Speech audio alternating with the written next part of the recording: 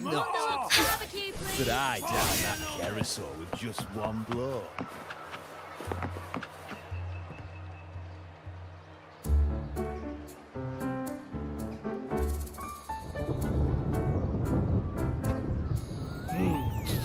Muggy day. Sky's gloomy, air's all wet. Oh, man. Please let me finish my sentence. Ugh.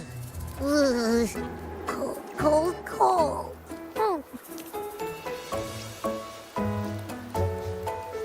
All right.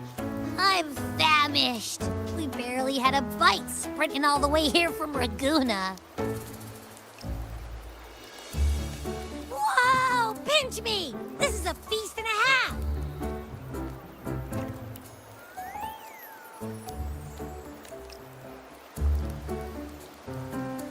Hey, Rover.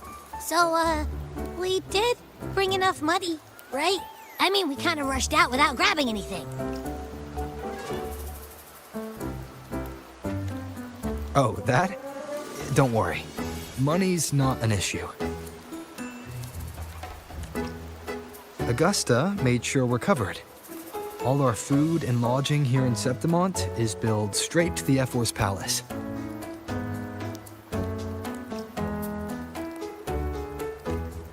But I think the owner might have overdone it a little. Ha! Better get used to it. You're the champ of the Great Aegon. And you know me. If food's on offer, I'll be a scoffer. Yeah, no leftovers, guaranteed. Free stay, free meal. The Zephyr really knows how to treat guests. Maybe we should, you know, hang around a bit longer. This smells amazing.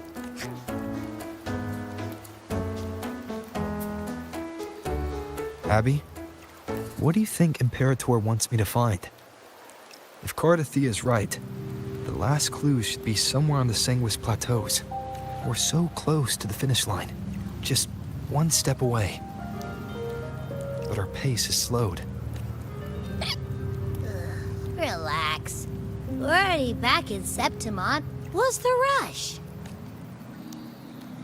I remember Lupa said there's this weird blight cloud hanging over the Sanguis Plateaus. And when the high tide, or whatever, rolls around, all the gladiators go there to hunt tacit discords. Wait, is the high tide coming up soon? The Aphra's invite did say something about a big hunt. Huh, that reminds me. Aren't we supposed to meet her today? A messenger came this morning. Augusta is dealing with an emergency, so our meeting's postponed. It looks like it'll be a while. An unexpected change. It's throwing everything off course. I don't like the feel of it.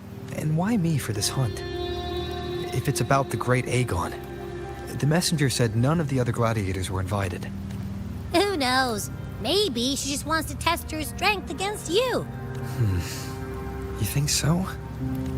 I've only met her a few times, but I doubt she acts on such simple impulses. And as the F4, can she really thoughtlessly do whatever she wants? Guessed from afar, you possess eyes as clear as crystal, but what troubles you so that eyes once bright as the highland sky now darken with rolling clouds? A warrior who walks the blade's edge does not falter over trifles. The clouds, if I may guess, are cast from the throne. At the peak of Capitolini Hill, beneath the pale walls of the Ephes Palace, secrets lie buried. And the most intricate among them are those born from the pursuit of power. Even one as honorable as the Epher must learn when to be ruthless. In Septimont, a city forged in iron and blood, anyone who seeks the throne without knowing the cost is no better than a lamb marching to the butcher's knife. I am Nestor, a traveling poet. The rains in Septimont never seem eager to leave this season. So then,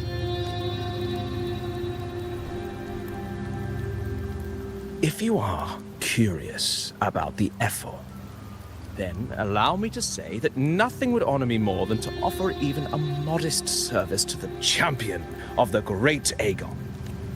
Wait, how do you know he's the champion? And all that stuff about the effort, too. Huh? Your eyes. Were we talking too loud? To see and to hear are but two of the many ways to perceive. Trusting the senses is a habit, a natural expedience, but not the only option. Truth be told, I've been gathering inspiration for my next epic, and its protagonist is none other than Augusta, the Ephor of Septimont. That's why I speak of her with some familiarity. I have a feeling your tale with her will soon be written. And knowing more about those who walk alongside you is rarely without its benefits.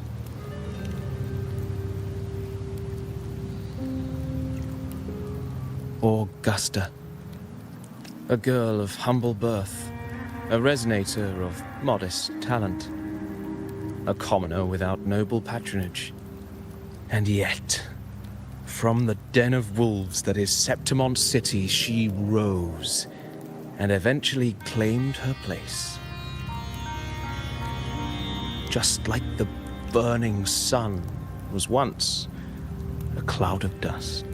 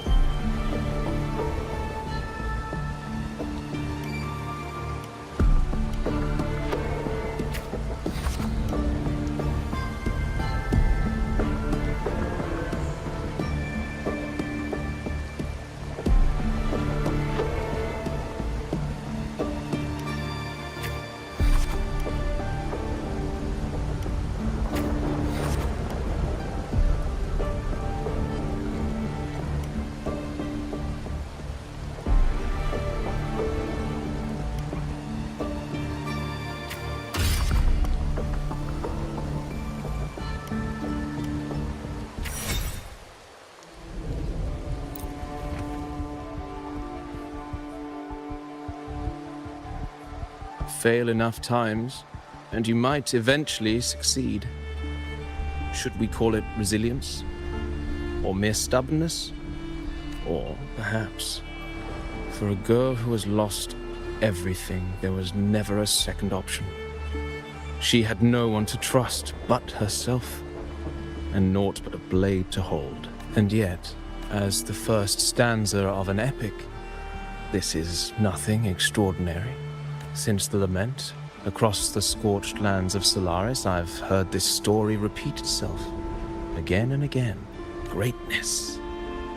Yes, our era has courage, glory, and honor.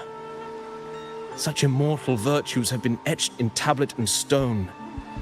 They are never forged overnight. Light as a thread, elusive as the wind, they weave themselves into every twist of fate, tangling with every insignificant choice we make.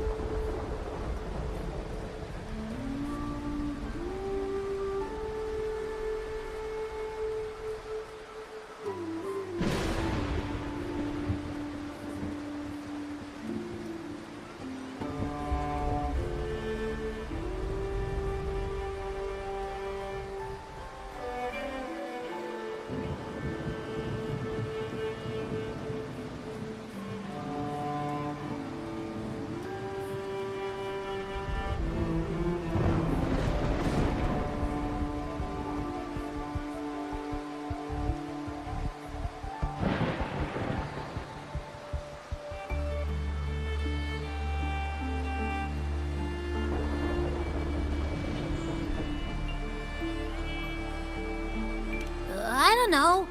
It's just unbelievable. The Augusta he's talking about, and the F where we saw in the arena. No way they're the same person.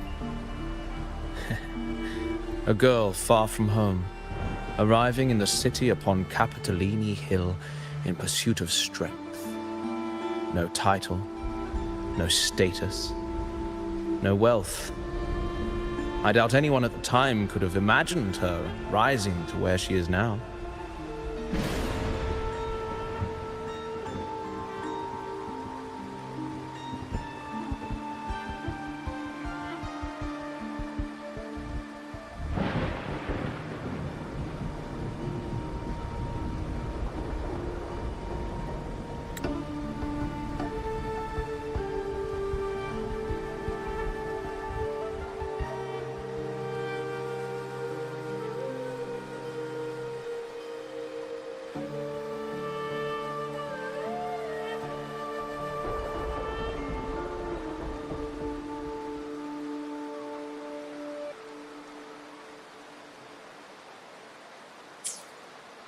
Do you mean Cato? Do you believe Cato handed her that final victory on purpose, and that his scathing words were a test of her resolve? Then Cato must have been an idealist, to place his faith in a girl with nothing to her name. Now, why don't we keep this question in mind and see where the story leads us?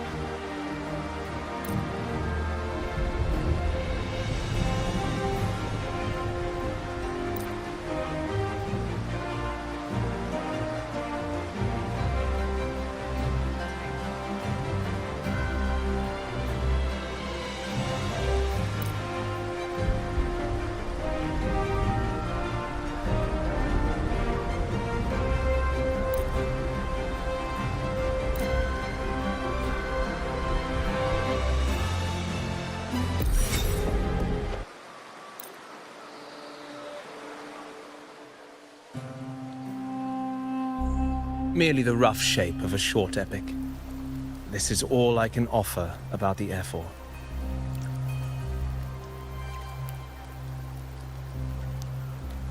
Now, as a listener, what do you make of my narration?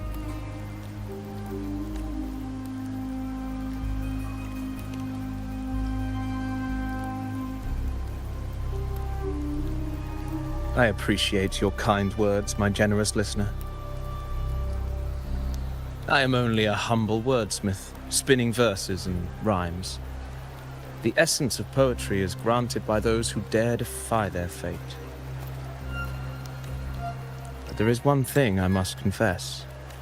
Through my words, your knowledge of the Ephor is partial, at best.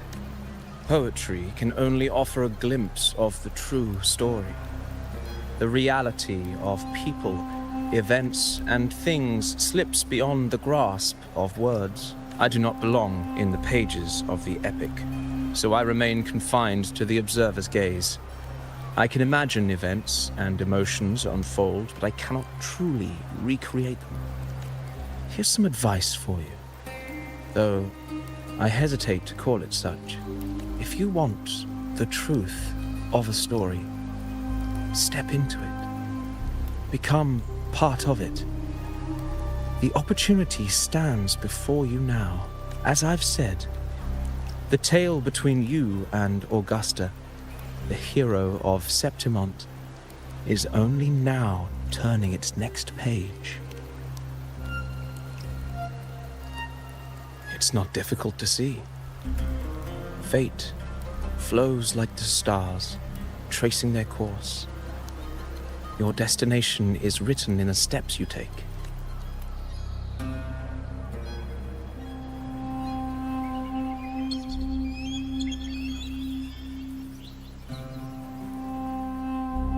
The rain is passing. I hear it ceasing its symphony upon the earth. It is time for farewells. Before I leave, may I ask you one last question? What is it that has lifted Augusta to the seat of power? What is it that makes a ruler? Well, I'd say strength. Let's be real. There's no way Augusta could have passed those trials without strength. Rover, what do you think?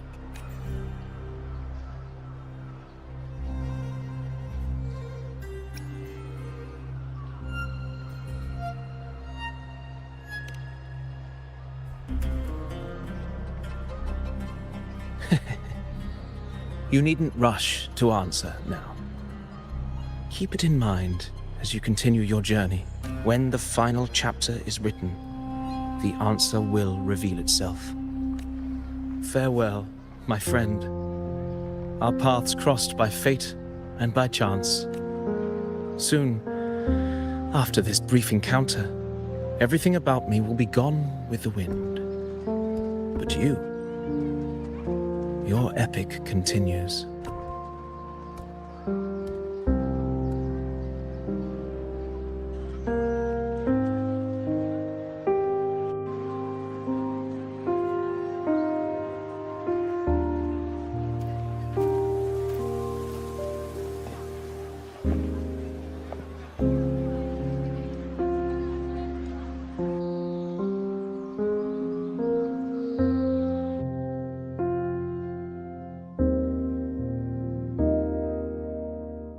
Your Excellency, you have indulged her too much. As the priestess, you know is far too unruly in both action and word. It's a disgrace to her title. Indeed. She entered the palace unannounced, uninvited, and with no decorum. A blatant affront to the authority of the palace. Same as always. Senators, all she crossed was a doorway. One too insignificant to carry the weight of our authority, or defend anyone's fragile pride. Let us not forget, it is not the walls of Capitolini Hill that command fear. It is my will, my sword, and our relentless conquest. I know your fear. You fear a priestess's voice drowning yours. And a rebel, challenging the Senate's rules. But listen well. Power does not bow to sycophants, cowering behind their traditions. If you seek power, then step from the shadows. Face me, and prove yourself worthy.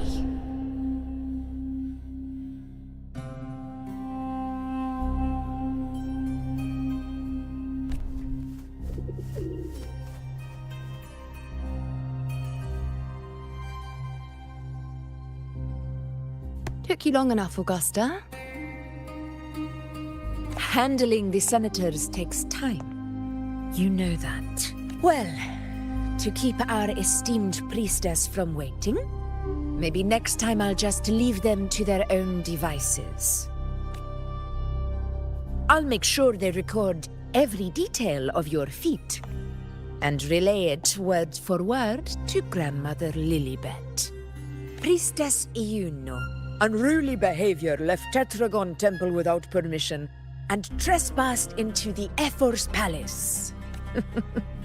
I wonder, who will lose it first? Lilibet or you? Let those old foxes report me all they want. If they step into the tetragon left foot first, I'll shoot the left. Right foot first, I'll shoot the right. Hey, I'm with you on that one. The Senate should be reminded now and then that the Tetragon's kindness is not a reason to take Priestess Yuno lightly. Why didn't you wait there? I had everything handled. We depart for the hunting ground tonight. If anything changed, you could have reached me by my terminal. You didn't need to come all the way here. I want you free of duty until that day arrives. You're overthinking it, Augusta. I'm here to see that person. Grandmother Lilibet said his fate is one of unknowable void.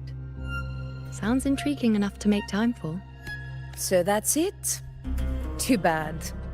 The ship from Laguna won't dock until tomorrow morning, and we'll be gone by then. Ugh, what a hassle. Patience, you know. The warrior has accepted the invitation. So, you'll have plenty of time to meet during the hunt.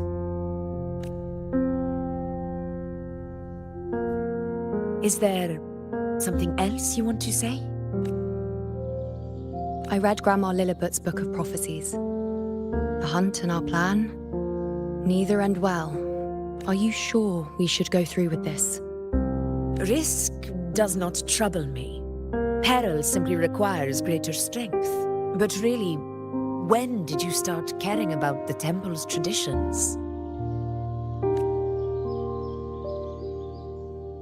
O ye faithless of Septimont, the divinity is enraged. Should your ruler defy their will again, doom shall be your fate. Lately, I've been hearing murmurs from the nobles again, about the ancient prophecy from Raguna. I will admit, those words once carried weight. But when our ancestors crossed the waters and climbed these hills, Raguna's divinity didn't get a seat on the ship. And the priestesses all said the prophecy was incomplete. Only the hero of heroes, wielding extraordinary power, risen from the dark tides, shall bring eternity to Septimont. Then shall the waters quiet, the tempest still, and glory return with the blood of the old king. Do not forget, this is the other half of the prophecy.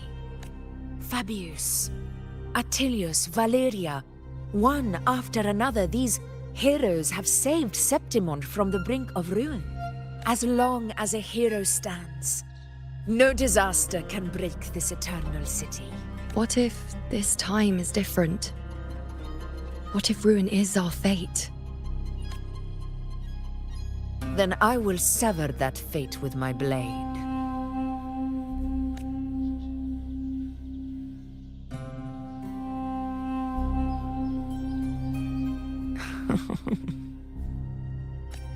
What's so amusing? So, The fearless priestess Iuno can be frightened after all. But it's fine. If you're afraid, don't push yourself. I can handle this alone. Most revered priestess, wait for me in the temple. I shall return victorious. Frightened. Me? If anything, it's you, trying to shut me out and face it alone. Fine. Go ahead. You'll come back to me sooner or later. That I can't deny. I knew it. So you do need me for this hunt. Thank you. You know. Why are you saying this?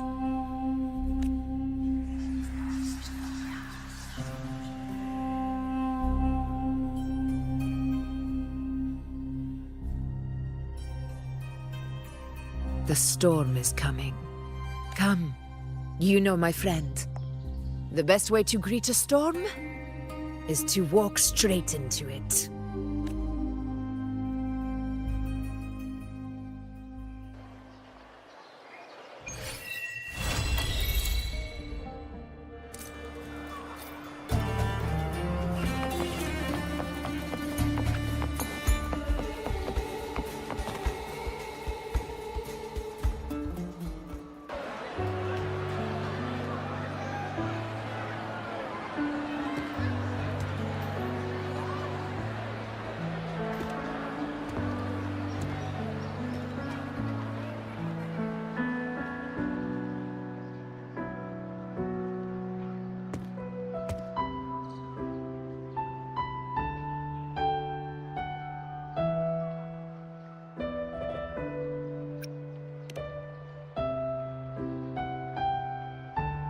Ah.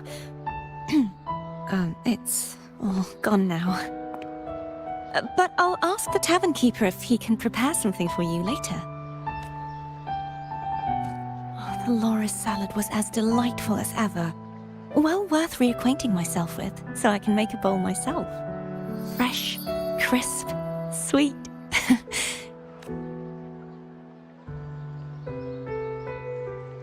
Come, sit with me. Let's enjoy a moment of peace. Yes, and so, I've been thinking about what I vowed to you before, to savor the things I desire, visit the places I long for, and meet those I wish to see. To become a roving knight is my true ambition. A wish list is something to be experienced, one step at a time. I'd say your first wish has already been fulfilled. The third too, though by unexpected means. Those are my adoptive parents, and their child. Perhaps it was fate's cruel jest.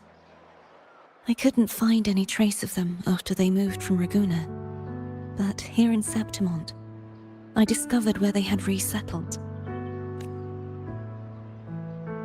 Only, they no longer recognize me.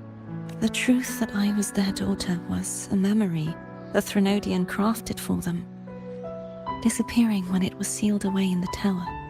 I don't know what they went through after that fateful day, but at least they are still alive. They even have their own child. They walk here every day, so I come and sit for a while to watch them from a distance. Cardathea. It's all right. In fact, I'm at peace with it now. If they had died because of the Order's heavy hand, I would have felt true pain. But this is the best outcome I could hope for.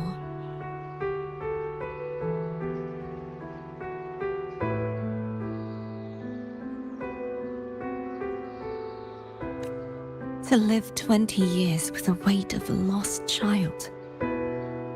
I don't want to imagine that kind of torment. Besides, through all these twists of fate, all three of my wishes have been fulfilled. Now, If I crave a Laura salad, I can prepare it myself and savor its taste.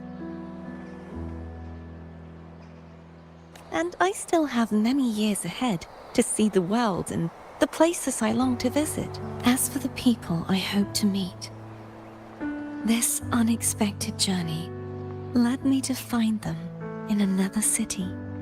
The winds of Rinasita always seem to bring me what I seek. I am content.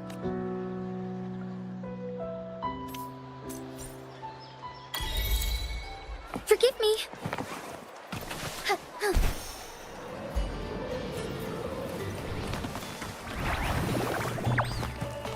Loading.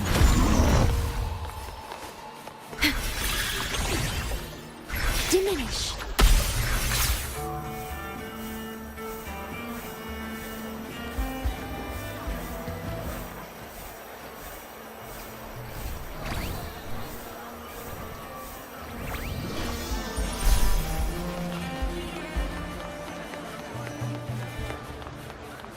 Marvelous industry, the champion's choice.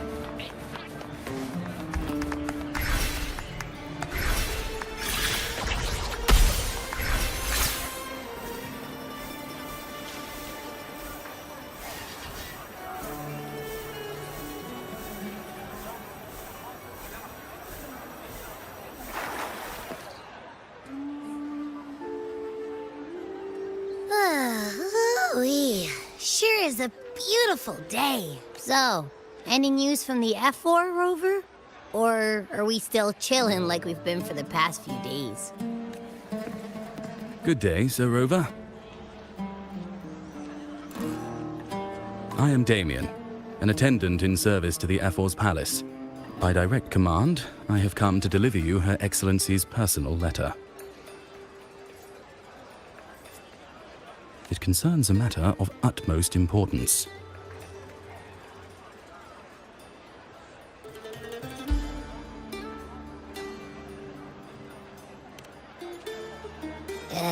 Me and my big mouth.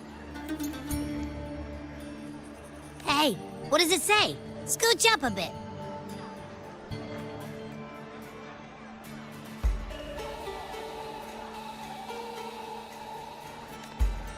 It says Augusta has taken care of everything on her end. She's ready to meet us at the F4's palace as agreed. It's most likely something to do with the hunt. We shouldn't keep the F4 waiting. Time to go, Abby.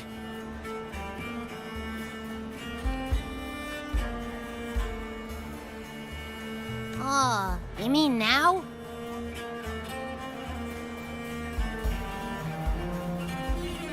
Well, I'll think I'll sit this one out and leave all the heavy stuff to you guys. Chat for as long as you like. Just give me a holler if you need me.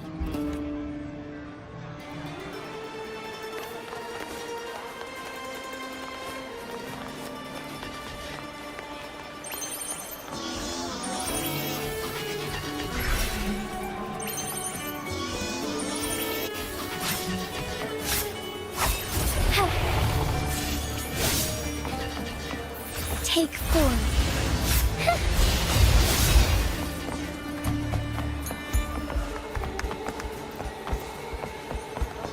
The F4's palace is just ahead.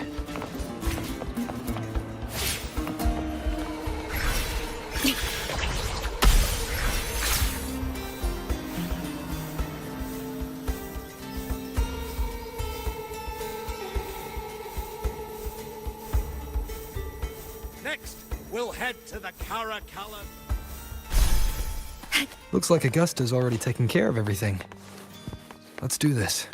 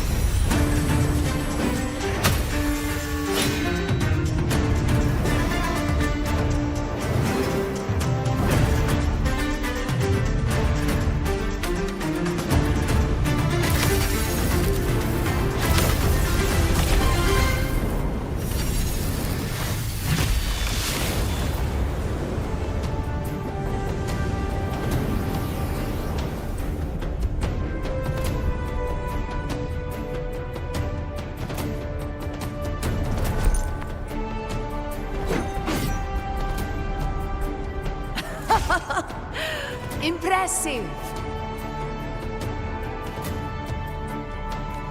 I expected a challenge, but your performance far exceeds what I had imagined. Just as I thought. Watching from the Colosseum's balcony is no way to understand a warrior's true spirit. Only by crossing blades can I feel the will to fight pulsing through your veins. Come, step closer. Laureate of Raguna, champion of Septimont, favored gladiator of Arsinosa. By the honor of these titles, it is only right you stand by my side. I, Augusta, Ephor of Septimont, offer you my highest esteem.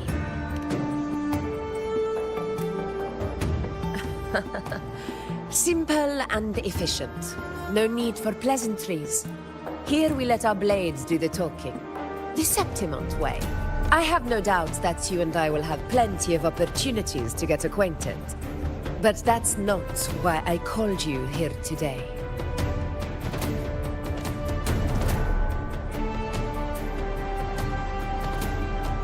On my behalf, and that of the Ephor's Palace, I extend my deepest apologies for failing to keep our appointment.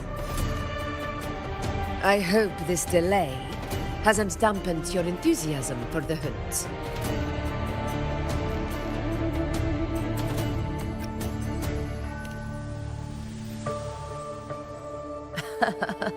Tolerant and strong, just as I've heard. Virtues of a true hero. Well then, seeing that your interest still holds, shall we discuss it? The hunt. In Septimont's long fight for survival. It holds profound significance. It is both honor and duty. For up the hunt, and met their end in glory. It is no exaggeration to say that the blood of gladiators still burns in every inch of the Crimson Sanguis plateaus. Our ancestors built the defenses that line those grounds. To this day, they stand as the front line of Septimont's resistance against the Dark Tide.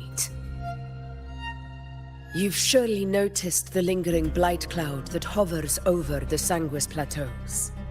Since the first Dark Tide outbreak in Rinasita, that place has become a breeding ground for its horrors.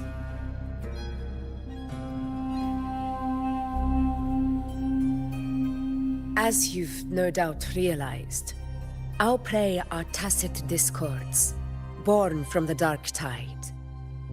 Only those who desecrate Septimont fall beneath the gladiators' blades. The high tide is upon us, and it will be a storm like no other. My hunting party requires unstoppable warriors. Sacrifices are inevitable, but I believe you will be a banner that stands unbroken, Rover.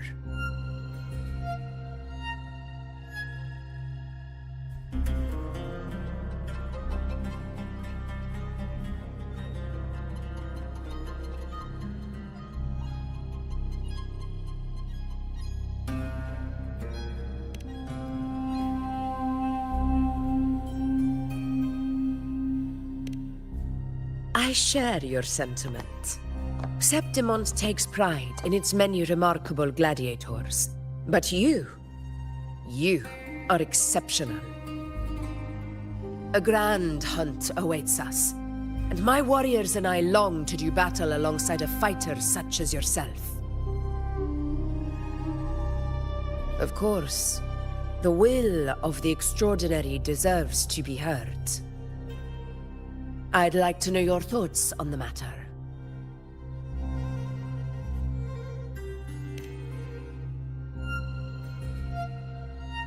A straightforward answer. I like it. As for this goal of yours,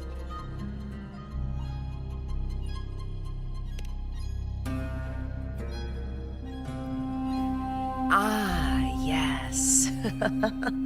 The Journeying Paradise. I've heard that laughable name before. A pity the hunt was made to shatter that little fantasy. As for the Sentinel's relic, go to the Earthrend Wedge. It's where the Sentinel Imperator first descended upon the Sanguis Plateaus, and is the epicenter of every hunt to this day. However, due to its significance, not even Septimon's highest officials are permitted near it. But if that is what you wish, say no more.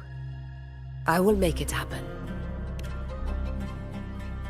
The trust I place in you stems from your recognition of my character. I admire your honesty, and I will honor it to the fullest. Only those bound by trust can go the distance together. I look forward to the hunt ahead. It honors me to journey by your side.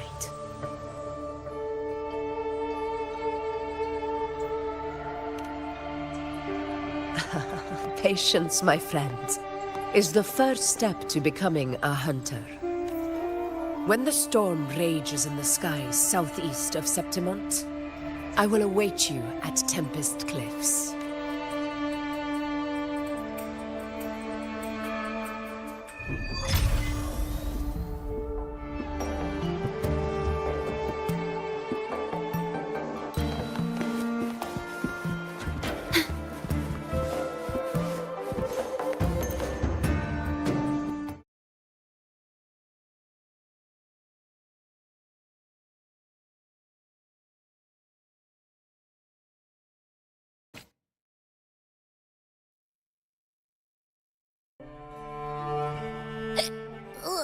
I can't eat another bite.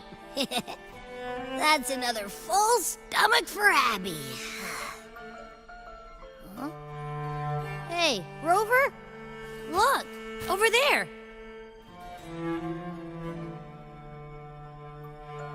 That's a storm.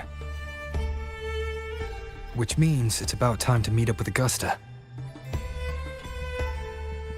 Tempest Cliffs. I remember that's where she told us to go. Well, you better hurry. Same as always. Call me when you need me, and I'll be out in a flash.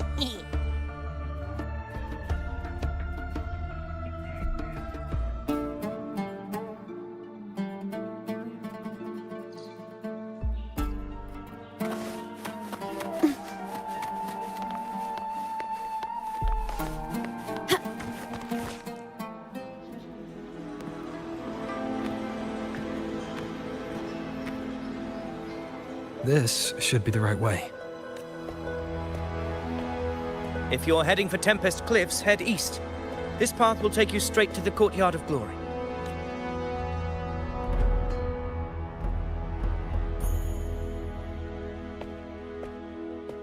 Or perhaps, would you care to travel with me? After all, we share the same destination. Your reputation precedes you, Honorable Rover. I am Gladiator Avidius, at your service. Gladiating and hunting are the very pillars upon which the glory of Septimont stands. I believe no gladiator would refuse such an honor if invited. I, of course, am no exception. Please, if you'll follow me, honored guest from afar.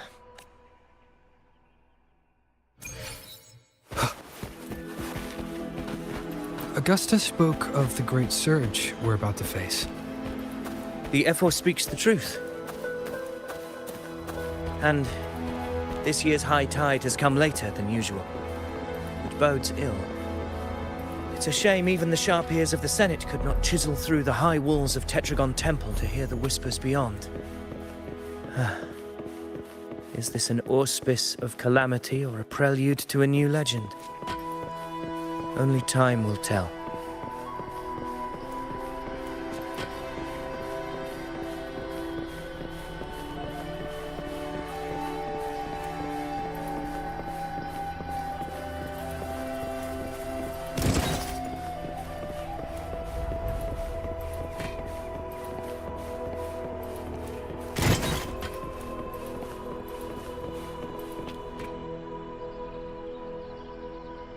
Come on, give me a hand. Did you hear? More behind. This one's serious. Not like that. Like Set? Yeah, almost ready. The pleasure of escorting you to the F4 has been fulfilled. For now, my duty ends here. From here, we march onward to the hunting grounds, where the Dark Tide's creations may await us. When the time comes, it will be a true pleasure to see your skills in action.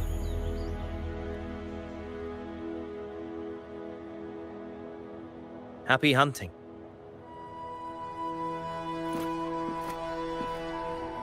Come, join us, Rover. The horns signal our departure.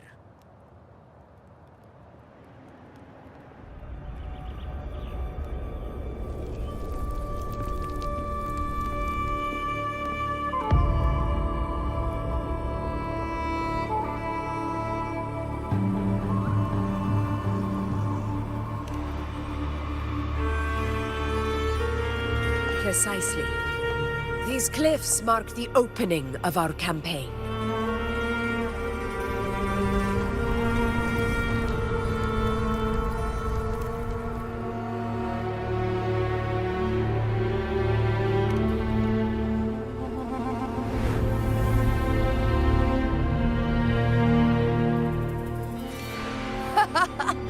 Take courage, my friend.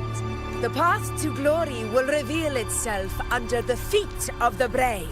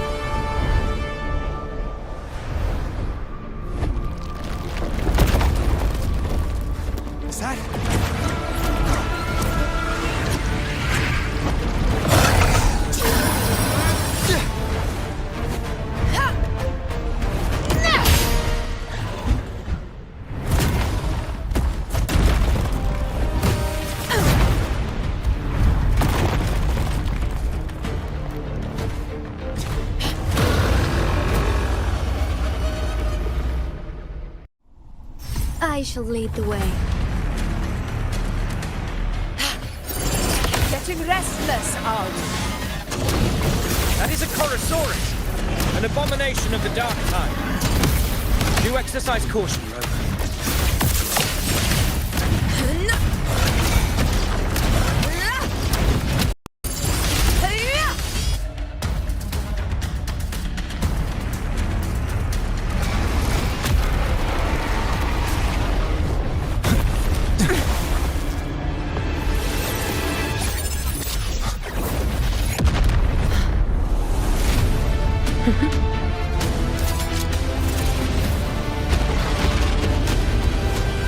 Now is not the moment. Let it flee. The path it takes leads deeper into the trap we laid.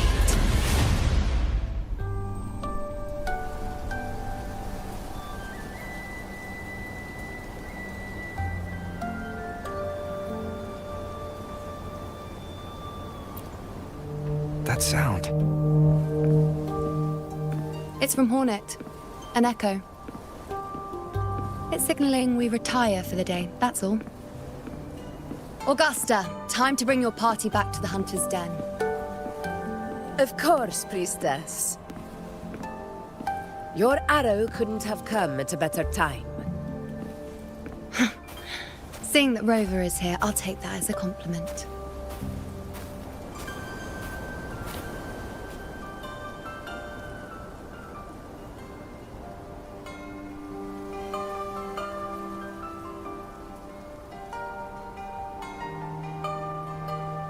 The Hunter's Den. Busiest gladiator encampment across the Sanguis Plateaus. Nearly every hunter passes through here on their way to the hunting grounds.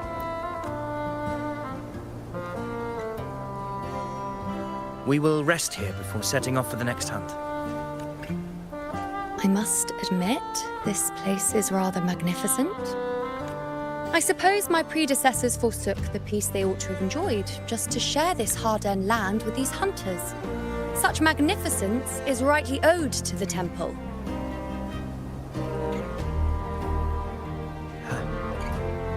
The priestess's words are not without merit. I am well aware that I stand under blessings and will forever remember the sacrifices of the temple. Now, if you'll excuse me, I'll be taking my leave.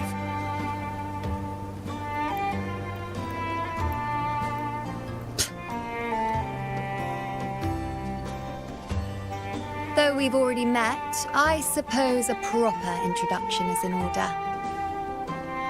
I am Yuno, priestess of the Tetragon Temple.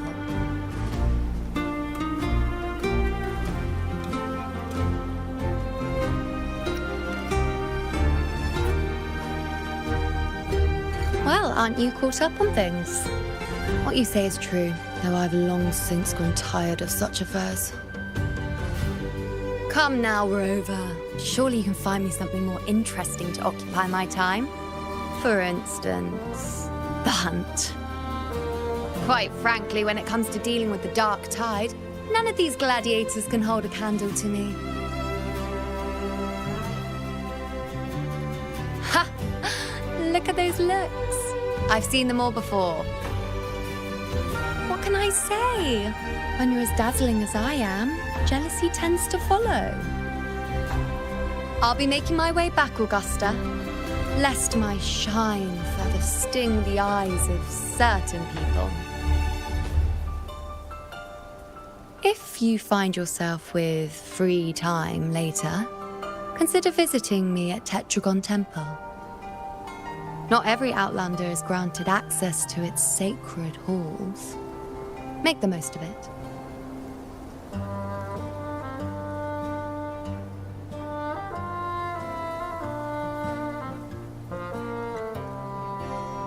It's rare to see Yuno hold back like that.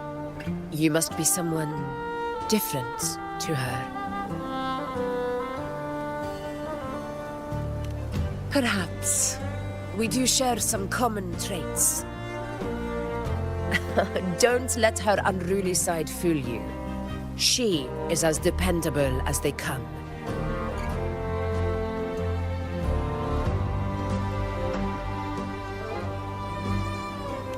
A Chorosaurus. Avidius was correct. It is a tacit discord born from the Dark Tide. What he didn't have the chance to tell you is that it is the deadliest Chorosaurus of them all. We call it Tyrannos. A vanguard of the Dark Tide that rides its surge to reach our lands. The Threnodians' attempt to plague Septimont never came to fruition. But do not mistake that for victory. Our enemy will not bow so easily. The Dark Tide, immortal and indestructible, carries out the will of its creator, the Threnodian Leviathan. Only the Earthrend Wedge, that bears Sentinel Imperator's power, can sever the link between the Dark Tide and the Threnodian, burying the calamity deep beneath the Sanguis Plateaus. The hunt is how we disrupt the Dark Tide's frequencies, by capturing and eliminating its creatures. However, the Earthrend Wedge's energy range is limited. Our mission is to deliver a true death to our prey. meaning we need to hunt and kill the beast near the Earthrender. Is that how we stop the dark tide from spreading? Yes, and it must be done within Maroonwood. This confrontation with Tyrannos was expected, but it's not a fight anyone is eager to face. That beast is well aware of our plan. It's no mere prey. In many ways, it's a cunning hunter itself.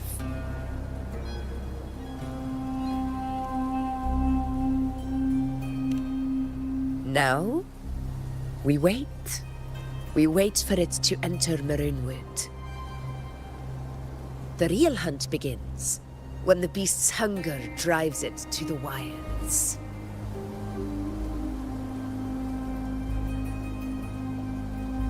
Your Excellency, the Senators request your presence in the main tent.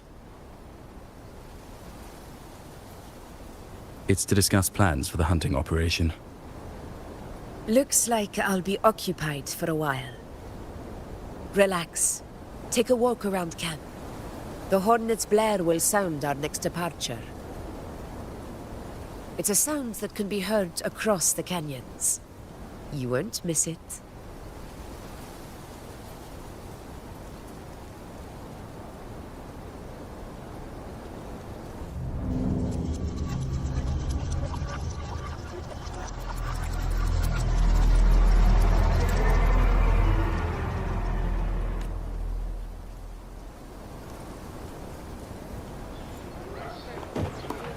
The high tide of unprecedented scale. The high tide of unprecedented scale. Could this be the one in the prophecy? The harbinger of Septimon's doom. The high tide is a high tide. Every hunt is a gamble with our lives, no matter the size. Just keep your blade sharp. Whatever comes, we cut it down. Don't overthink it. Did you hear about Ovidius and the Senate? Did you hear about Ovidius and the Senate? The power struggle. Nothing new. But going up against Augusta is a steep hill to climb. Without a strong forte, Augusta's strength was always going to have limits. She lacks the extraordinary power mentioned in the prophecies. Hard to compare her with a hero of heroes of the past. I wouldn't put it like that. Knowing how Augusta operates, Ovidius would even have risen to prominence if she hadn't allowed it.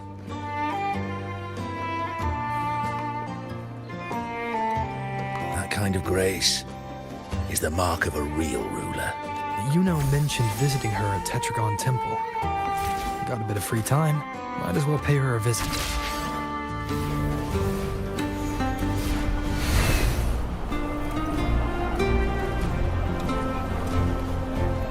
I didn't think I'd find something this grand way out here in the hunting grounds. No sign of Yuno, though.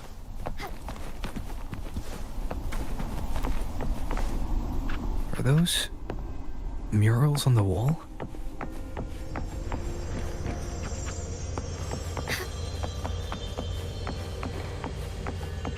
I overheard a few gladiators guessing.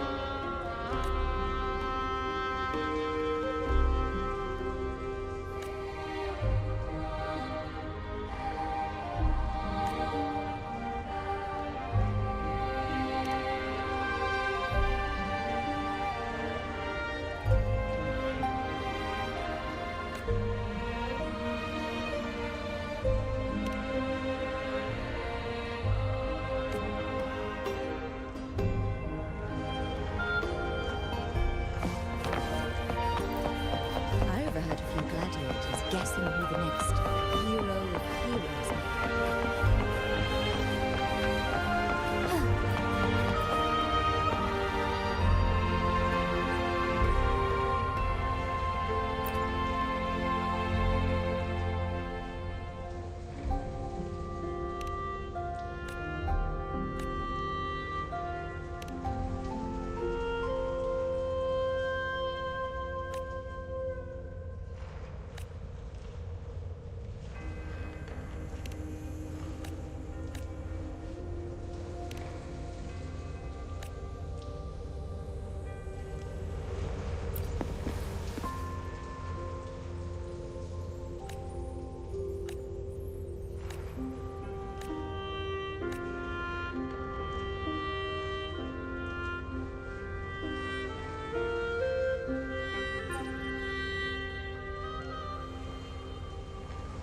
Good day to you, Sir Rover. It seems you too have taken an interest in the temple's murals.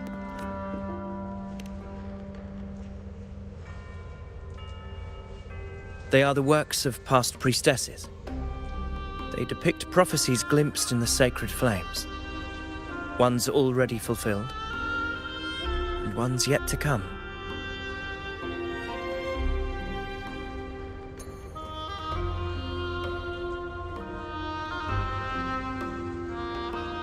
In any case, all these murals point to two prophecies of importance.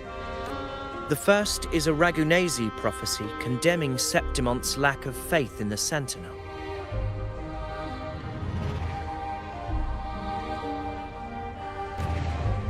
Hear this, O faithless ones of Septimont. The divinity of the high heavens has grown enraged. Should your monarch once more stand in contempt of their will, annihilation shall be your fate. The second is a continuation of the Ragunesi prophecy, delivered by Septimonte's priestesses. Only the hero of heroes of extraordinary power, risen from the dark tides, shall bring eternity to Septimont. Then shall the waters quiet, the tempests still, and glory return with the blood of the old king.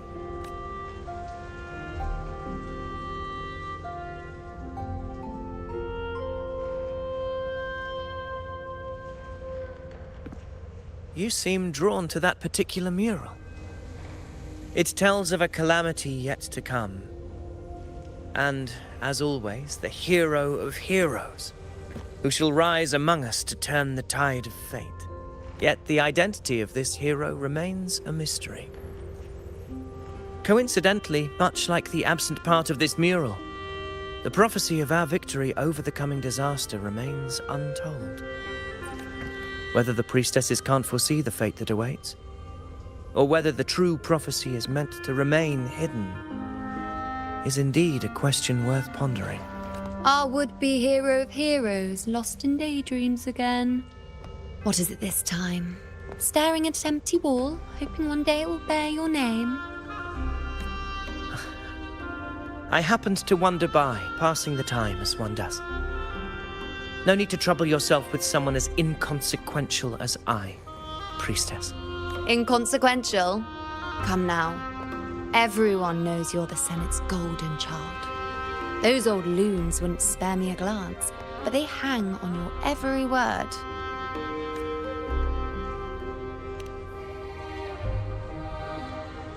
Have you been waiting long? Oh, I can't believe he got to you first. Isn't paying respects to the heroes fairly commonplace? Surely we needn't allow rivalry to come between us, priestess. I'm not blind to your tricks, Avidius. Do you really think Rover would take sides? With you? Let me guess. Eliminating Tyrannos and the Dark Tide before anyone else would be the perfect act to prove you're the prophesied hero of heroes.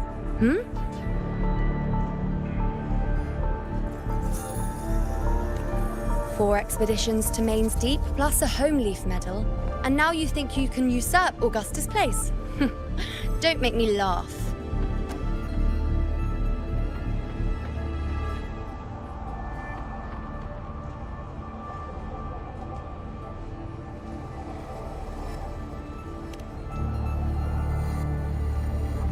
take the room, will you? Please. I don't deny that I am ambitious and aspire to better my station, but I value my duty to defend Septimont's glory just as equally. Should I become the next hero, Septimont would be spared when the next calamity arrives. Is this not what the Tetragon Temple has prophesied? Why, you...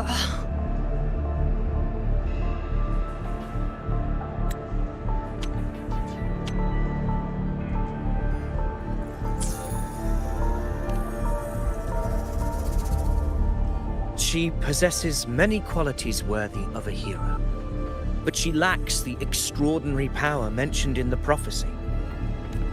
As a resonator, Augusta offers nothing special. Yet throughout Septimont's history, every hero of heroes was born with extraordinary gifts. She may have the strength to wield a sword, but I doubt her ability to endure pain and the slow, wearisome passage of time like other resonators. It's a pity that in a city built on prophecy, Augusta is a disruptor of the rules.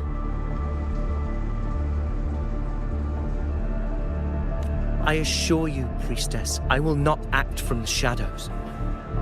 If Augusta seeks a fair challenge, I shall honor her with the respect she deserves. Priestess, Rover, I beg your leave. Perhaps we will bear witness to the birth of a new hero in the hunt to come.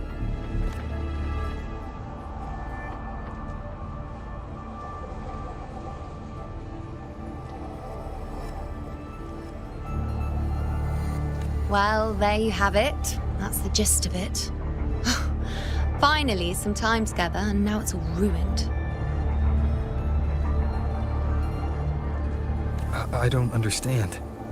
Given Augusta's prestige, the Senate has no real advantage in seizing power. What's their angle?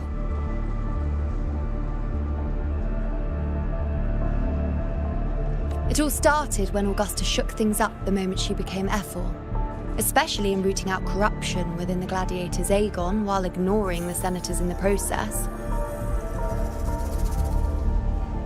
Naturally, it ruffled some feathers.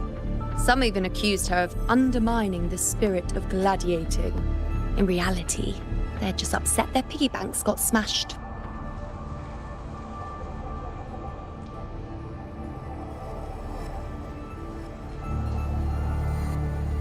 More importantly,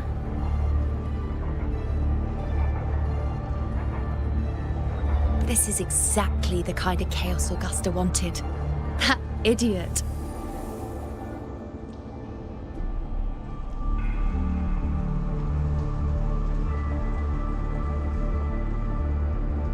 She even went so far as to say, the citizens of Septimont only need to be loyal to Septimont, not her Augusta. And then, like it's nothing, she tells me that the Ephor position only matters when a strong gladiator wants it. She's even more stubborn than I am.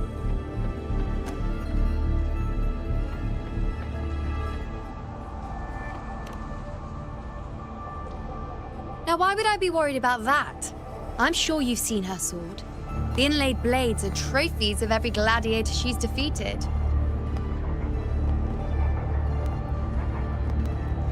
Even ones with decent resonance powers like Avidius, she eats for breakfast. Though Avidius makes me rather uncomfortable. It's got nothing to do with his stance, it's more of a hunch. Something about him feels unnatural.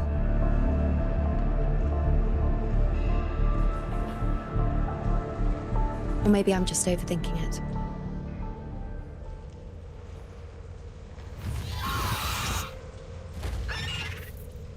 It's the Griffrex.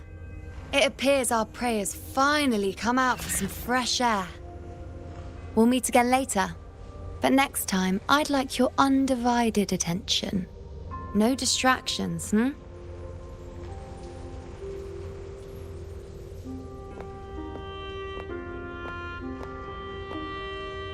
Is that lady over there looking at me? I better go and greet her. gladiators guessing who the next hero of heroes might be.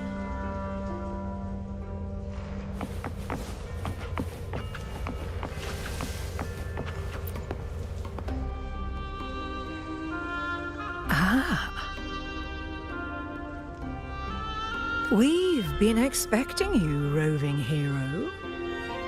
I see... A void. An unknowable fate. Worry not, my child. A void is by no means nothingness. Follow its guidance, and let it lead. It will open the path to boundless possibility, guiding us through the fog to shores untouched by any before us.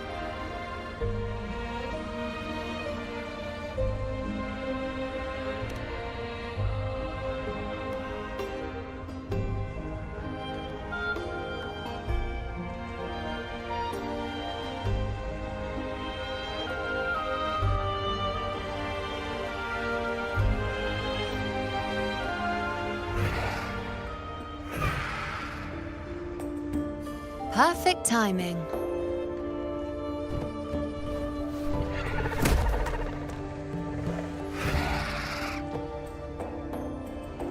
I'll stretch my legs a bit. Huh. I wonder what Grandmother Lilibet and Rover are talking about. Never mind. It can wait. Let's get eyes on this beast, Aquila.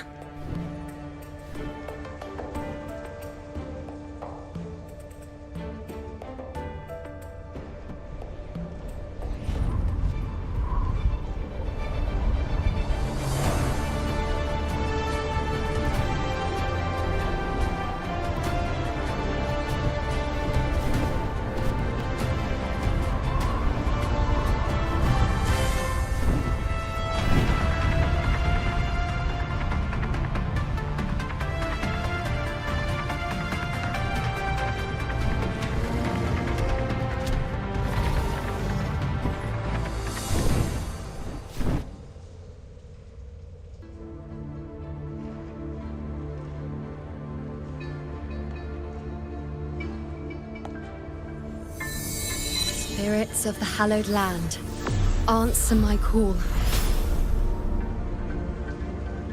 May the eternal sacred flames grant us boundless sight.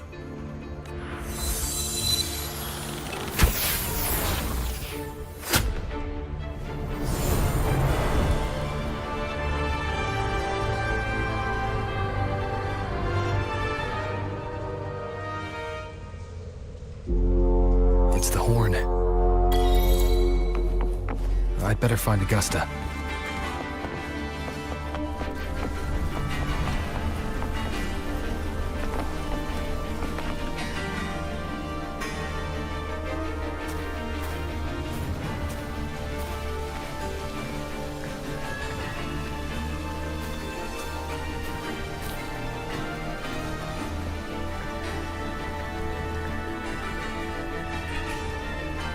Over there. Behind that cliff is the Earthrend Wedge, a relic of Sentinel Imperator as ancient as these lands.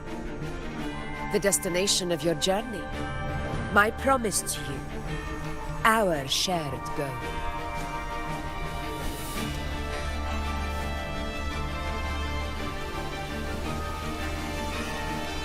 An anchor stone, made from tacitite formed around the Earthrender. It contains a fraction of the Earthrender's power. It offers no defense capabilities, but it can at least serve as a temporary measure to hold off the Dark Tide, or its creations. We need to deploy 3 of these in predetermined locations across Marinwood to generate a force field. This will drive the Chorosaurus to the Asphodel Barrens in the lower levels. The field blooming with asphodels is where the hunting party can safely reach the lower levels. Judging from the height, it's close to the Earthrender's base. In that field of glory, we will grant Tyrannos the death it deserves.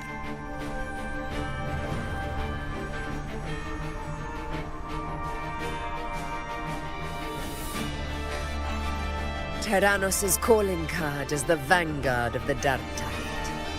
Our prey isn't exactly known for playing by the rules. The Runewood lies on the other side of these cliffs. That beast has reasoned we're likely to take to the skies on reflexes, and has laid an ambush, waiting to drag us down into the abyss. A Chorosaurus that knows how to set a trap, waiting for its hunters to walk right into it. Quite an interesting opponent. Gladiators, march with me to the hunting grounds. Let the sacred flames ignite your resolve. The enemies of Septimon shall bear witness to our might!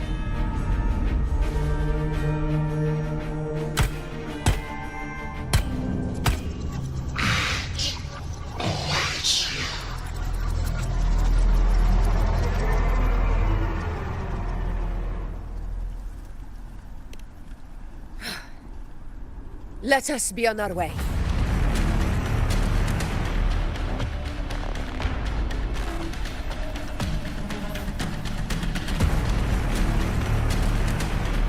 Something's not right. Be on your guard, everyone!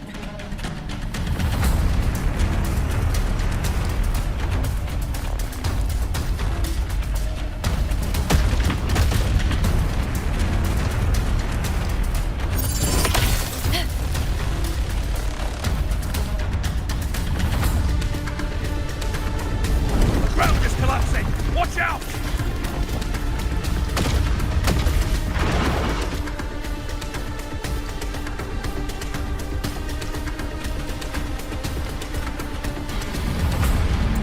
Something's not right. Be on your guard, everyone!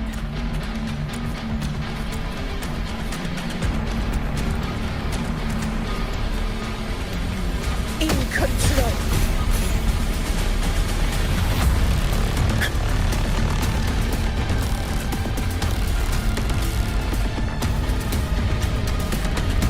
Ground is collapsing! Watch out!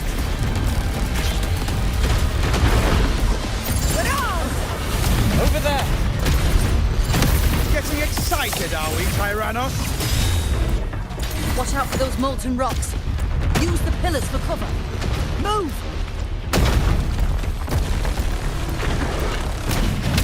In control!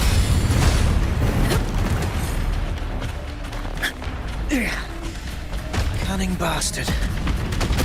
Everyone, onto the... We're almost at Onsing. Victory is still far from reach. We're not in the clear yet.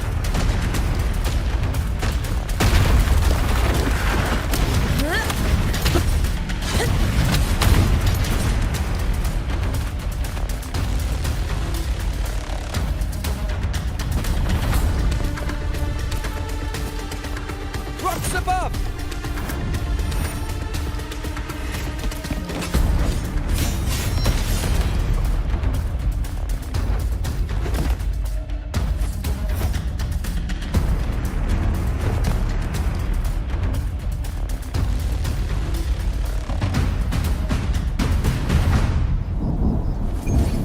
This path will take... Tacit discords. Just in time. My swords have enough of waiting. Sacred light.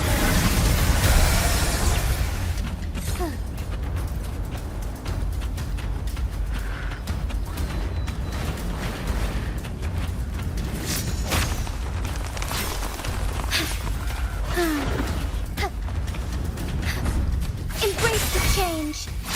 Take form.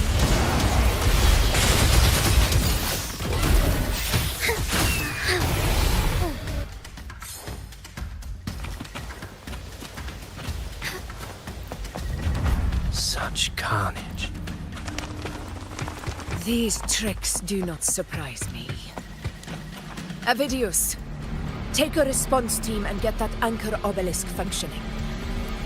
Rover and I will provide cover. As you command, Your Excellency.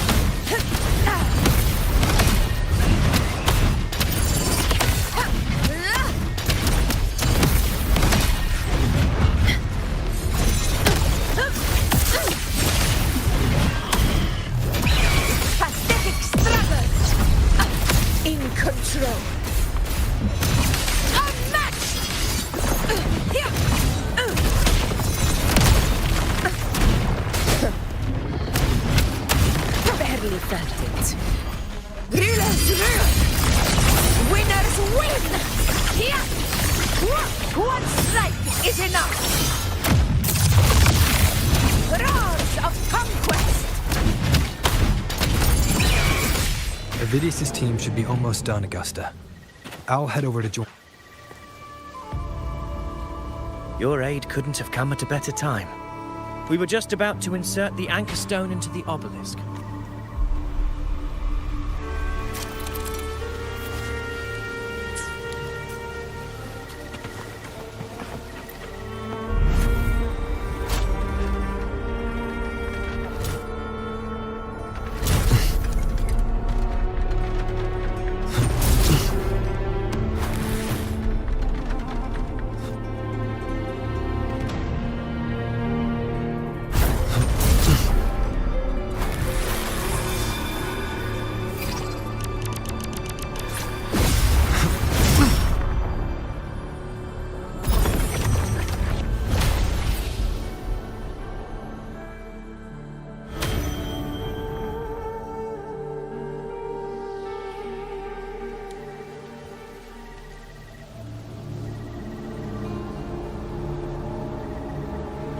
Excellent work, all.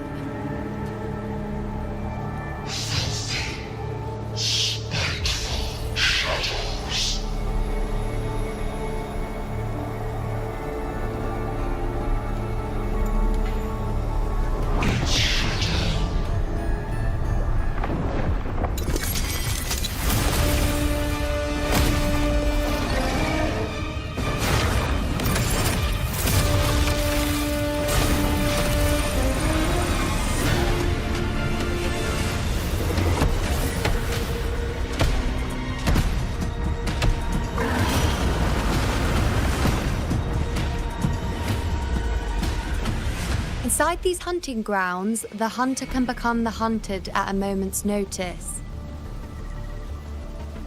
Think that beast is running away? Just a trick to throw us off.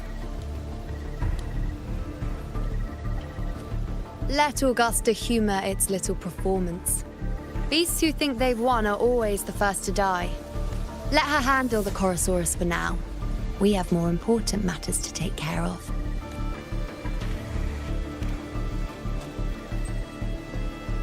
Oh, surprised to see me? I've already shared my interest with you. It wouldn't kill you to remember a few things I've said, would it? But fine. Since it's you, I suppose I can let you in on the secret. The Chorosaurus is just an appetizer. I've got bigger fish to fry.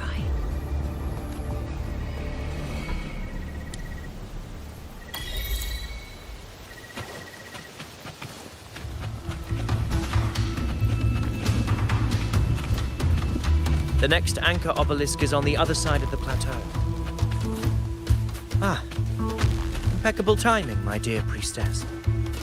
Wing are here too, huh? Does that surprise you? Augusta and I prepared it all well in advance. Ride the winds and let's soar over these cliffs together.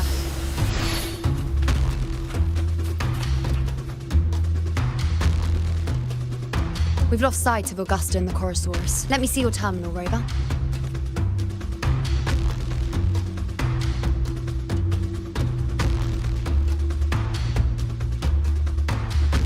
There. Try using the sensor. You catch on quickly. My resonance power can reveal hidden traces of the dark tide for a short time. With these markings, be it Tyrannos or Tyran whatever, nothing can escape my eyes. Yes, you're not wrong, but the beast also has its eye on them. A sly enemy like this won't play by the usual rules. The more cautious we are, the better. Ha! So it is heading for that cave. The second obelisk is also in that direction. Come, let's go have a little fun with our friend.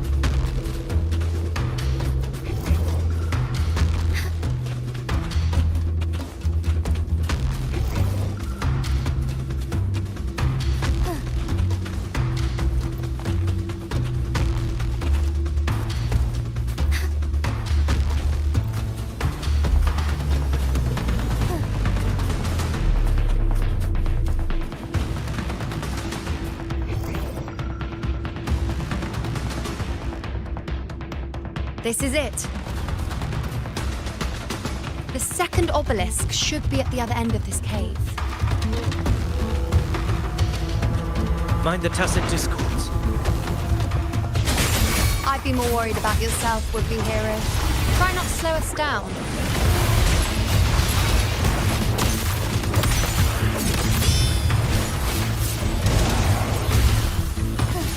Back in starlight.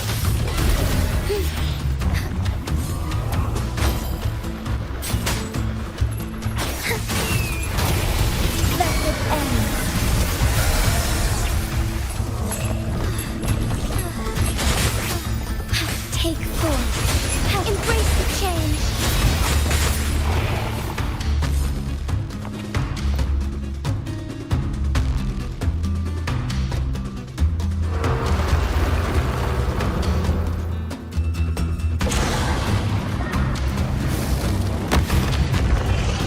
Watch out!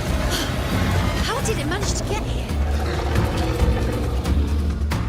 There's an opening in the floor. That's our way out.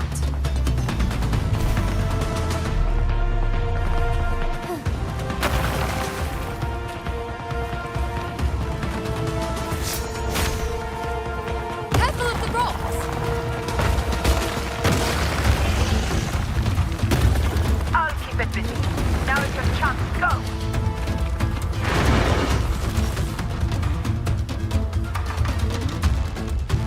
Make no mistake! Your fight is with me!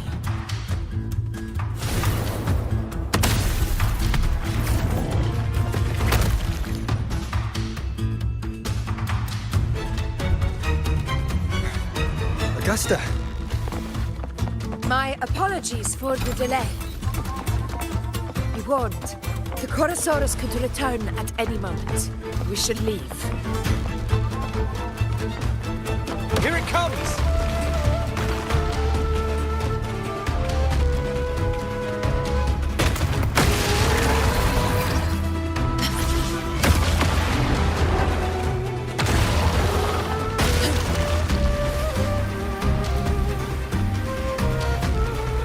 These formations seem solid enough for a quick pause. Tyrannos will not rest until we are corpses. Up there to the left. That stone seems loose. Pull it down, Rover.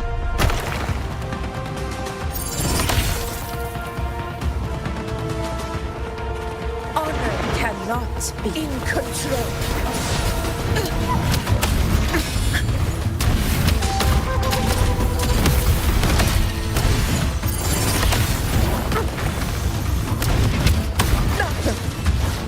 Barely that.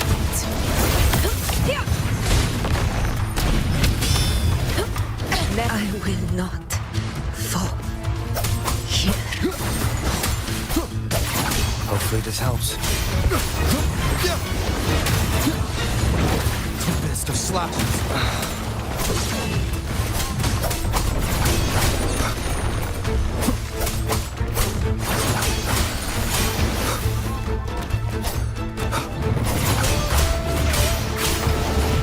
Hopefully this helps. Remnants of the past. The wicked will face judgment. I am the Tempest!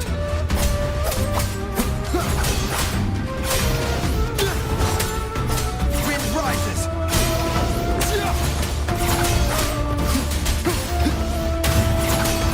Hopefully this helps.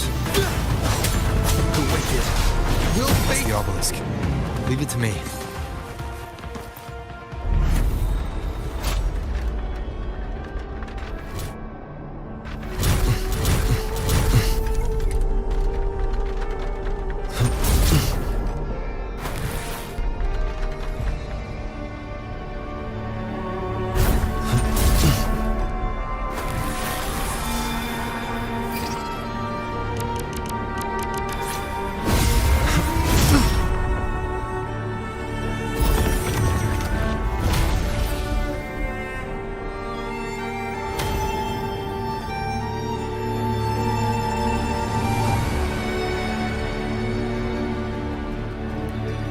Splendid!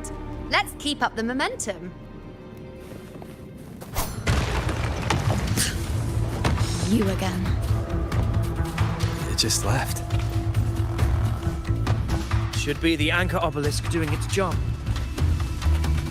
Or perhaps it's up to something more insidious.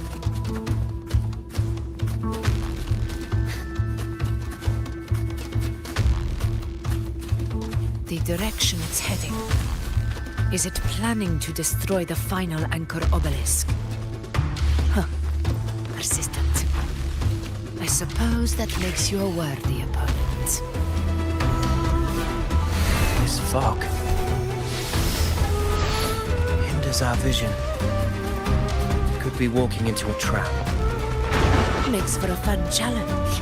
Don't you agree, Amadeus? Stay vigilant. In due time, Tyrannos will learn that gladiators always keep their blades sharpened. That's a lovely find. Oh, stars. The obelisk is right over there.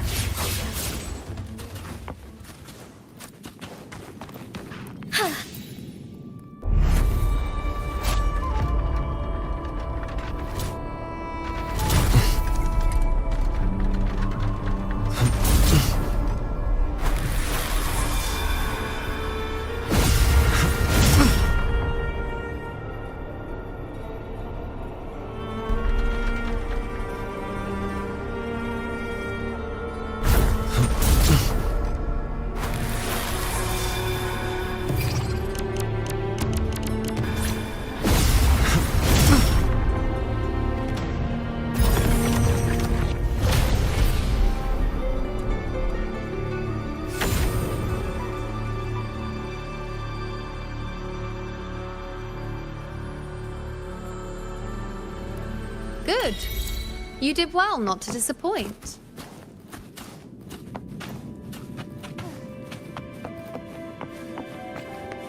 Diminish. Okay.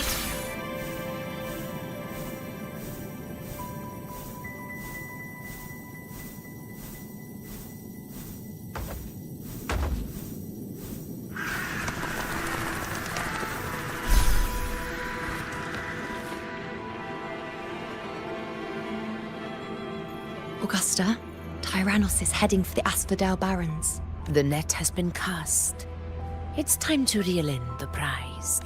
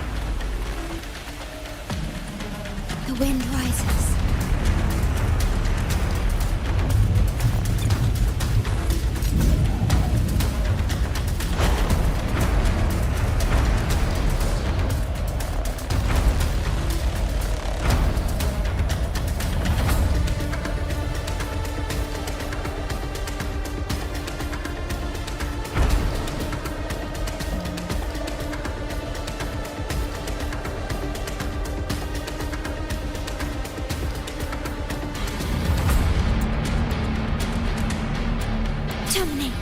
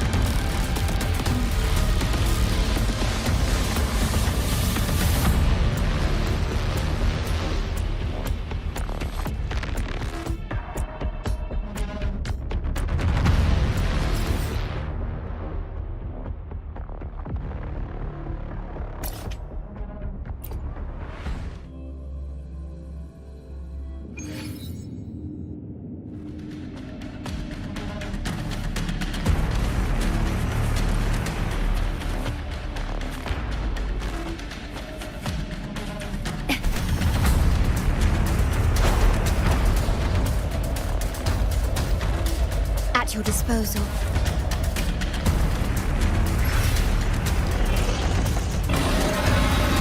In war with time.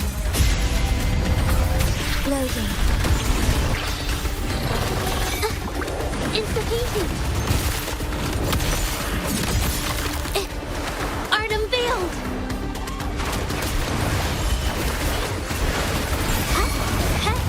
Together we fight. Strike fast, take force. Evil be cleansed.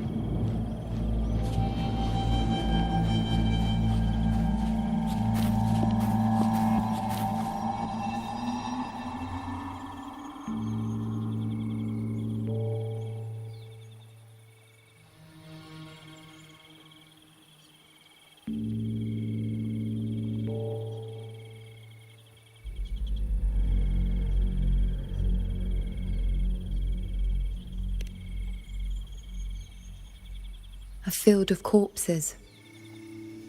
Horrifying, isn't it? This is Tyrannos' birthplace. A kingdom of brutality, and the beast is proud of it. Every hunt before this, it was here that we met our final battles. The gladiators went to great lengths to drive the Dark Tide's creatures into the Asphodel Barrens. Likewise, their prey were just as eager to bait their hunters here. This is destined to be an evenly matched game of life and death. Hunter or prey. Only the one still standing gets to decide.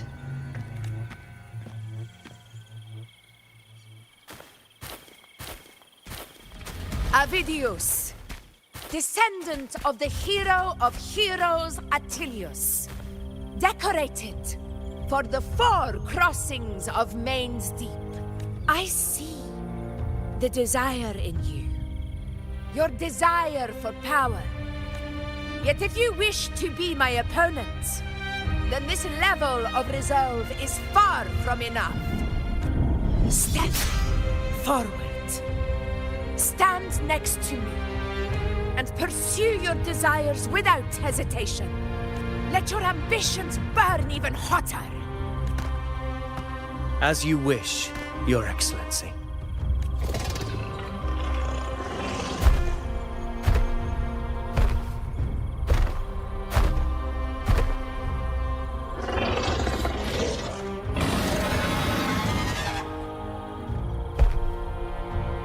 Finally, some fun for a change. Come, you need only to stay at my side, Rover. Rest. This is a matter between Augusta and Avidius. We shall not intervene for the time being. I shall lead the way.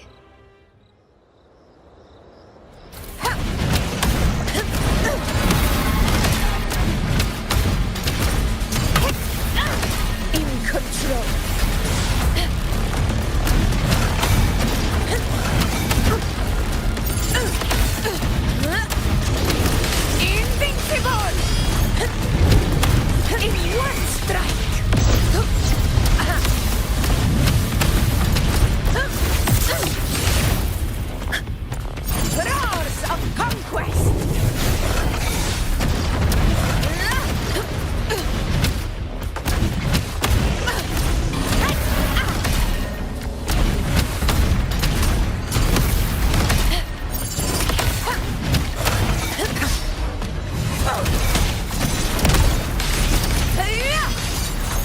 control.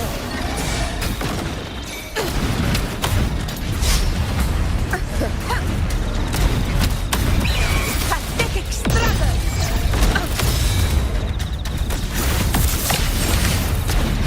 All blood. Chrysanthemum. One strike is enough.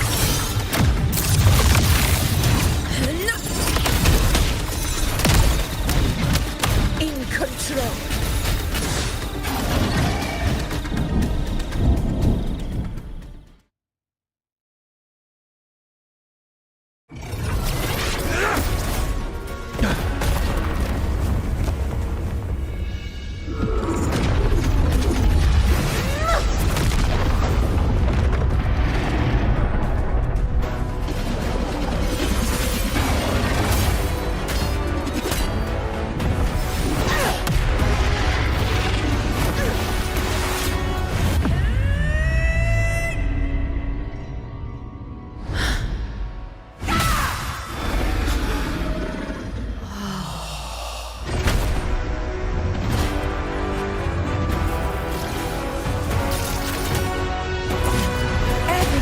Is in place.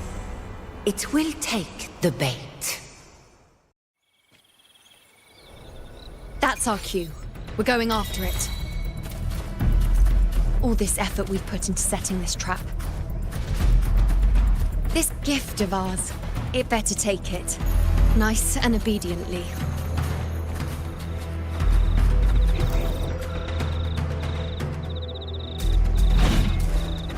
Over there.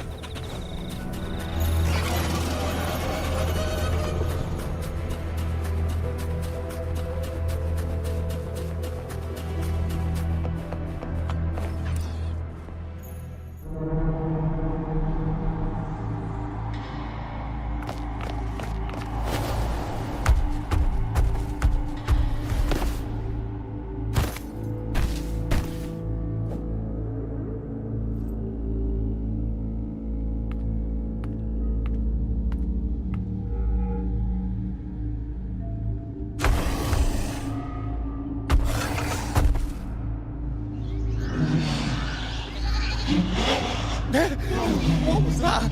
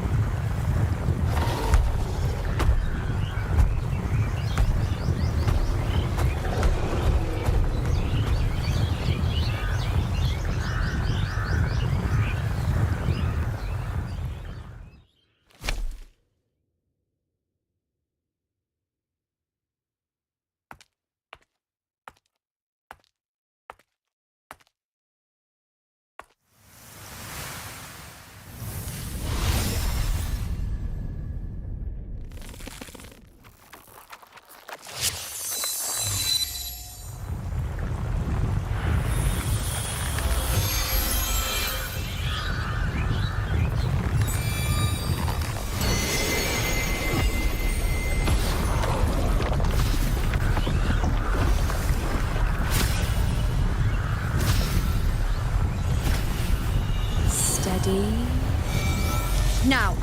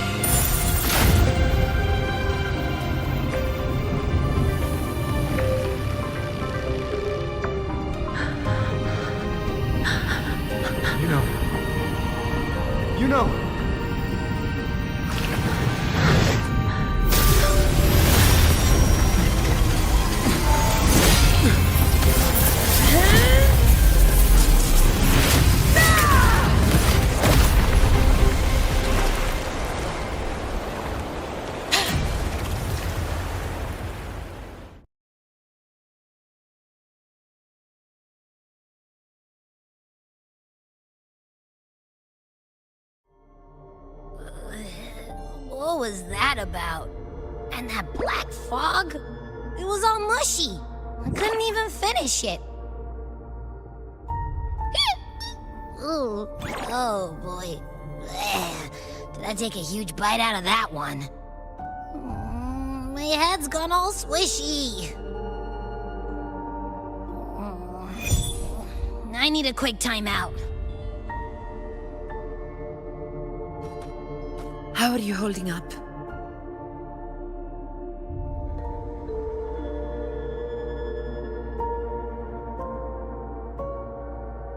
Augusta.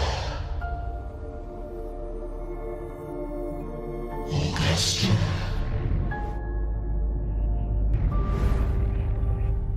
Now you've seen it. His tiny little echo, silencing the dark tide with such ease. Resonance power, such might, such perfection. Confined to this frail human form, he will achieve nothing. You nearly lost everything, as you once did. Augusta, do not resist the gift of divinity. Follow our guidance. Return to Lamastown. To your home. Augusta.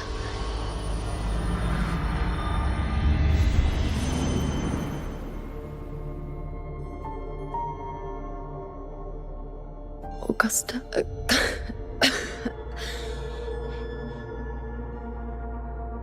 If, and I say, if Septimon's fate has already been decided,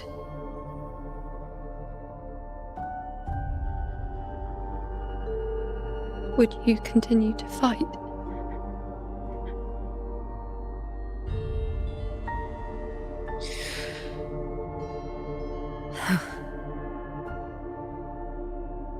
A ruler assumes their place by accomplishing the impossible for their subjects.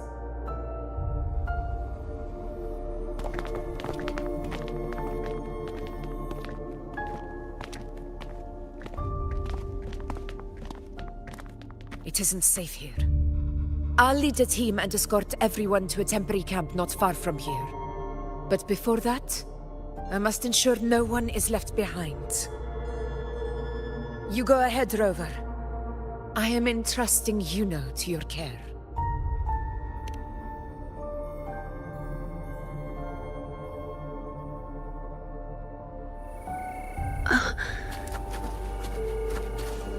How are you feeling? Do you want to rest a bit? I appreciate your concern, but I'm not as fragile as you think. This road is nothing I can't handle. You can set me down here.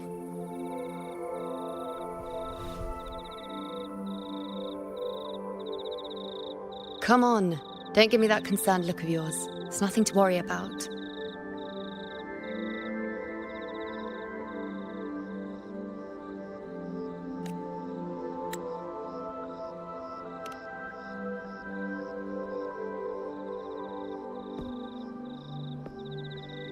Wait.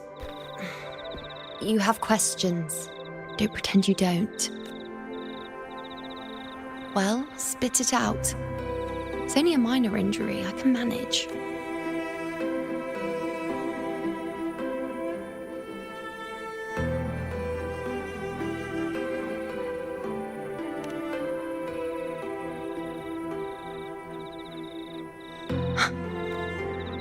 So you've managed to glimpse that far? Or is there more? Just how many more surprises do you have for me?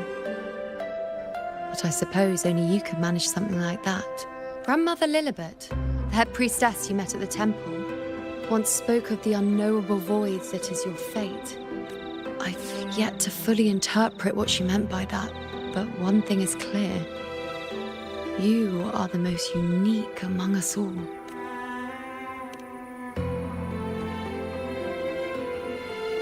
They were, as I once perceived through the sacred flames, the fate of Septimont. Just as you saw, the dark tide will bring destruction to Septimont and the death of Augusta.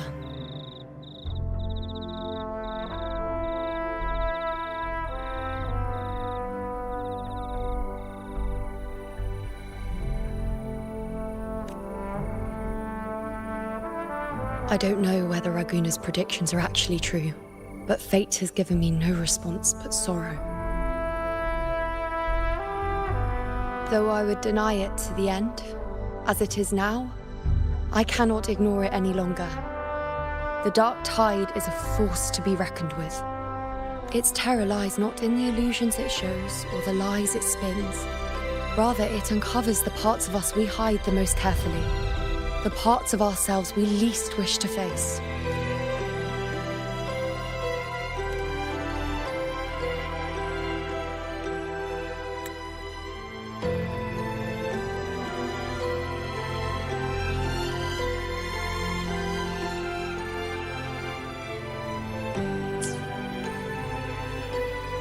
Never. My prophecies are never wrong. How I loathe this feeling. This helplessness. To know everything, to see everything, and yet be powerless to change a thing. Since we've come this far, might as well share a secret with you. The you see before you can no longer see the threads of fate.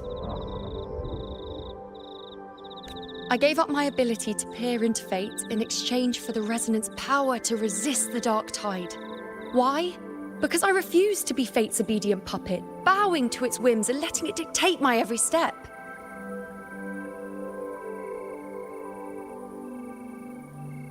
But in the end, despite all the sacrifice, we still couldn't escape its grasp.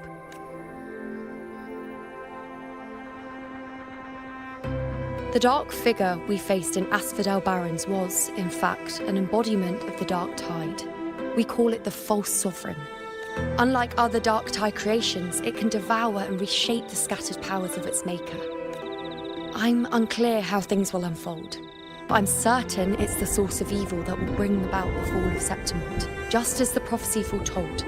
Before this hunt, Augusta and I investigated such dark tide irregularities at the Sanguis Plateaus. We then formed a plan to take advantage of the Sovereign's nature, using the Chorosaurus as bait to lure out its imperfect form. Maybe this way we can rewrite Septimont's tragedy before it even begins. But as you can see, we failed. I do not know. Fate doesn't lie. Perhaps death is the only choice we're given in the end. But knowing Augusta, I'm sure that fool would fight till the bitter end.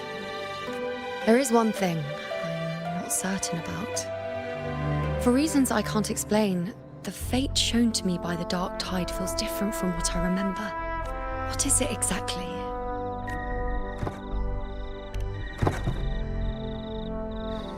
A side effect of my resonance power.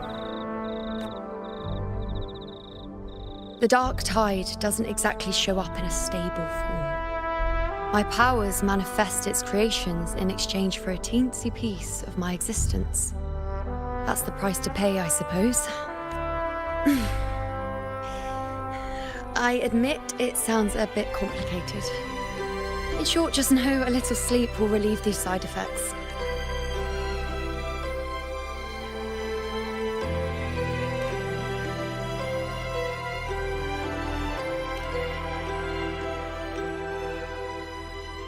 A fair point.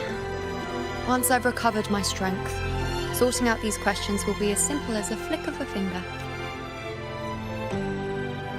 Oh, by the way, take this.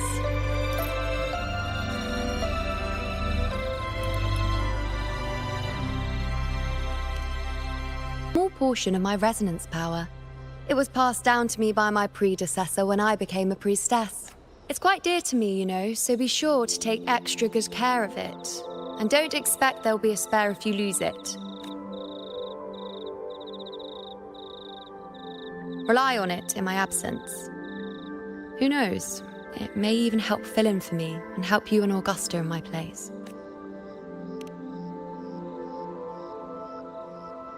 Now, why would you say that? I'll only be taking a short nap. Don't you or Augusta even dare think about leaving me behind, is that clear?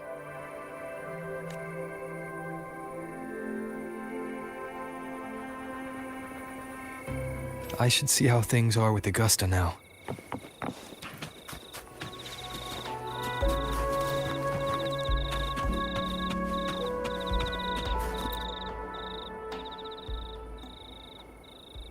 The situation we're currently facing is more dire than any I've come across. For the sake of Septimont, I must momentarily set aside my quest for power. My 4 expeditions to Main's Deep. Now may not be the best time to discuss past events, but if it dates back to a high tide 4 years ago. At the time, we were I had no intention of emulating the feats of the 3 Hero of Heroes in conquering Main's Deep.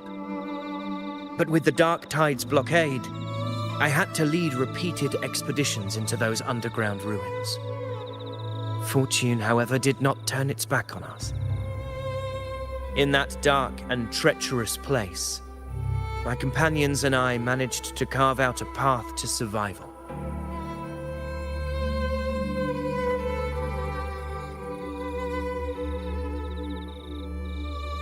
Fate has its ways.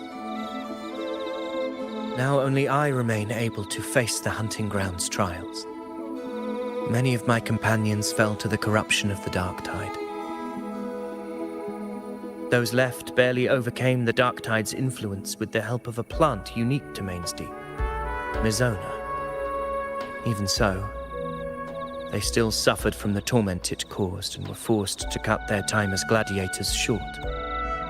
This home leaf medal was granted to me by the former Ephor after the crisis. A victory, yes, but one laced with pain. My companions should never have suffered the Dark Tide's disgrace.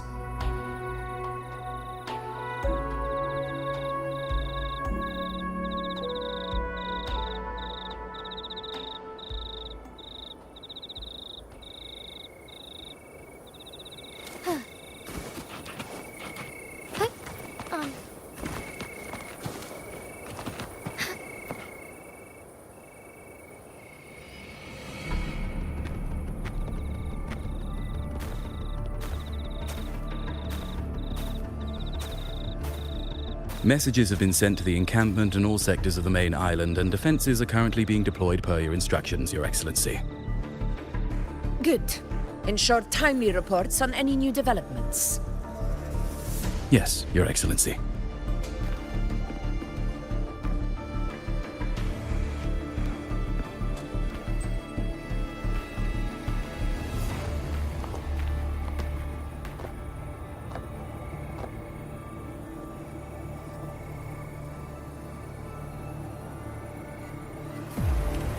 I've made arrangements for the war effort. Strategically, we must always brace ourselves for the worst. Communications with the Black Shores are also underway.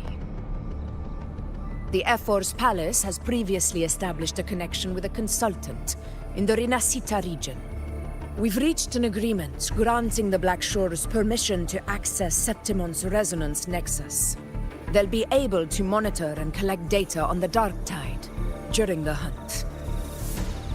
In return, should any complications arise, the Black Shores are to fulfill their side of the agreement and provide us with the necessary technical support. A consultant active in Renacida? That's right. Her name is Buling. An interesting young lady. Left quite an impression on me. Huh. So it is her. Why don't you let me handle contacting the Black Shores, Augusta? We talk from time to time. It'll help make things smoother for us. Of course. I'll leave it to you then.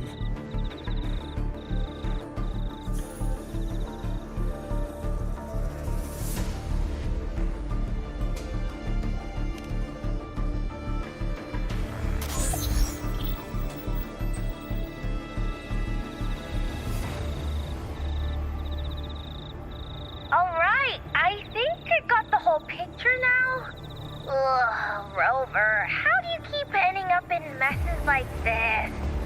This is one tough cookie, all right. You mean... Let me tell you, the latest data we got from the resonance nexus isn't so pretty. Something's really off with the dark tide in that Sanguis place. I don't remember it being this crazy before. Normally, the dark tide getting all freaky during high tide is whatever, right? But now, I don't know what happened, because it's turning into a person.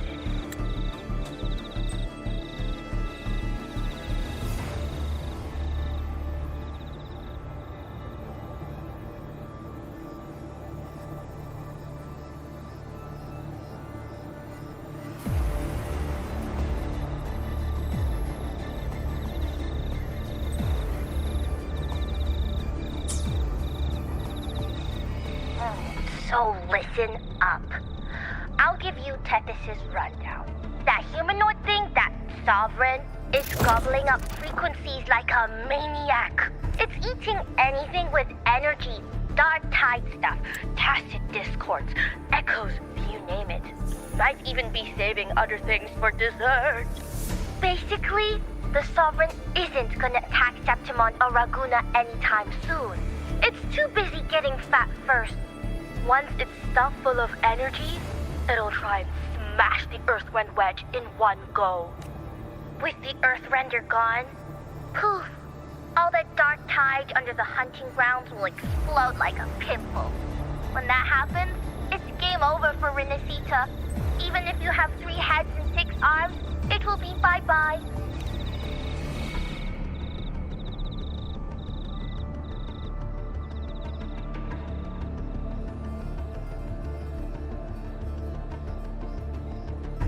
But Smooth Moves team, cutting through the clutter, I see what you're doing. This Corosaurus is just the bait to hook the big fish, isn't it? Your real plan is to stop the Sovereign before it fully forms. Nip it in the bud. Am I right, boss? You are right on the mark. Heaven and Earth are in harmony. But then again, smooth sailing isn't always a good thing either. Too much harmony invites trouble. Everything was fine until that frequency came out of nowhere. And then suddenly the Sovereign took form way ahead of schedule. Talk about flipping the table. Well, let me get another reading. It's like someone clouded the heavenly signs on purpose. One way or another, we must find the Sovereign and stop it before it absorbs any more frequencies. That's right. Supernatural powers or not, the Sovereign can't escape good old Tethys. Let me see. Looks like it's east of the Sanguis Plateaus. Murmur's Town. Understood. I will stop it in its tracks.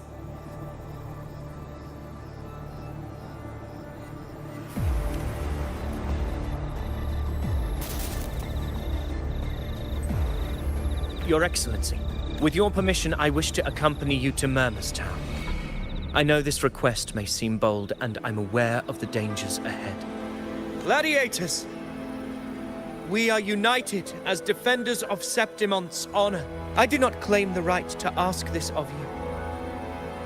But in my heart, I believe everyone here has earned the glory we bear. Let our deeds today reflect that greatness. He's right. He's right. Septimon needs us. That's a good point. We have to find her. Yeah. Get up. Yeah. Go for it. Well said, young man. Gladiators of Septimon fear no challenge. When the storm approaches, can an eagle soaring in the skies remain content as a fledgling beneath another's wings? Your Excellency, we will follow you anywhere. Very well. You have sworn your allegiance to Septimont with your resolve. Your bravery is witnessed not only by me, but by the fallen heroes lying in Capitolini Hill.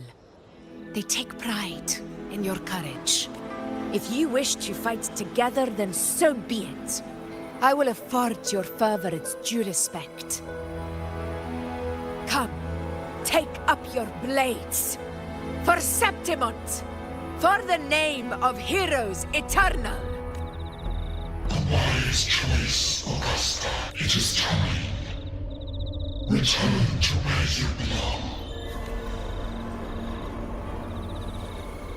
Murmur's town sits atop the wastelands, below the hunting grounds. It has since become a forbidden territory, after the Dark Tide's corruption 16 years ago. Follow me. The Wingray can give us a lift. Avidius, ready the anchor stones. We must set up a defense line around Murmur's town. It shall be done, Your Excellency.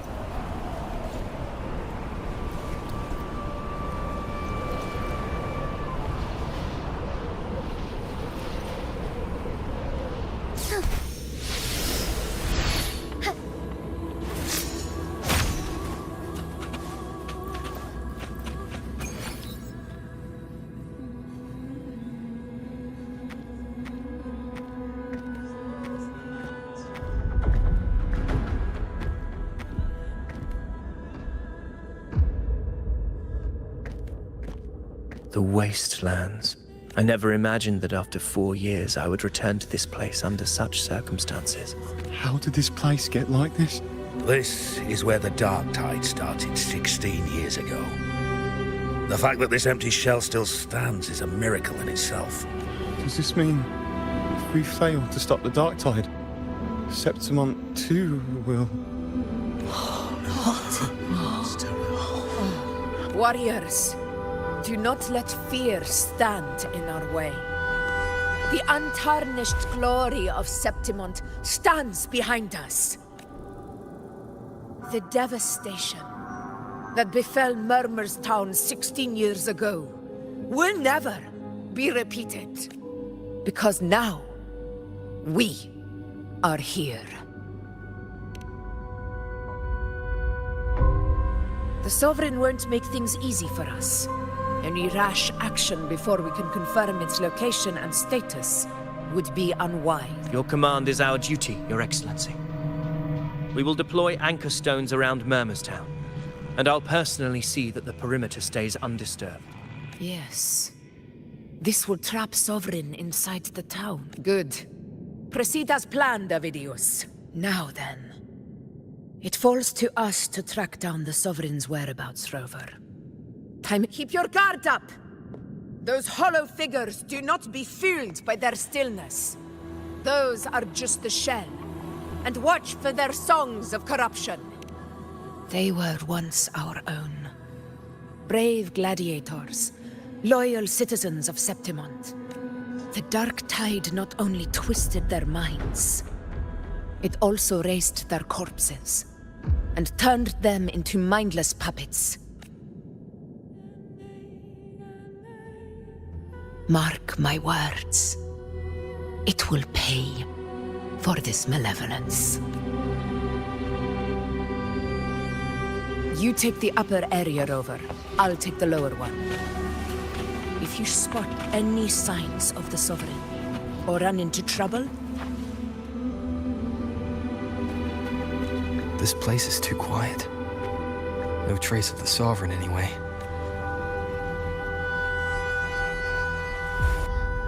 Hey, Buling. Can you help me track down the Sovereign?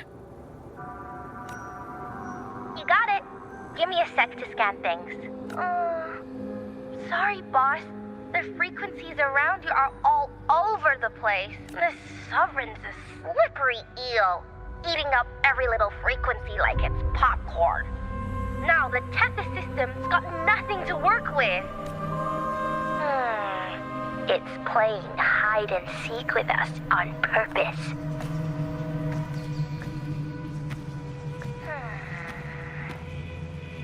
Hold on. Maybe Tethys can use it to track down something with the similar frequencies, like the Sovereign itself or the original Dark Tide. Understood. I'll do what I can. Abby? Abby! Wake up. I'm so sleepy. Sorry to hear that. But if my clever, brave, stylish, and sweet Abby could help me out, that'd be amazing. Aw, you're making me blush. Okay. Your best buddy Abby's on the job. Go on. So, that thing we tangled with before has gone into hiding around here. I need your help to sniff it out. Yeah, easy peasy. You know I have a good nose for searching.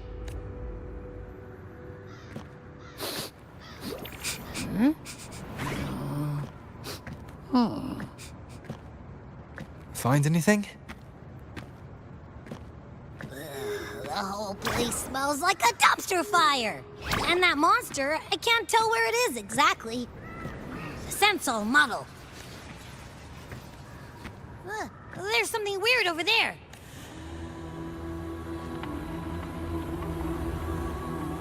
Is that a waystone? I've seen those back in Septimont City. They're like signposts for Outlanders. All right, let's check it out.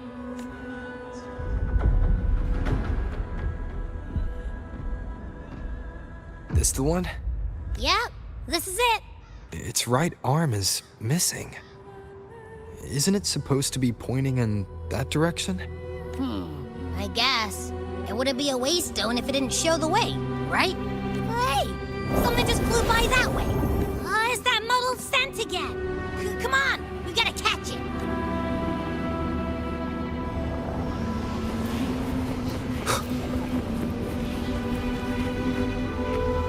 Look, it stopped over there.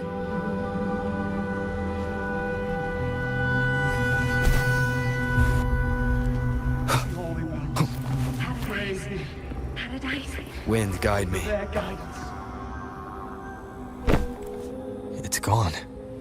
Is it hiding among those strange statues over there? Wait, are they singing? They must be the hollow figures Augusta mentioned. And that song. No, I can't get any closer. Maybe I can split off the Dark Tide's influence.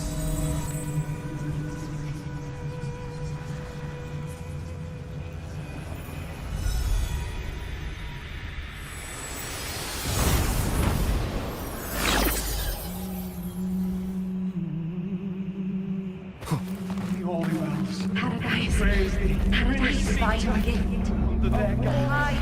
Watch out!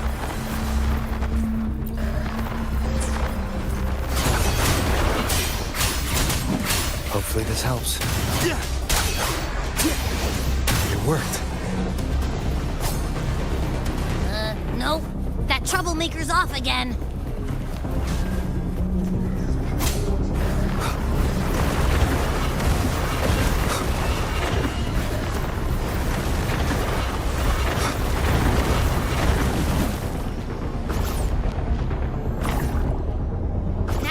Inside a tacit discord?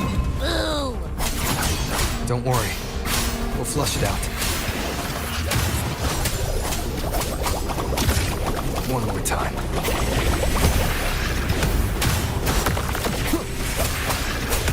The wicked. Wind rises!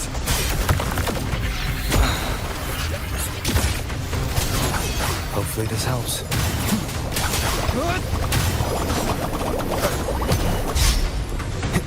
I am the Tempest!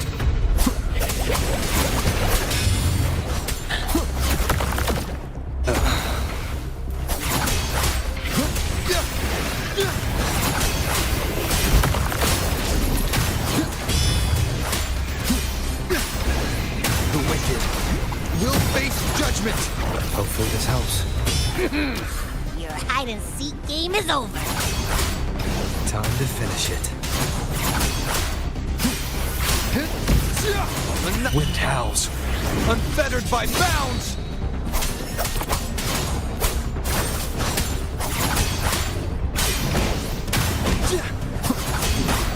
One more time. The wicked will face judgment!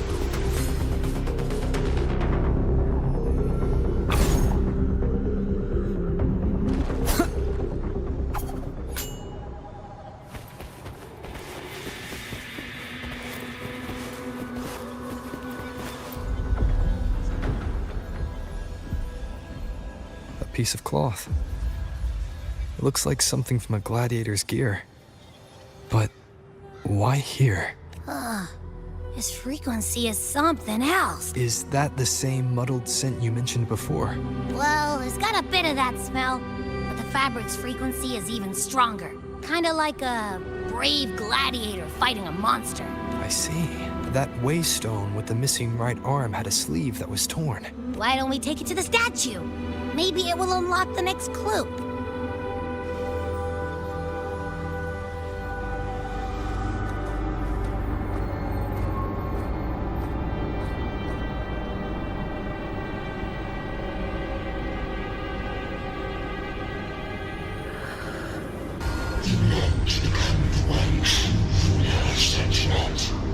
The way to end the unending tragedy of your people is it?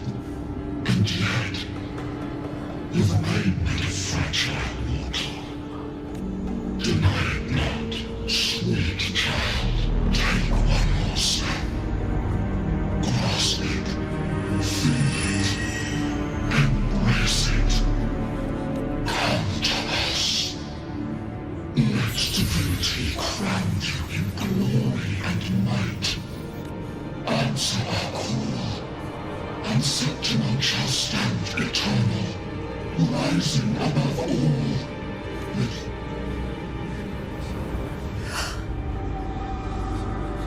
Angel.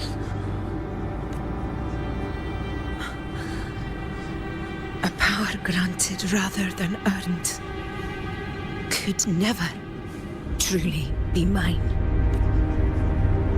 If this power strips me of my will, how can I be sure where my sword will strike? I reject such a gift.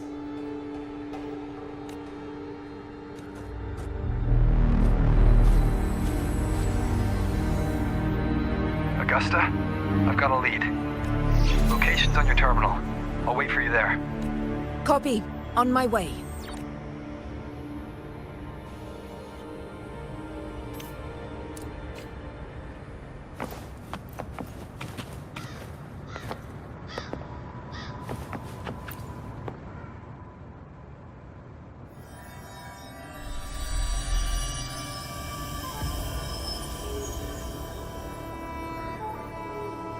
The clash of battles long past is proof of my unyielding will. Travelers who have braved the path, press onward. Step into the dark, where forsaken truths and forgotten words slumber. This is a Sonoro! Ah, the muddled smell makes sense now. A gladiator who fought the dark tide in Murmurstown to his last breath. His frequency still lingers to carry on the fight. Thank you for showing us the way ahead.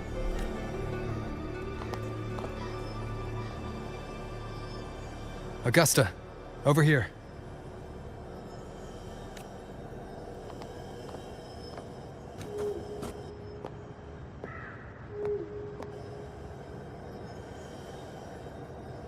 Is this a Sonoro? All right, time for Abby's rundown. So, Rover and I were tracking that shadowy monster fella. And I followed its scent right to, this Sonoro. Well, kinda. It's not the exact same scent, it's just really close. It's also kinda muddled. Right. The frequencies the Black Shores detected in both Murmurstown and from the Sovereign are unusually complex. To track the Sovereign, we'll need to help by isolating a pure dark tide frequency. I wasn't sure where to start, but Abby's been a big help. Yeah, don't mention it. Easy peasy lemon squeezy.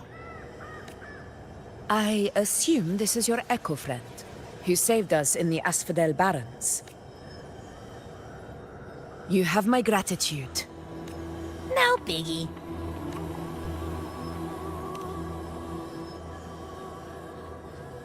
The level of power it showed is indeed questionable for an Echo. But I trust it, as much as I trust you. No need for explanations between allies. Did you hear that? Through me walk the path of glorious ascension. Through me enter the city of eternal bliss. Yet all who enter must first forsake all hope. Sounds like a song. Those lyrics are pretty intense, though. Sonoro, what do you want to show us? Let's enter it.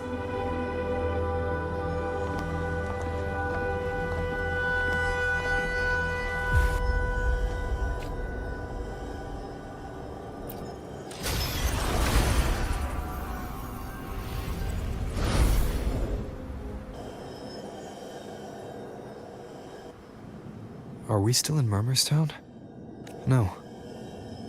There are small differences. This is Murmurstown, only from the past. It was once called Fabianum, the town of gladiators, visited by Fabius, the hero of heroes.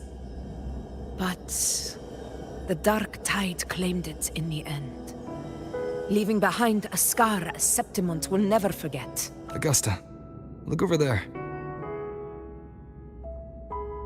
Are those lingering frequencies from the past? Let's follow them. It might lead us to more answers.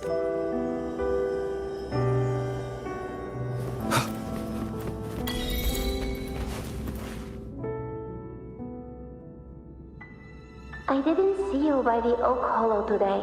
You promised we'd go explore Main's Deep together. But don't tell me you got roped into errands again. Sorry.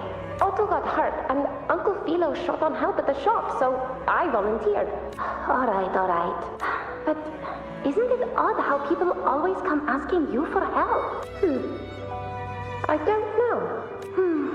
Me neither. Well, I guess it is high tide season. Uncle Philo must be busy at his forge. If only we could find our way to Main's Deep. Maybe we'd hear the hero of heroes whispers and gain a mighty resonance, just like in Grandma Rosa's stories. If I were strong enough to join the hunt, maybe my and Pa wouldn't have to work themselves to the bone. You're strong to me, Angel. Sometimes I wish I could be as strong as you. I don't think I've ever had your gifts. Father always said, you swing a sword fine enough, but your resonance ability is average at best. Not gladiator material. Average? I don't believe that for a second. Come on, let me see your hand. Your tacit mark's there, right? Hey, why are you hesitating? Show me. This is... I'm going to Uncle Philo. This is obviously from his forge burning you. It's not his fault. I was just being careless. I asked to borrow some of his old rusty swords, and if I worked fast enough, he'd let me. Grandma Rosa said, you need 2 lives to reach Main's Deep. We don't have our swords yet. We're missing a life, so I thought if I could get us some... not this again. You really can be a handful sometimes. Yes, 16 years ago. Right before the dark tide hit. Huh? There's that floating thing again! I think it's trying to lead the way for us this time. We should follow it.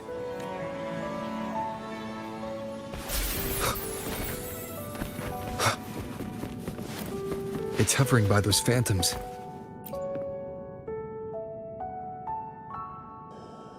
There you are. Oh, I was looking everywhere for you. Here, take some of these candies. Hank, do you think what Grandma Rosa said about Main's Deep is like if I really had the hero of heroes whisper in Oak Hollow? With the resonance ability that powerful, maybe he could get better. The Cronus keep saying how awful this dark tide will be. And my brother's like, it won't heal. In that case, why not try your luck in Oak Hollow? You can take my sword. Just make sure to bring it back to Uncle Philo later. But aren't you coming too? You can't reach Main's Deep without your sword. It's okay. I'll find a way to get more swords, so everyone can have one. That little girl. Does her voice sound familiar to you? I feel like I've heard it somewhere.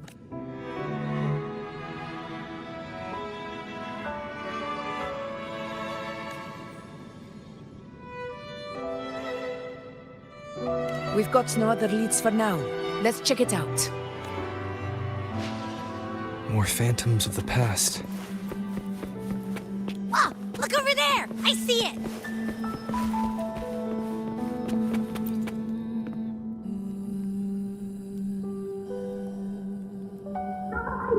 You are there!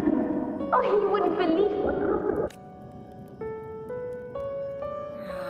It's cutting out. Rover, that floating thing. Seems like it's distracted.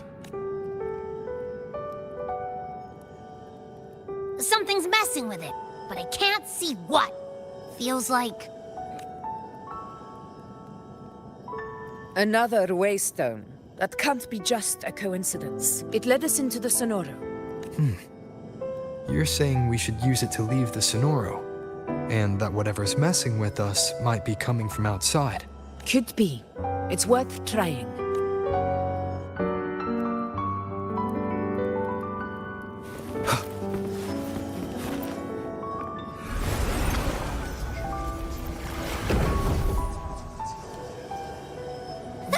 Can't believe we actually made it out.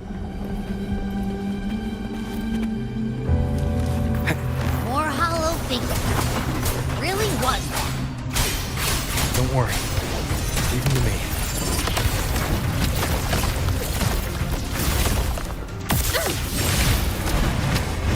In control. This should work. All right, team.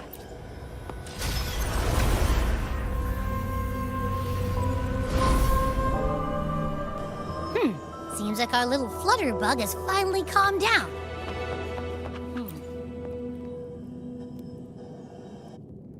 Oh, I wish you were there, Angel. Oh, you wouldn't believe what happened.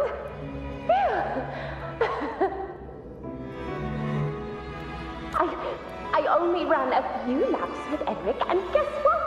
He got so dizzy, he tripped over his own feet and smacked, chipped a tooth.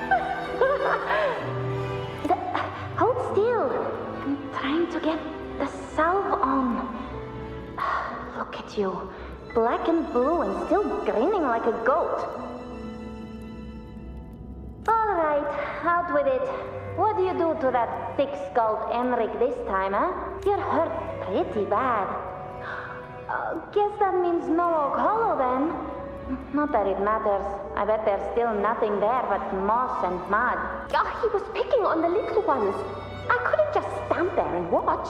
So I told him, learn how to kneel before asking others to. And that's when he snapped.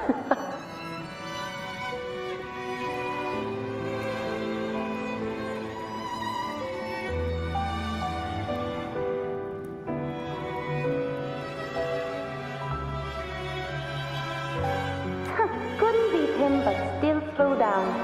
It's just like you. By the way, I heard things aren't going too well at the Hunter's Den. Ma and Pa haven't come home in days, and the whole town is holding its breath. We ought to return those swords to Uncle Philo, too. Anyway, Main's Deep will have to wait a bit longer. It's okay. We'll go after the high tide passes. Really? Thought you'd be storming around about it. What if the whispers are real? And the great resonance ability too? Maybe that's how we end up heroes of heroes, both of us.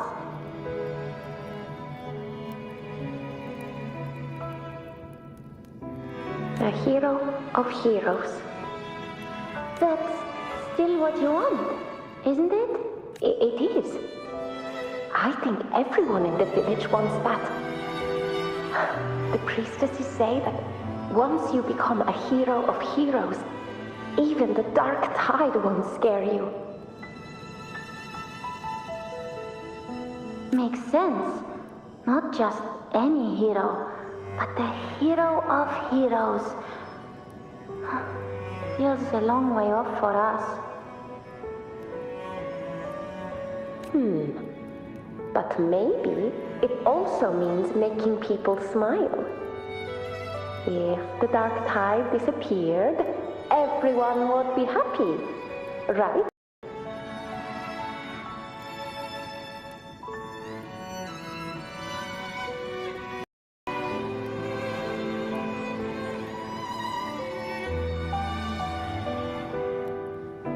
That sounds too easy to be true.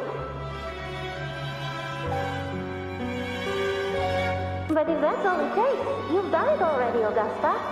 Let's skip Emery. Making a lad like him grin shouldn't count.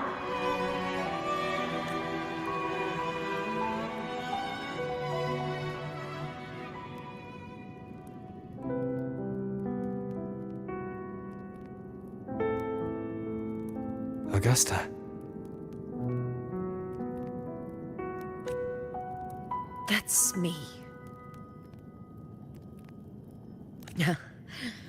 I guess there's no denying it now. I thought I might keep my foolishness as a child from you.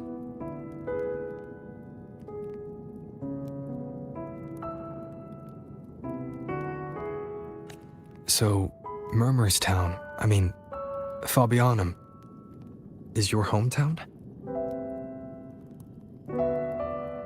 Yes.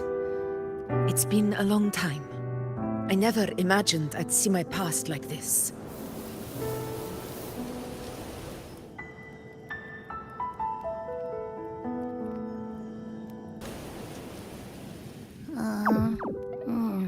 I'm curious. About Main's Deep and the Oak Hollow? Yeah.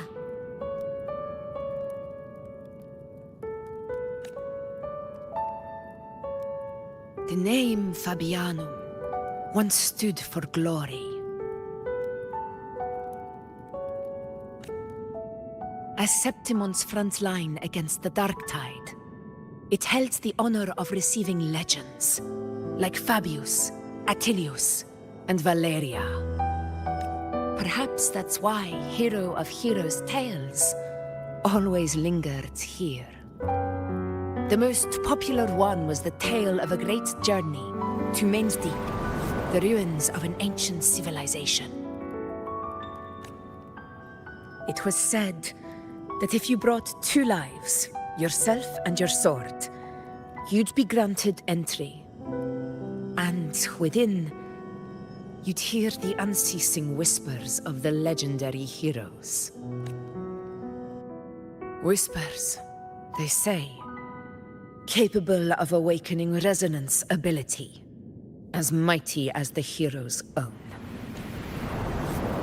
As for the Oak Hollow, said to lead to Main's Deep, just children's tales. No one ever knew if it was real. But Fabianum never found its hero of heroes. Ever since then, the name was lost, replaced by Murmur's tone. A scar that Septimont refuses to face. The whole town held out until the very end, yet no aid ever came from the city of Septimont. Later, I heard from the senior gladiators that on the very morning Fabianum fell, most of the Senate lords were still sound asleep in their warm beds.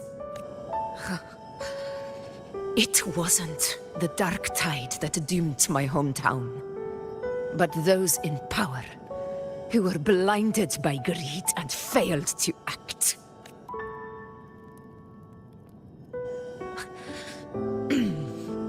Forgive me. I let my emotions get the better of me.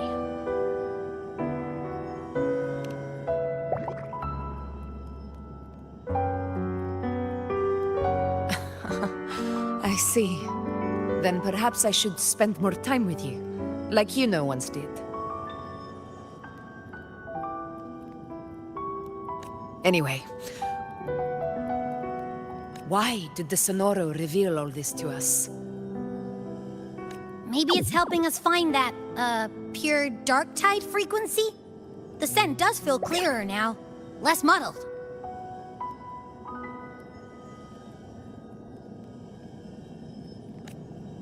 Or maybe it meant to show us something more.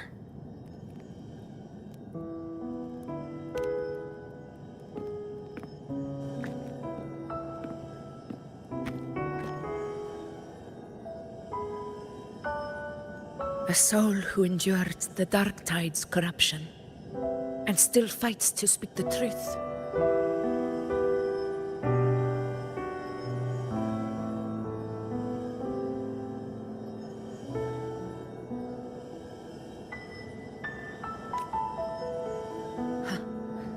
His spirit deserves to be remembered. I will go to witness that truth with my own eyes.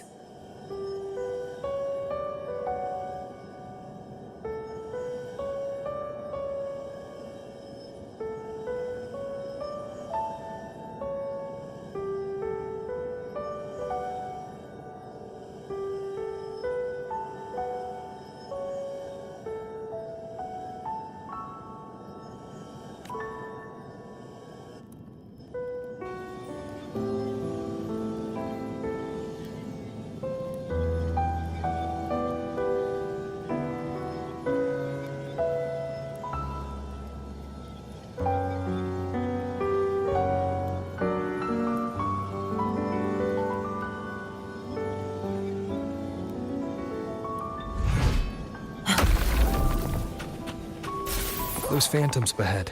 It looks like they've lost control.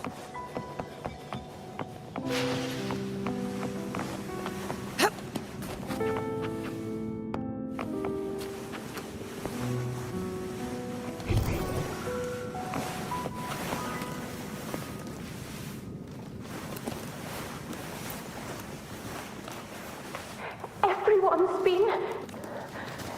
Angel, what do we... Angel? Stay with me. No. There are monsters everywhere. Just leave me.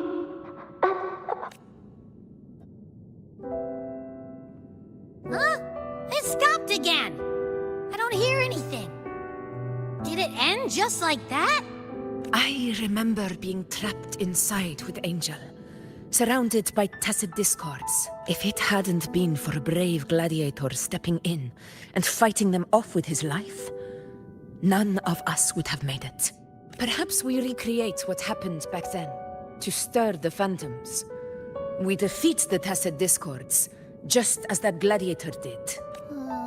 But they're just phantoms. How do you fight something that's not even real? Again, we'll fight them outside the Sonoro. All right, the Waystone!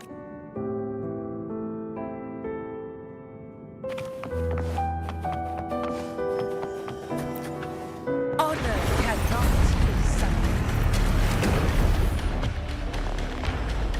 Tacit discords, over there! Time to work.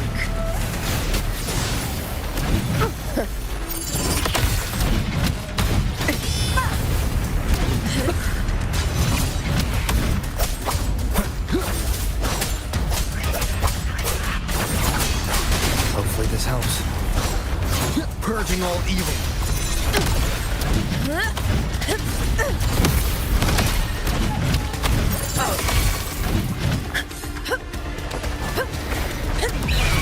Sing of my triumph! Let's return to the Sonoro. There's likely something new to see there.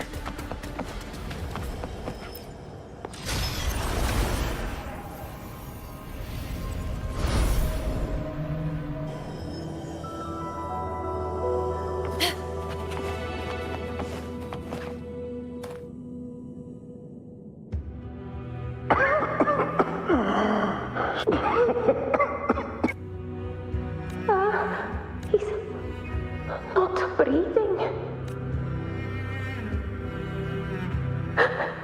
Thank you.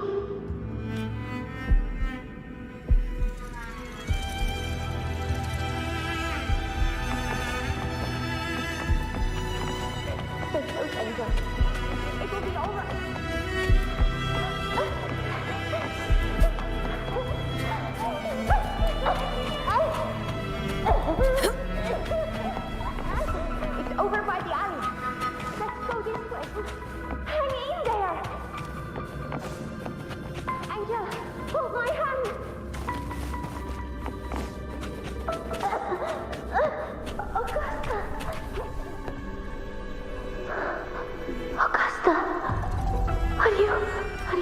going to face it alone.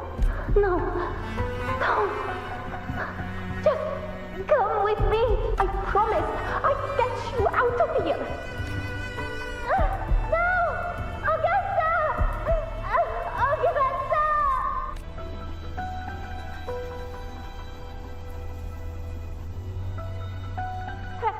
Hey you! Evil monster! Why don't you fight me?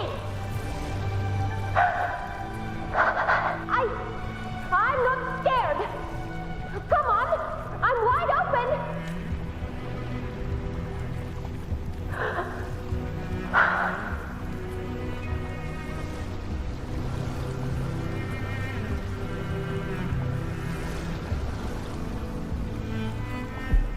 Don't look away. I'm not someone you can ignore. No, not there. Look at me. I said, look at me!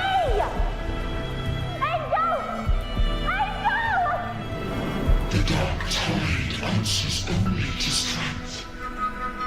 Those without it are doomed to be forsaken.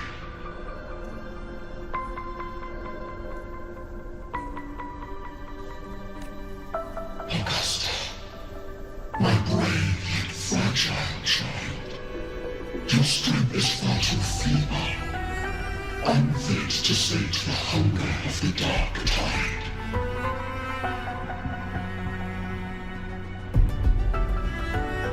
You long to become a hero, to reign by might. But tell me, can the throne of glory be claimed by one so weak?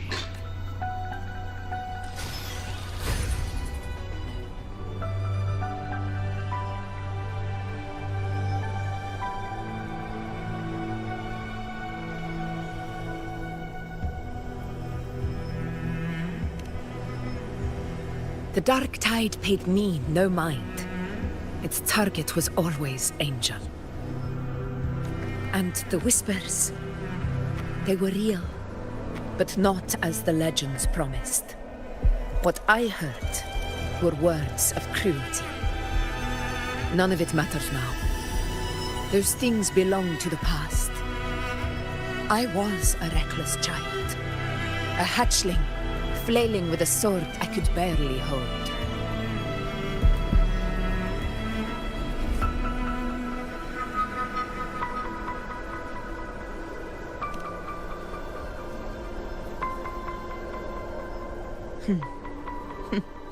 True. Though back then, I didn't really have a choice. This is Septimont, a place where ideals bow to strength. As a child, I had no desire for power. But in the city of Septimont, if I wished to rise beyond my origin and silence arrogance dressed in fame and fortune, I had no other path. Now, my strength speaks in my stead, and my blade cuts down every slander. All but prejudice. I know well what those parasites in the Senate are plotting. Draped in the Temple's name, they manipulate public opinion to secure themselves a place on Capitolini Hill. But their absurd schemes betray only fear. Too afraid to face me, they skulk in the shadows, hoping empty prophecies might bring me to my knees.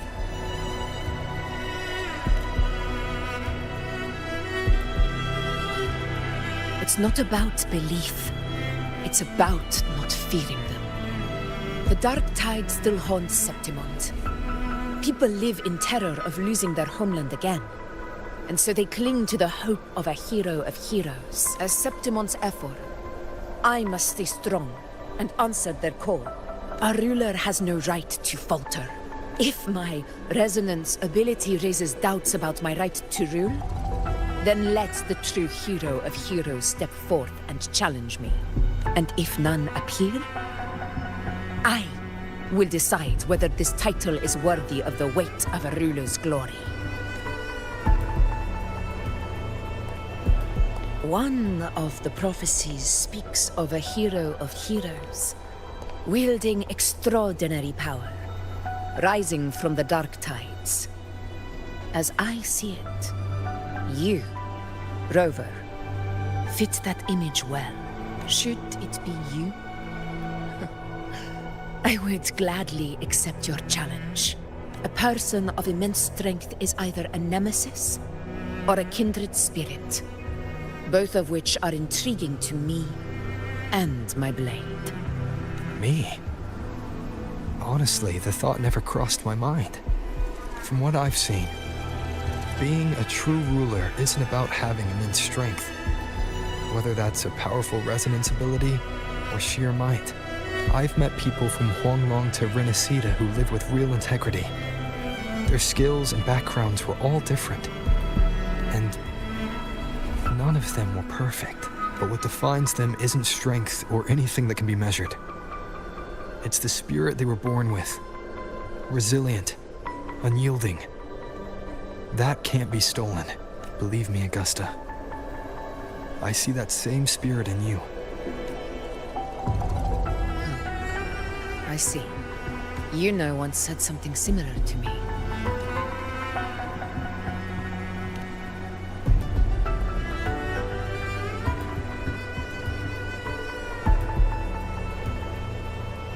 What happened within the Oak Hollow remains a mystery. All I know is, when I found her, her resonance ability had grown immensely. So powerful that even the Dark Tide could not withstand it. But she failed to control it. I could do nothing but watch as she transformed into something no longer human. After that, I never saw her again. A Dark Tide occurrence 16 years ago. Its frequency must have been more stable than it is now. Maybe this is the truth the Gladiator spirit is trying to share.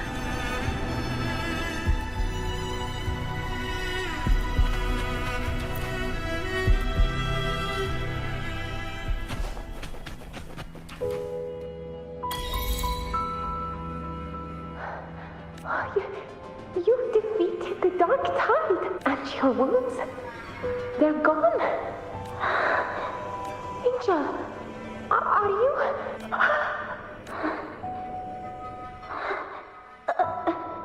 Run.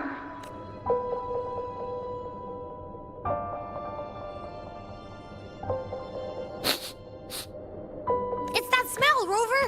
The truth, the Dark Tide, and the pure frequency. Are you certain that's what we're looking for? How could Angel be carrying the Dark Tide's frequency?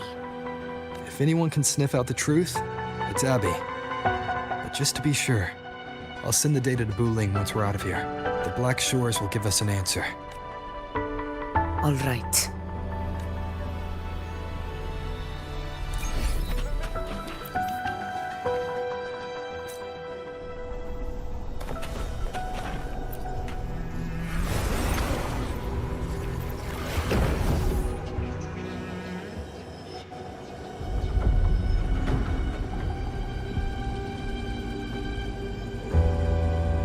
It's all done, boss. Tethys ran the data through a couple filters, and we've zeroed in on one spot in the hunting grounds. I'm sending you the coordinates now. So, the frequency we collected really was from the Dark Tide. Yeah, looks that way. But this one's weird. It feels still, like undisturbed water. If I had to describe it, I'd say it's like a reverberation left behind when the Dark Tide slams headfirst into someone's forte. On its own, it's not as dangerous as the Dark Tide, but if it got mixed with another forte and stirred up, well, who knows what kind of explosion of power that could cause. Angel and the Dark Tide. Understood. Let's go, Rover. Time to meet our prey. I'll tell the others to meet at that location.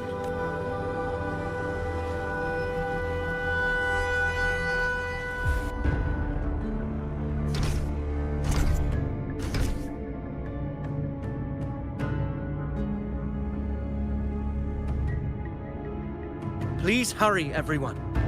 The anchor stone must be in place before the Sovereign's hunt begins. Such devotion. Forgive me, but you seem to forget your place, Avidius.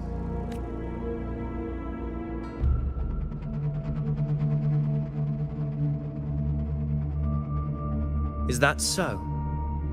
Perhaps you'd like to remind me, my lord. You must be aware of your rather underwhelming performance during the Tyrannos hunt. The Senate's patience is not boundless. It's reserved for those who deserve it. Unless you can present a triumph to match your exploits in Main's Deep, we'll have no choice but to reconsider your candidacy as Septimon's next ruler. Wake up, Avidius. Isn't Murmustown the very place where your glory began?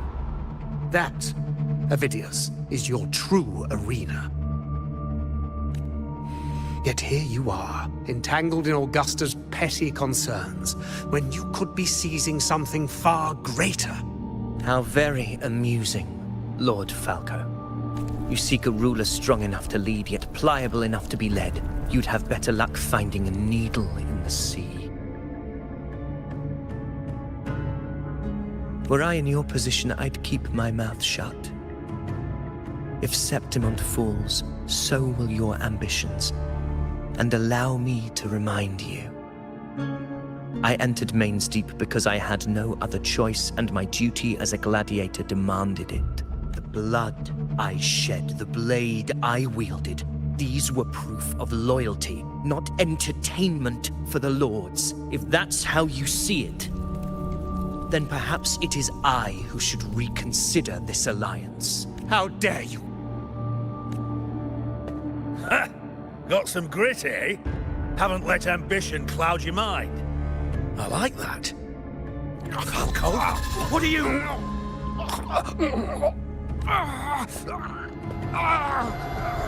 Watch out!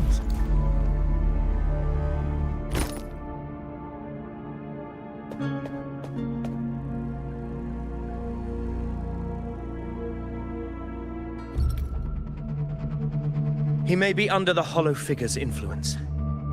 Judging by his behavior, the Dark Tide has already corrupted his mind. The anchor stone is nearly in place. Sir Hercule, would you please take Lord Falco to rest? This isn't far from the entrance to Main's Deep. I remember finding Mizona nearby. It's a herb that helped my companions and me resist the Dark Tide's corruption. Lord Falco has paid for his pride. As a former hero, he deserves a death free from the Dark Tide's torment. I will do what I can to help. Sir Hercule, please look after him. I promise it won't take long. All right. You go do what you believe is right.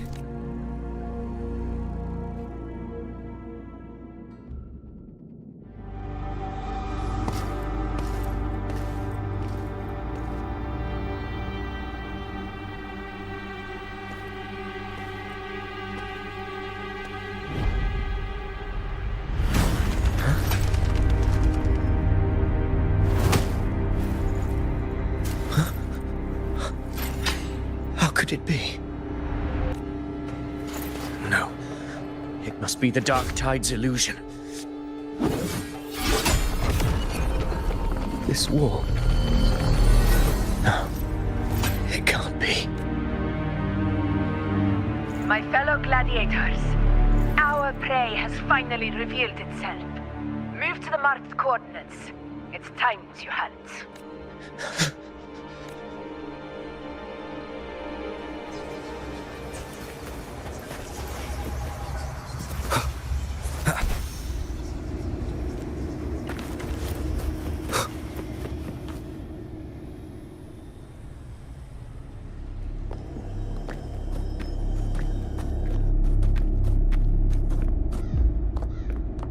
This is the place!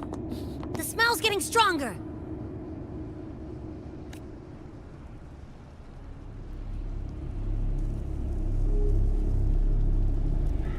No traces of the Sovereign. It must be hiding again. We must force it to show itself. Perhaps this could work.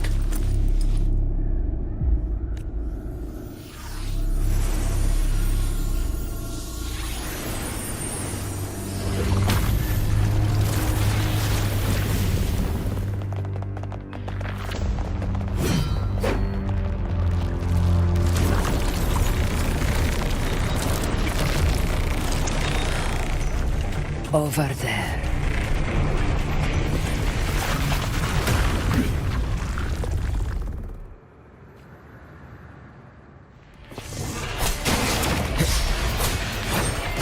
Hopefully this helps. Wind rises! Annihilation!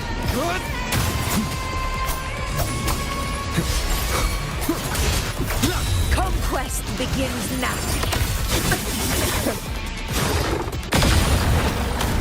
In control.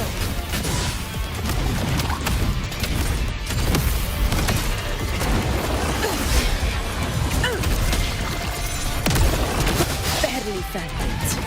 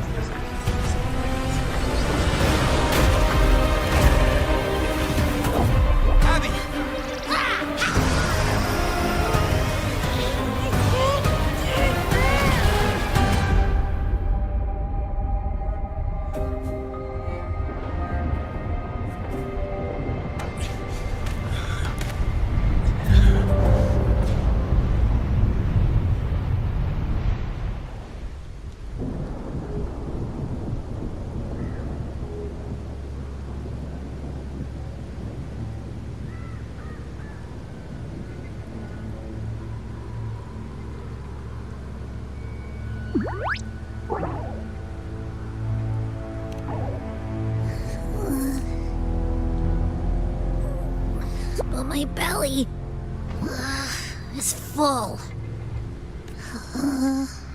I'm so tired.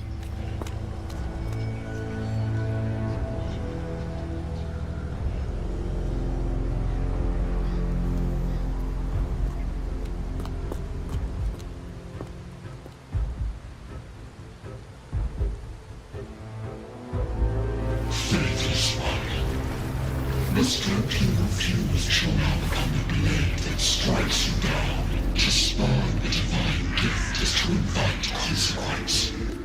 Augusta! Augusta! You know, No. It can't end like this. All able units, split into 2 teams. One will escort the wounded back to base, while the other prepares supplies and maintains position.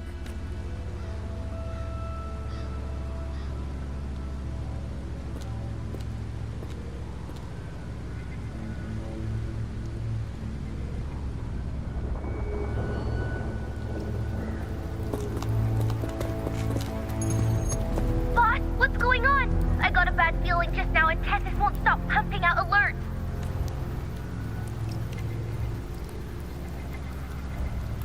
Uh-huh. Figures. That area you're in has buried many warriors. For the Sovereign, it's like having a free buffet. And sure enough, you blink, and it's already swallowed up all the surrounding frequencies. That said,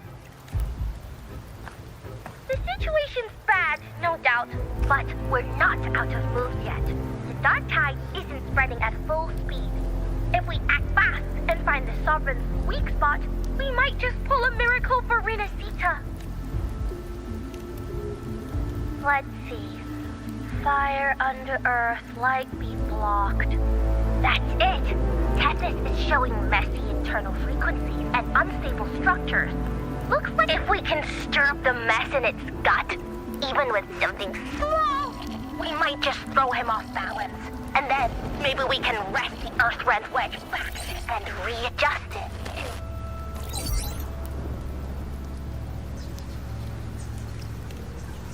Terrible timing. Is there any... It's the dark tide. The entire frequency range is under its control. In other words, we're completely cut off here. How vexing.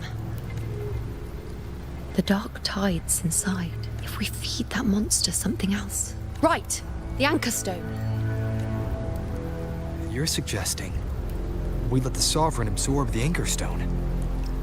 If it works, it could suppress it from the inside. Very sharp. But before we act, there are two things we need to prepare. First, we need to get the Sovereign to open up and swallow the Anchor Stone like a good boy.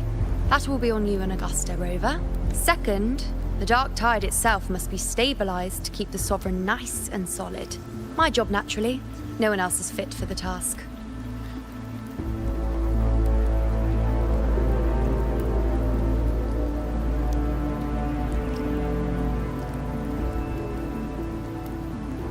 No. The Sovereign is far stronger than before. And you've only just recovered. There's no way you can take on that much resonance energy at once. I'm not made of glass, Augusta. I am Yuno, the most gifted priestess Septimon has seen in generations. If anyone can hold back the dark tide, it's me. And I'm not going to fall on you that easily. Besides, the sacred flames already showed me my end. In the warmth of spring, surrounded by white flowers, with gentle eyes watching over me. But that day is still far from today. At worst, I'll just need more time to recover. Everything's going to be all right. I promise. Then it's settled. I'll let you prepare. Just give me a signal when you're near the Earthrender. I won't be able to hold the Sovereign's form for long, so make the most of that window.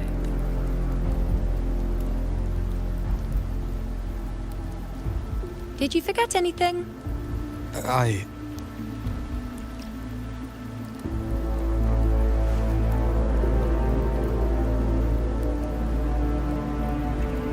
Useful, isn't it?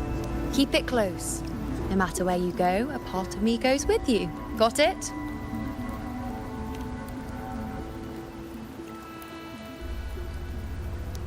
Since I've given you a tool so practical, I'll ask something in return. Just one thing.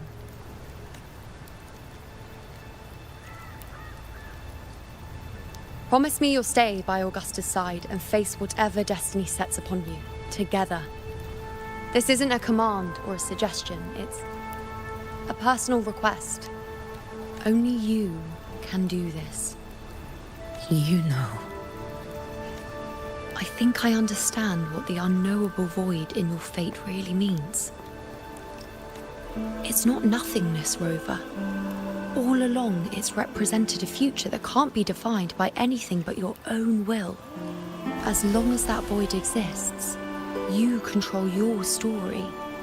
Your existence is the meaning itself. So please, support Augusta with everything you have. I've seen how much she trusts you. So trust her in return. No matter what happens, you are not to doubt her in the slightest. That's the spirit. All right, you two. Stop standing around and get moving.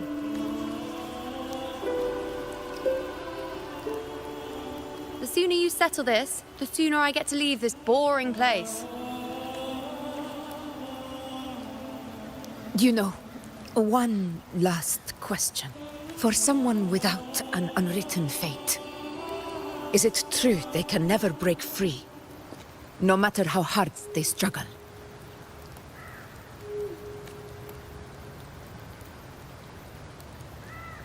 I don't know.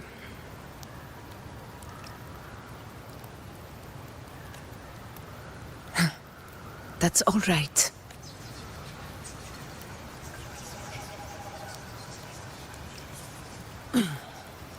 Let's go, Rover.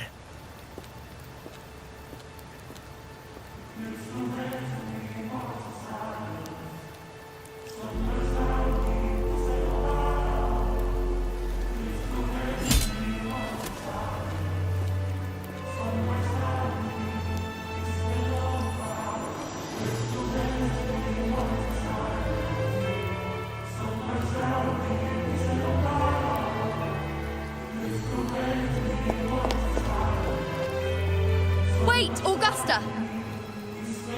I've been thinking.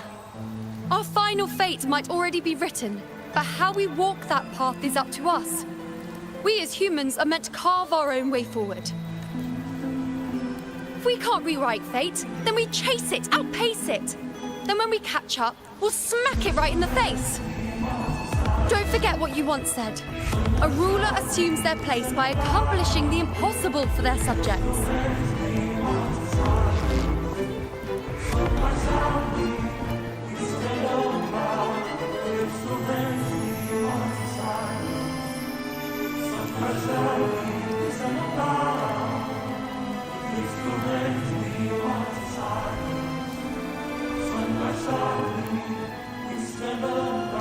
Let's head to the borders of Myrma's town, Rover. The anchor stone Avidius and the others set there could... Oh, Carlo. I saw it. Means... Is it... because of me?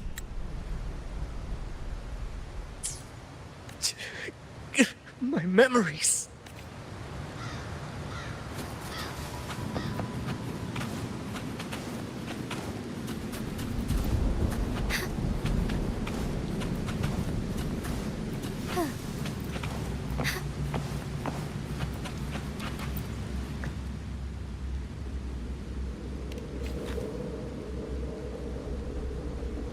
Here.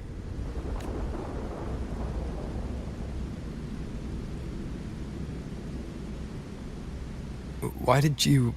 Buling mentioned even something small could have a great influence. Come, stand with me to face our reckoning. Let this small thing pry open the cracks in fate's door.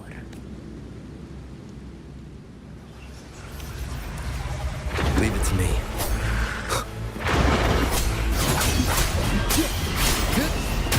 Wind rises! Hopefully this helps.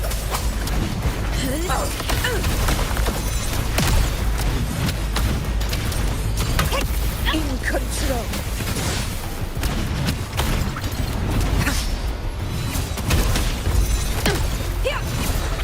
Roars of conquest!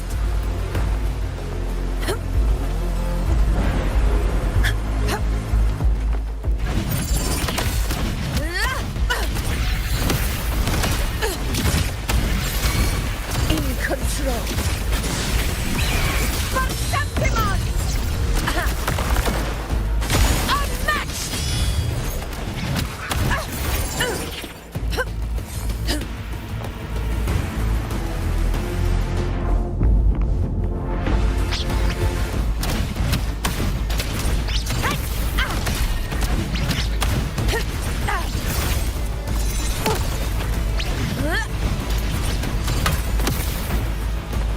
In control.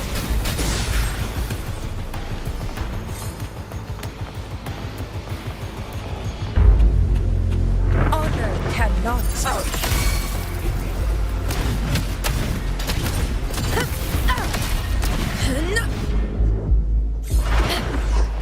Dagon, begin.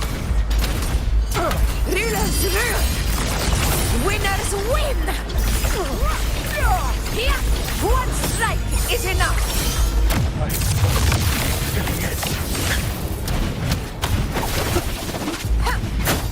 Barely fair. Never back down. Pathetic struggle. Never surrender.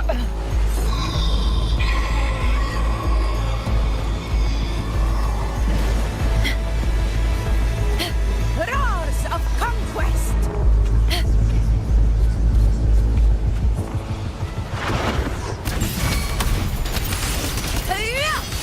In control. Wind calls, waves follow.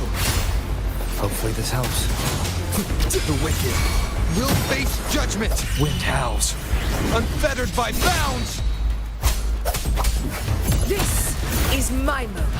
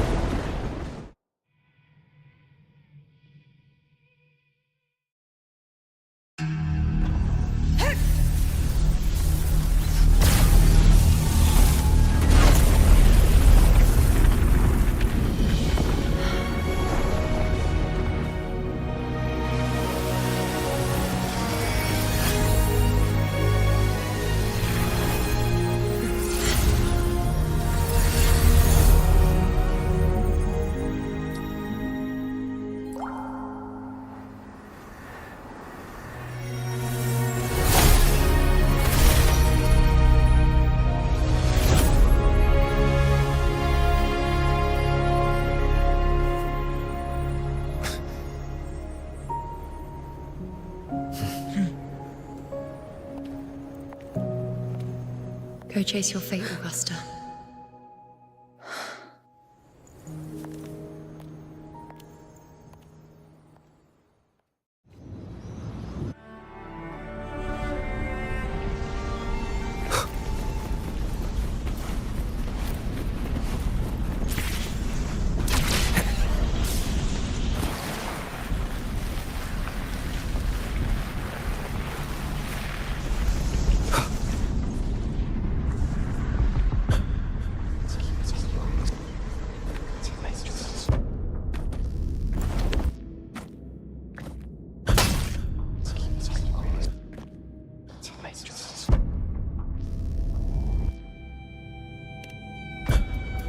Nothing, just something on my mind.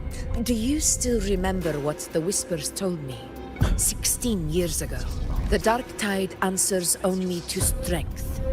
Those without it are doomed to be forsaken. Now I think of it, it is rather interesting. I've never told anyone this before, but ever since the dark tide decided to forsake me, those broken whispers have never left. They echoed in every battle, telling me when to dodge, when to strike. But with each opponent that fell, the whispers began to fade, until I became the Ephor. That's when they returned, louder, never giving me a single moment of peace. I tried to shut them out.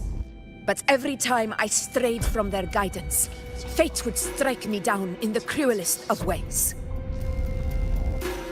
I thought I was the master of my fate. But the truth is, they always knew the path better than I ever could. The old prophecy about Raguna that they once whispered to me has come true. Now, it is time for me to put their power to the test. Leave it to me. Sun shall arise to scatter the unending night. Sheltered. What? What exactly do you want to do, Augusta?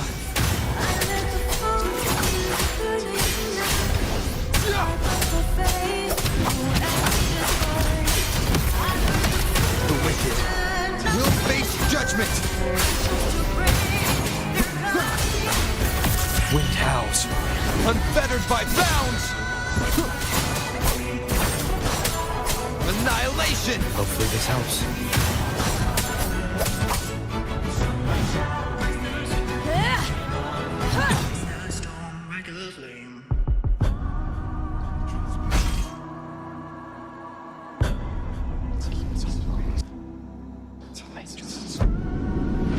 One of the prophecies speaks of a hero of heroes.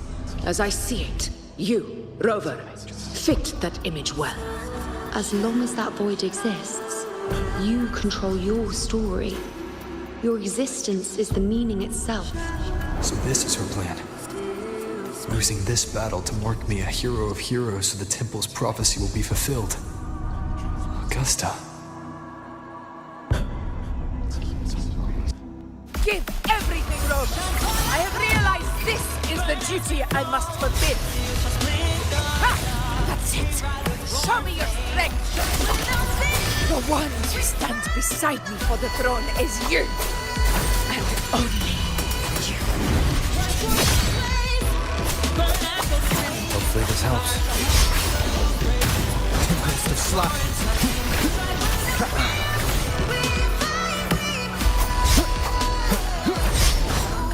Wind rises!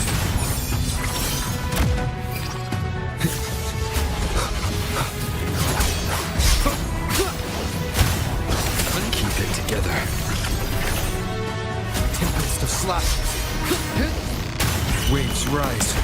Judgment strikes! The wicked will face judgment!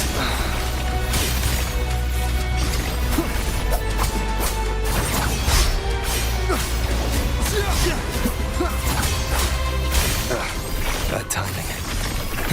The wicked will face judgment!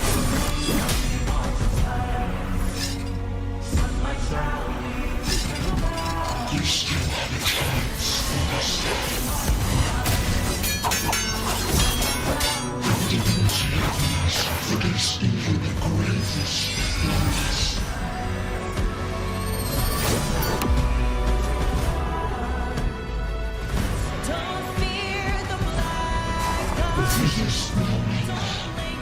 Do not waver. Step forward and receive the divine gift. With this power, you shall rise as the one true ruler of Septimont.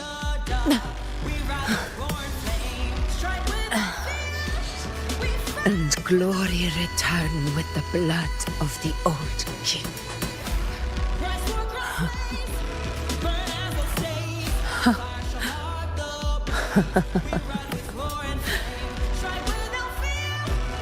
You proved the prophecy true. So why now?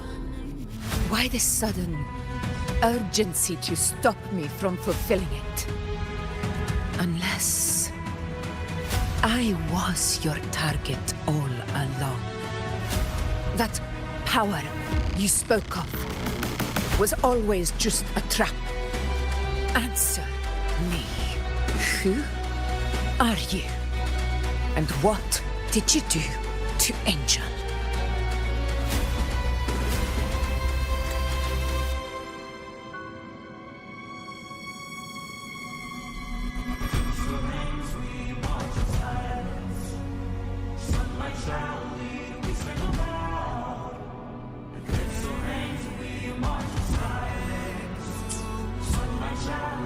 How foolish, Augusta. The will of the divine is not to be questioned. Alas, because it's too small to comprehend the grand vision.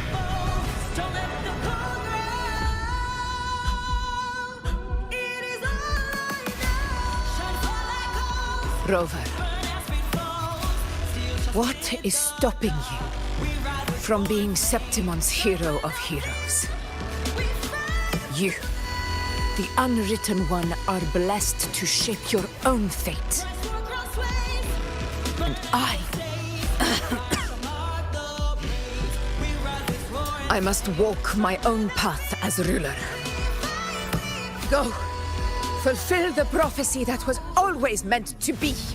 I give my blood, so that the true hero may rise.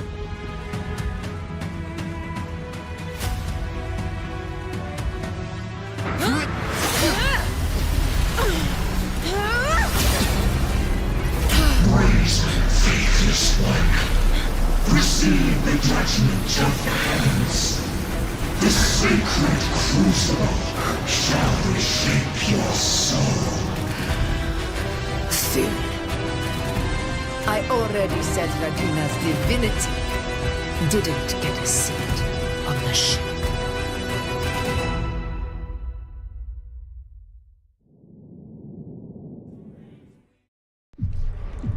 This is your end, Augusta. But we're not done just yet.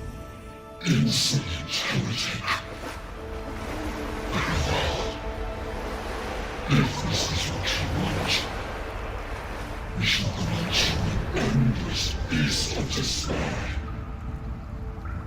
My sword. Cato. Where's my sword? What haunts you, my teacher? A hero shouldn't fall to the dark tide. I need my sword to fight back.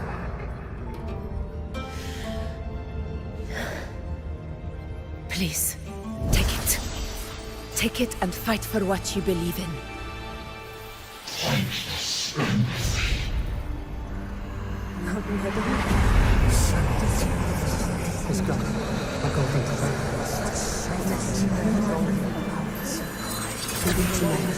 Please. I'm begging you, your blood, your flesh.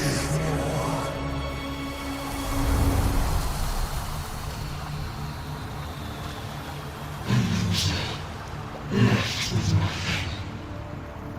Doomed like a speck of dust. The throne of glory will never be claimed by the weak.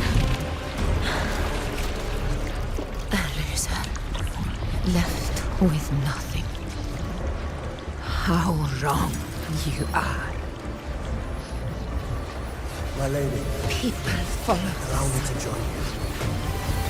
For it never fails to light their way. This is how I will. I will show you with my own fist!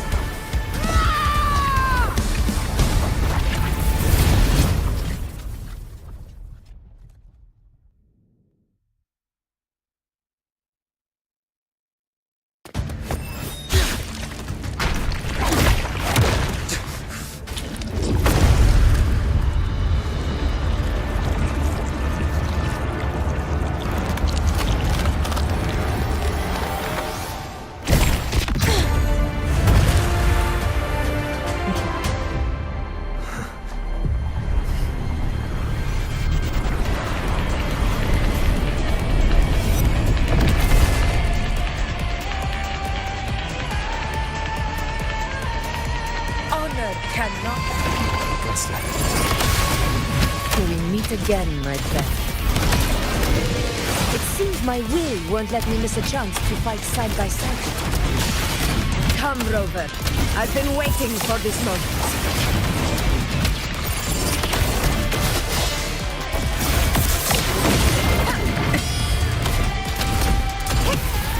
In one strike!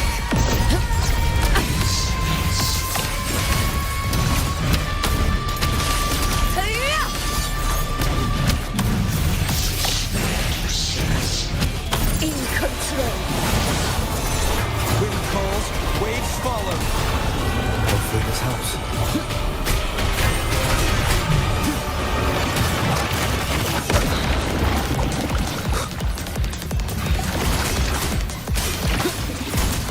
Waves rise. Judgment strikes! Conquest begins now. Sing of my triumph!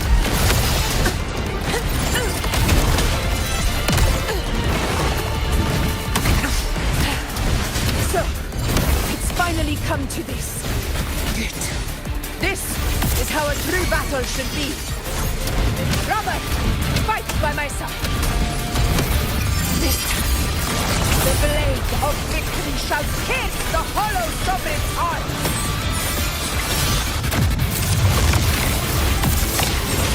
Wind calls, waves follow. Hopefully this helps. Annihilation! I am the Tempest! Pathetic struggle!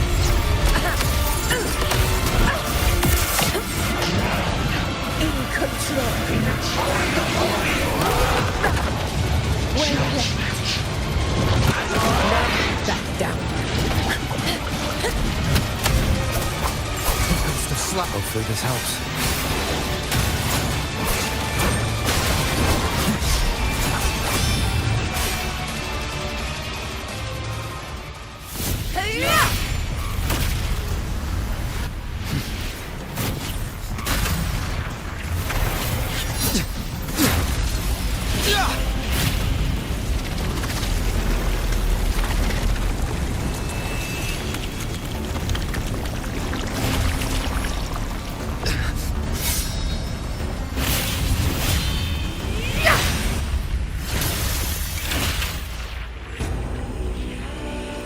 Spirits lost to the dark tide.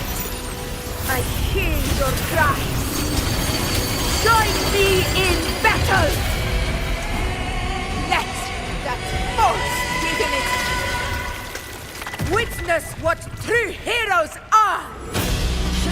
What it means to wield unshakable power!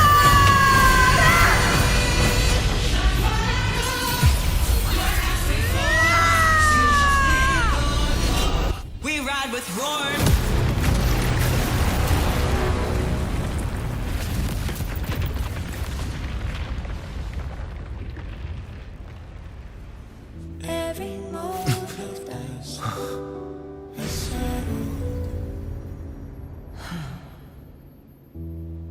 May applause greet you, heroes of Septimont. In the storms are tides of blood and sand. Your sword stitches our land. So I'm standing here with the brave below.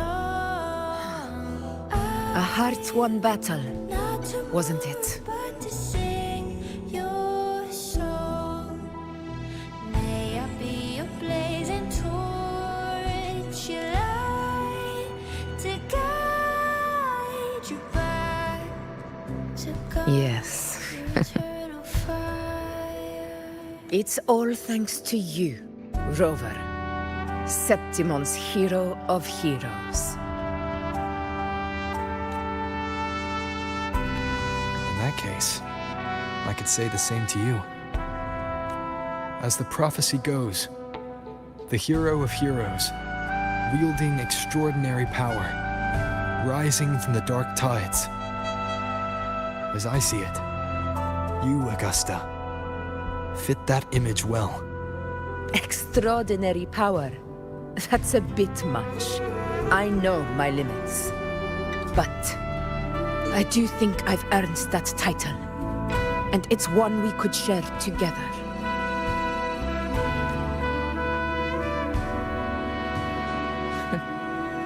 Besides, the temple never said there could only be one hero of heroes. What really happened to you in the dark tide? I thought you might have... It wasn't a pleasant experience. But in a strange way, it was refreshing. If you want to hear the full story, I'll tell you another time. But back inside the dark tide, I think the lost frequencies were always guiding me, shaping who I was becoming. Even trapped in that abyss of despair, those fallen heroes never gave up.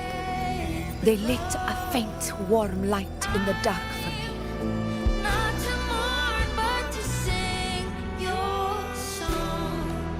And you, along with everyone who stood by me. Without you, we couldn't have won this battle.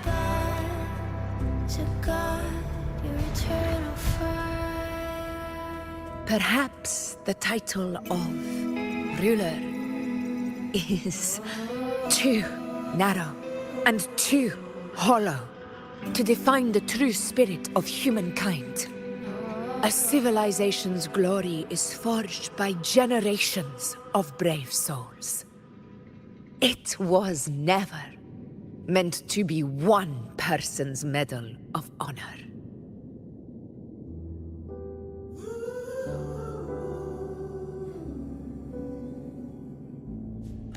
I want to ask you something.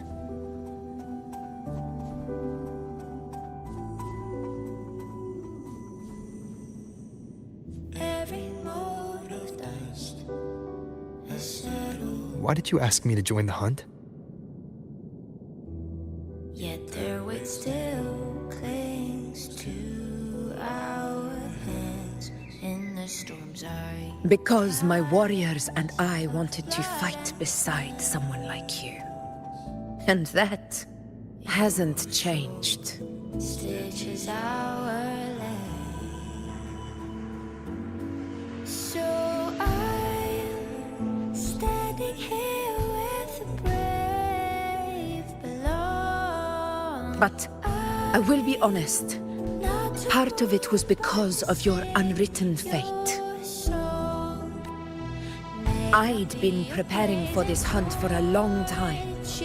At first, all we had were a few vague glimpses from the priestesses, and a handful of prophetic murals. No one knew when or how the disaster would strike. And then, you showed up. You've surely seen the unfinished mural in the temple, the blank wall and the unwritten fate. So I took a gamble, believing you were the key to this hunt. I couldn't explain it back then, not when I wasn't certain myself, but in the end, we realized what that blank represents. And my gamble paid off. The one who deserves to be a hero of heroes, with power over the Earthrend Wedge.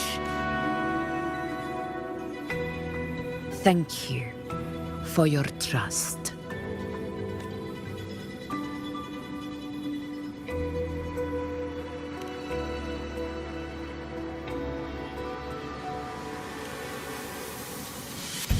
Now it's time for me to honor my promise. This is the end of our journey.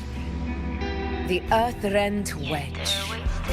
It hasn't been quite what I expected, but I'm very glad we made it this far together. Imperator. Go. I'll wait for you here.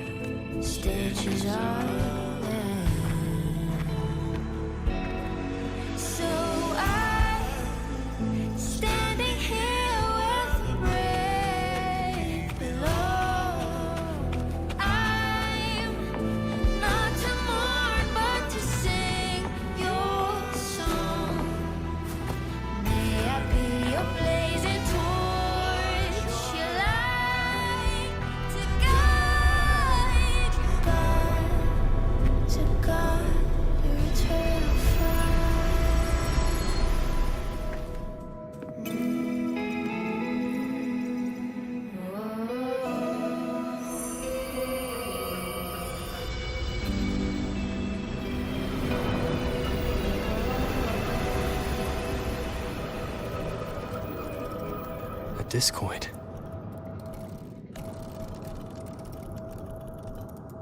This warmth. I feel you, Imperator.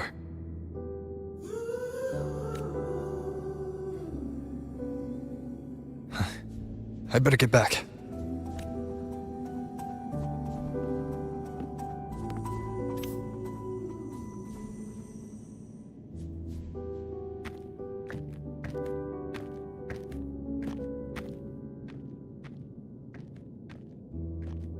Did you find what you seek?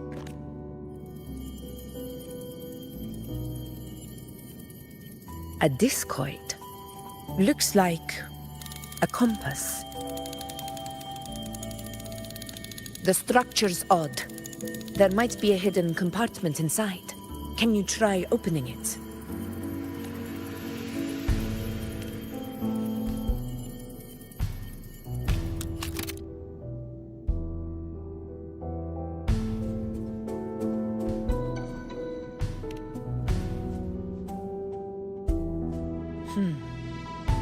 If this relic was left by the Sentinel, brute force won't get us anywhere. We'll need a different approach. Maybe a special key, a mechanism, or a password? Any ideas?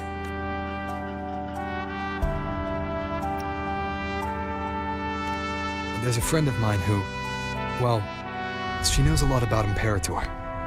She might be able to help solve this mystery. More importantly, her powers are unique. The Earthrender's holding back the Dark Tide for now. But those sudden outbreaks and the way it's fixated on you, it's not just a coincidence. If anyone can put an end to the Dark Tide's threat in Septimont, it's her. Sounds like someone worth meeting. Do introduce me later. I'm curious what kind of person she is. But one thing I'm sure of, she must be a formidable opponent, and a figure to be respected. Like you. You two share a lot in common, actually. I think you'd get along. I'll reach out to her once we're back. She wasn't able to travel before due to some unavoidable reasons. But now, I think the timing's right. All right.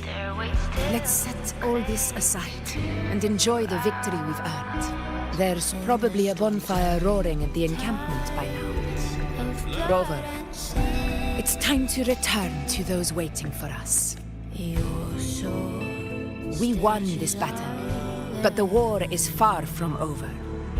The road ahead still steeped in blood and thorns.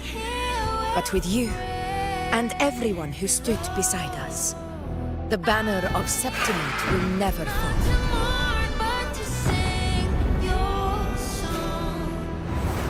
With the eternal sun as my witness, the name of hero belongs to you all. To God, your eternal fire.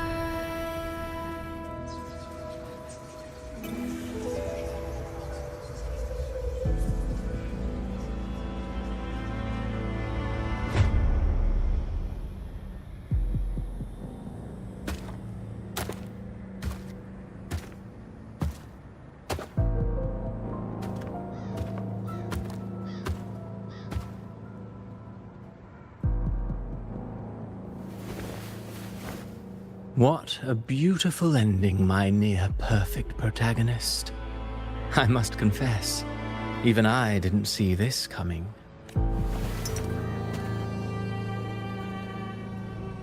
Should this be your final act? No. No, allow me this small indulgence as your creator. The quill of fate may be sharp and cold, but still I want to see how far the soul I created can go.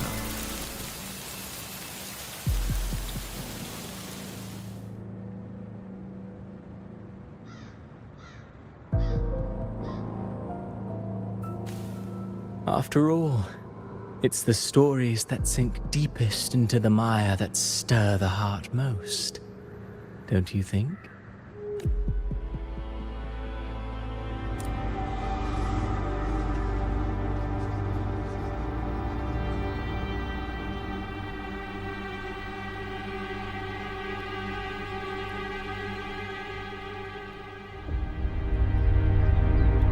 It's been a while, Rinesita.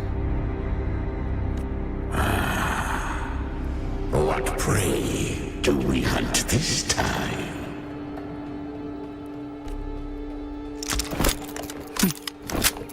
The Trenodian.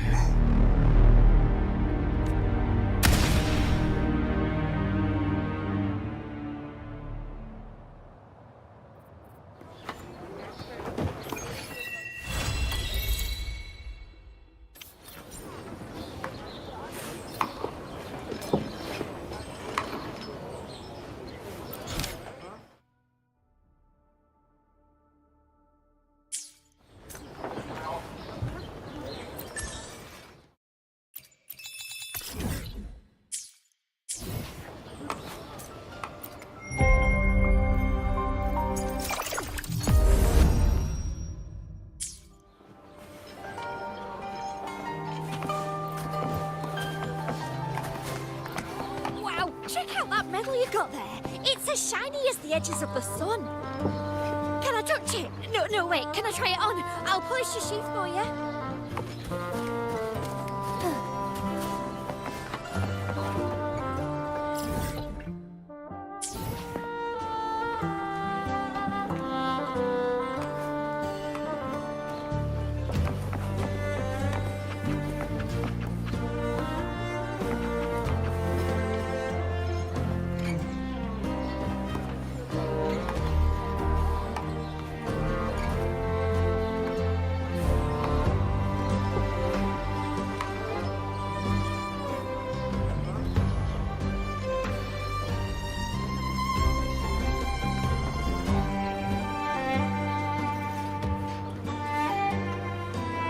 May I pray for anything specific for you? It would be my honor. I'm sure your wishes will come true.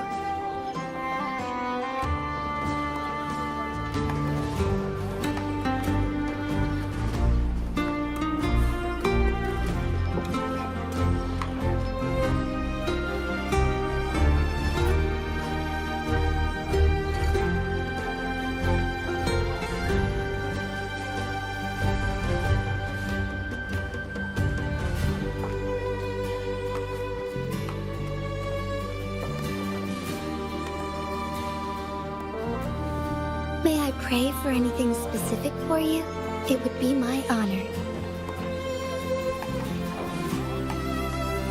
I'm sure your wishes will come true.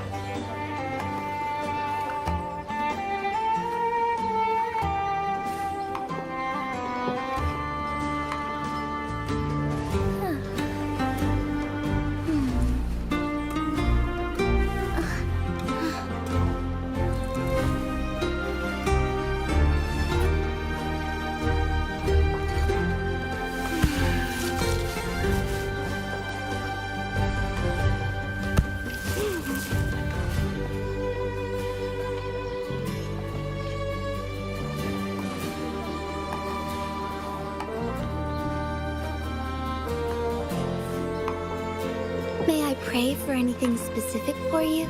It would be my honor. I'm sure your wishes will come true.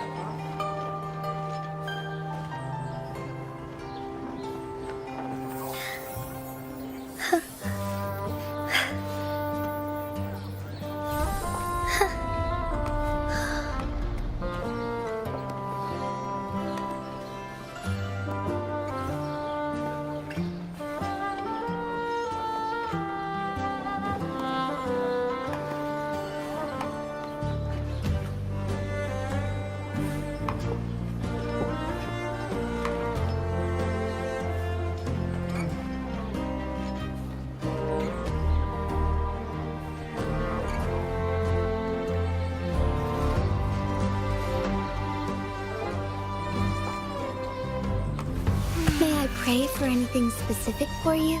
It would be my honor. I'm sure your wishes will come true.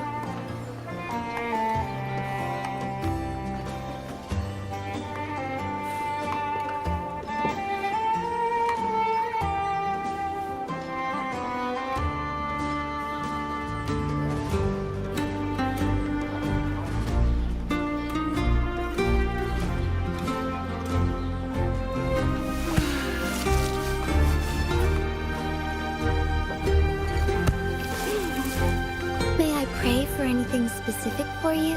It would be my honor. I'm sure your wishes will come true.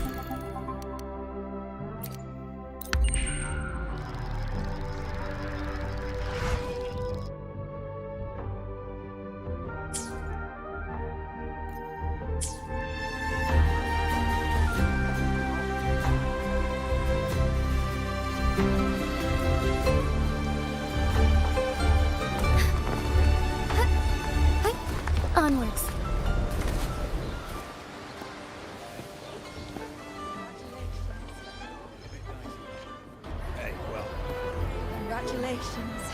A bit dicey that for a moment. What a wonderful day. I'm so glad we did it. Well done, you. Finally. May joy also be upon you, my friend.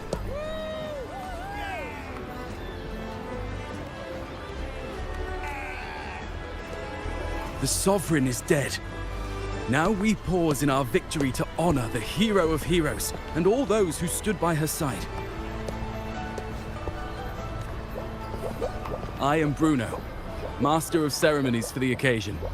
I had hoped to greet you alongside Augusta, but she was called away. The Senate insists on wasting her time with their trifles. We wish to bestow upon you the honor of Rosebearer. Roses symbolize our glory and triumph, to be shared with all who are gathered here. Yes, it's a ceremonial role. Don't worry, it's pretty simple, and you won't be handing out too many. At the height of the celebration, everyone will toss their petals into the air. We will all shower in the flowers. Congratulations. Your task will be to distribute the petals beforehand. You have been chosen by the people, but you are held in the highest regard. The people of Septimont gave their all on the battlefield. Now, after fighting side by side, we'll share honey and wine beneath a rain of petals. You are our first non-local Rosebearer, but I believe you were already chosen the moment you cut through the dark tide's miasma. Without you, the Sovereign's defeat would not have been possible.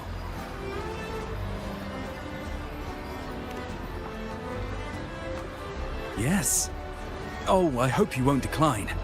This is not only Augusta's wish, it's the people's too. When Augusta arrives, she'll join the other Rosebearers. I'm sure those who partook in the hunt will be honored to receive petals from you.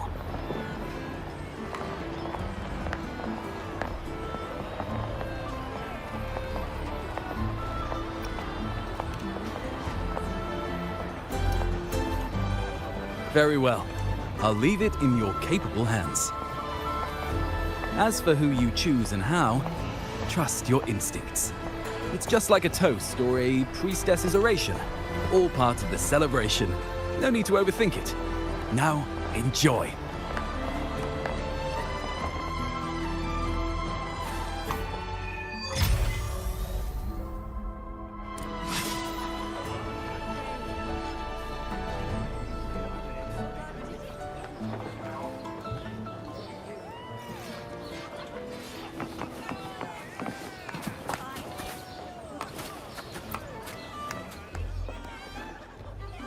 To Septimont!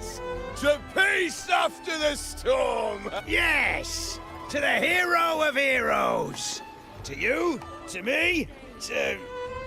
Wait, is that a rover? Oh, good! When the time comes, I'll hurl the glory eye and let the wind carry it far. Let the world see our triumph! Oh, since you're here, anything you want to drink? Speak up! Theseus and I'll take care of it. All right. I'll catch you after you finish. If you're interested, you should go listen to the priestess. Her orations are one of the highlights of the celebration. Who's leading it this time? Oh, it's not Lilibet, is it?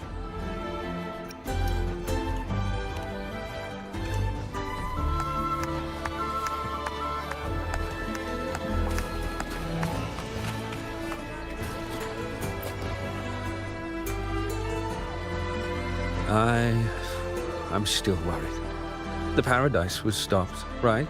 But the Dark Tide isn't gone for good. The Sovereign's gone. But what if something worse is waiting for us? You're hopeless. So what if tomorrow's uncertain? Does that mean tonight doesn't matter?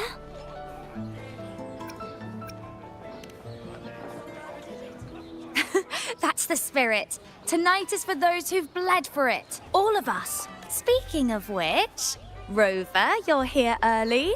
Knew it. You were always going to be one of the rose bearers. The fragrance really makes the glory linger. Thank you. Be sure to save some for those who've fought by your side. If I were them, I'd gather petals from every bearer, then, when you least expect it, give you a small surprise. Huh? You know?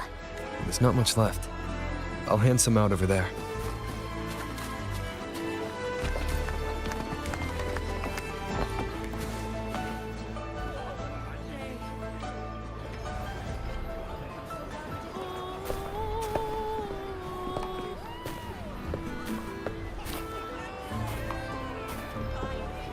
Looks like the oration they mentioned.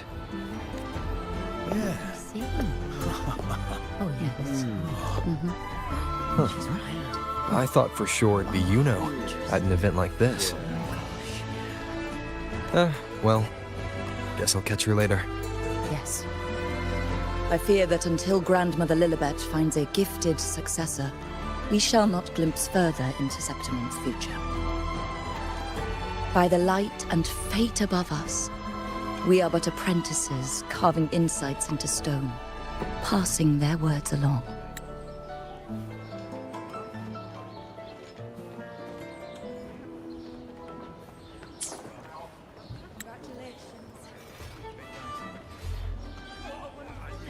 Once, fate flowed like a thread. It guided reverent seekers to glimpse Septimon's end. Under the tide's surge, all was overturned. No soul was spared, until the Unwritten One arrived from afar to join forces with Augusta. With the Chorosaurus as bait, he cut through the dark tide's miasma to reveal the truth. With the false sovereign's blood, a new ruler was crowned. The prophesied end was averted, thanks to Augusta and the Unwritten One. From now on, fear no longer grips me. The dark tide retreats into the forgotten night, and countless souls drink from pure waters again. The new hero of heroes, Augusta, shall lead Septimont into a new age. Thus, the present now aligns with the prophecy Grandmother Lilibet once foresaw in Septimont's auguries. Prophecy of the end, and how we managed to lure the Sovereign out. The order and the story are right. Something's missing. You speak of me and Augusta, but what of Yuno? Who is Yuno? Unwritten One, you leave me baffled. Are you suggesting that my recounting missed someone named Yuno? I don't find the name familiar.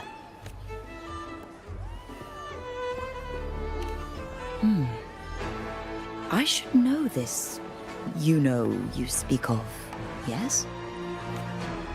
Yuno is a priestess, just like you. More than that, she wielded the moonbow and fought alongside me and Augusta in the hunt. Impossible. As a priestess myself, I can tell you with certainty that none among us bear that name. And I must remind you, we rarely take part in hunts. Our place is with the flames in Tetragon Temple. The hunt for the Sovereign involved many. Perhaps you are mistaken and confused her for someone else. No. I don't know what a priestess is supposed to be, but I do know what Yuno is like. You mentioned cutting through the dark tide's miasma. Tell me, if Yuno wasn't there, then who shot the moon arrow? Who shot the moon arrow? What do you mean? You were the one who dispelled the miasma. Yes. On the cliffside, you struck with your sword to cut through the dark tide. Don't you remember, Unwritten One?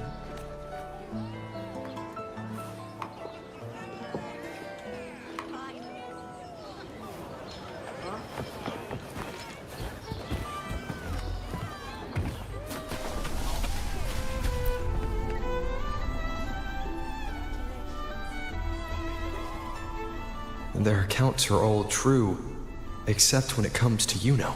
Everything she did, they attribute to me. They're not just forgetting. It's as if Yuno never existed to them at all. Could this be possible? This distortion in perception?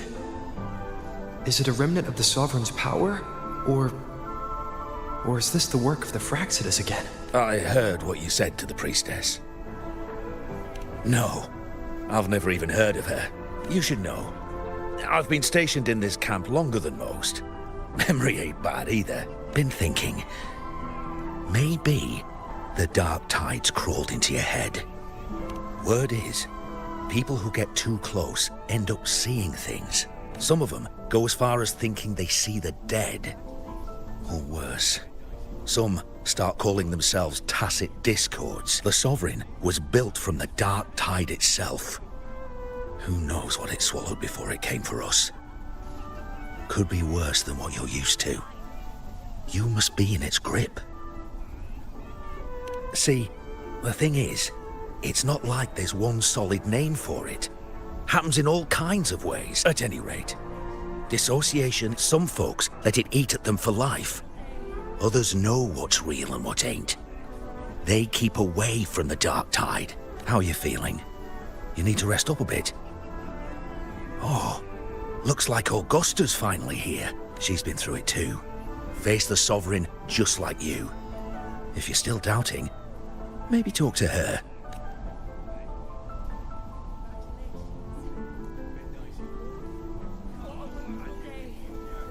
My friend, you've come. Bruno has already filled you in on the Rosebearer matter, yes? How are the celebrations treating you? Augusta, do you remember Yuno? Yuno? Yes, she was often by your side. The one with the bow like the moon. She joined our hunt for the Sovereign.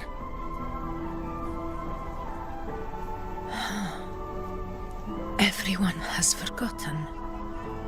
No, that's not it. Everyone says they've never even seen her before. But you remember her. You remember everything that happened. You are certain she is real, and cannot exist in your memories alone. I know what you're feeling, because I felt it too.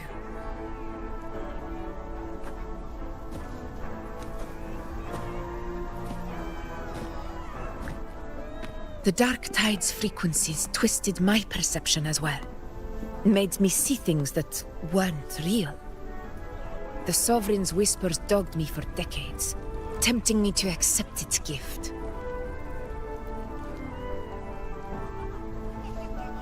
But that's all in the past.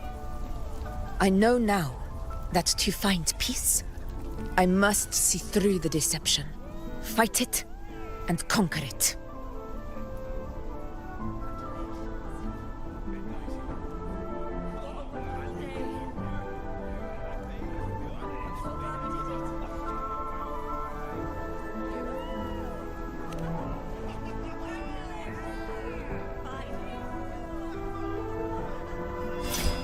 Because of my sword. It reflects everything that happened in Murma's town. Existence always leaves a trace. Beyond feeling, memory, and perception. Is there anything that can prove this Yuno isn't an illusion?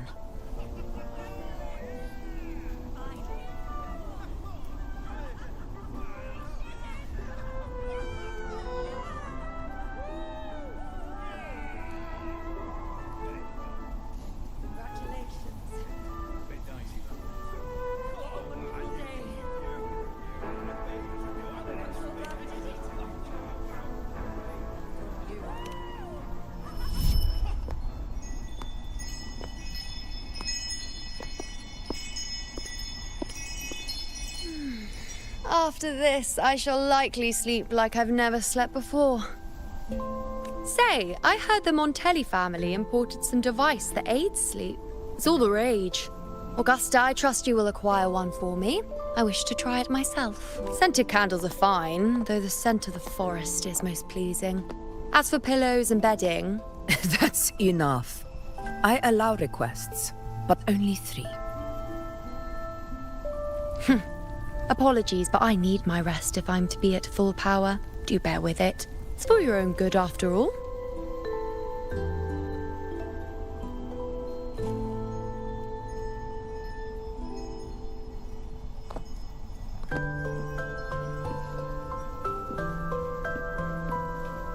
And you, unwritten one, were I to indulge in a bit of selfishness, you'd forgive me, wouldn't you?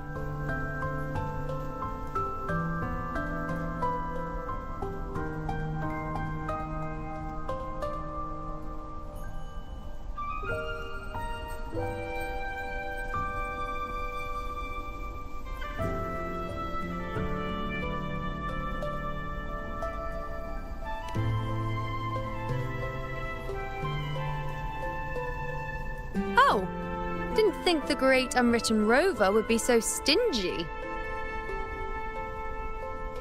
Well, lucky for you, I'm feeling generous today. Now, what brings you to me?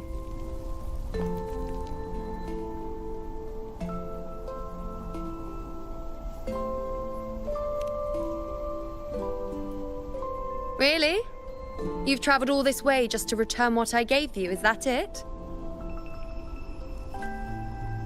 Was it truly such a burden for you?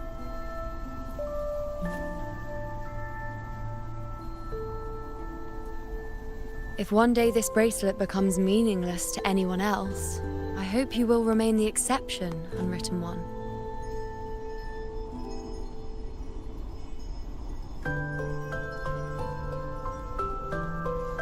But perhaps in that distant future, forgetting might prove far easier than remembering.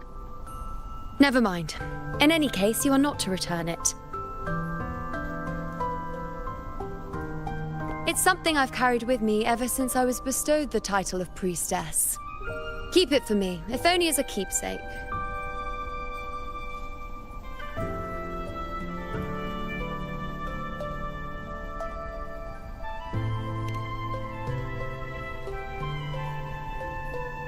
Well, until we meet again, I suppose.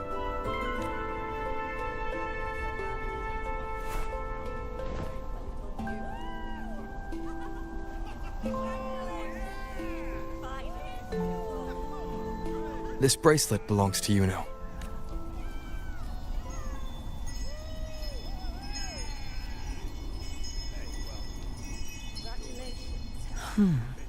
Quite the unique design. I wish I could offer you the answer you seek, but to me, it's just an ordinary bracelet. Nothing about it stands out.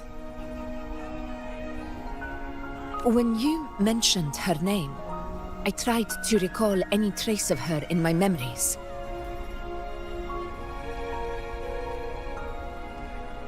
But there is nothing. What has passed is clear, and she feels like an extra piece to a puzzle, one that doesn't quite fit.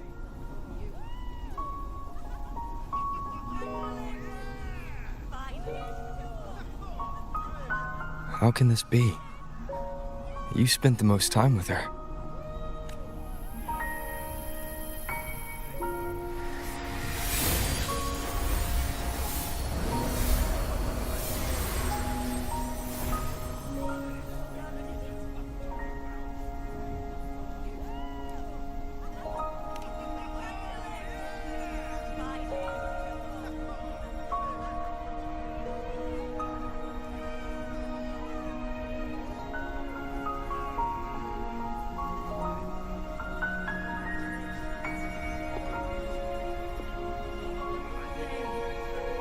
Rover, wait!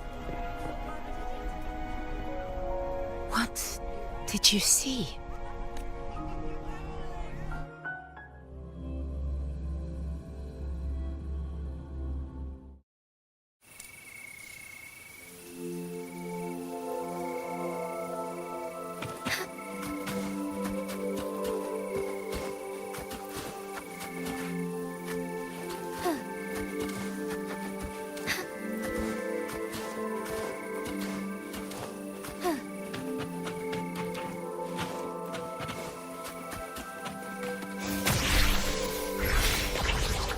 Okay.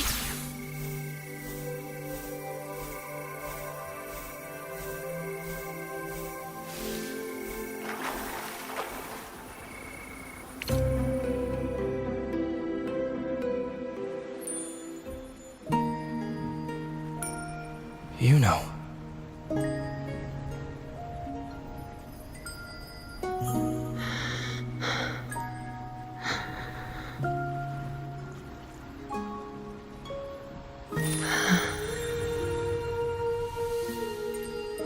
Of course. Only you would be the exception. So, you've known this all along? A death that shouldn't have happened. Traded for an unforetold victory. A fair deal. Now...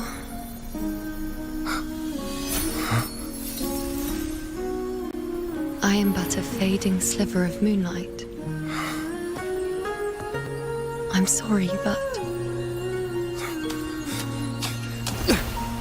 even I fear being... forgotten.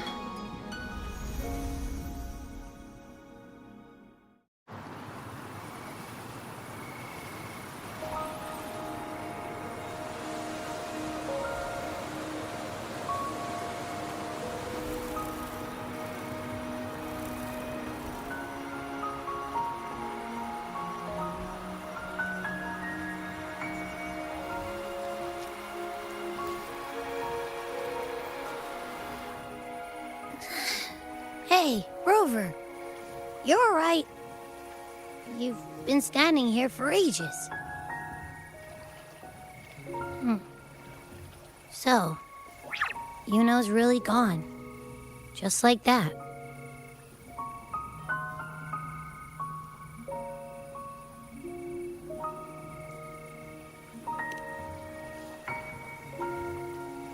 Well, duh. Even though I was snoozing on and off, I still remember everything that went down. Crystal clear. You told me the first time you met Yuno was in the arena, right? She scared the toga off that other team with just a few words. Intimidating stuff. But when I actually met her, she was...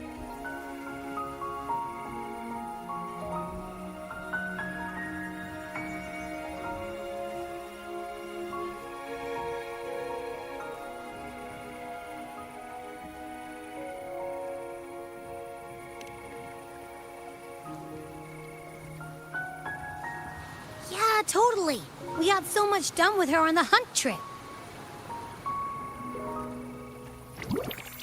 She even invited us to the Tetragon Temple to check out the murals. Oh, and we caught that giant blue spiky TD, which led us to that big bad stinky thing.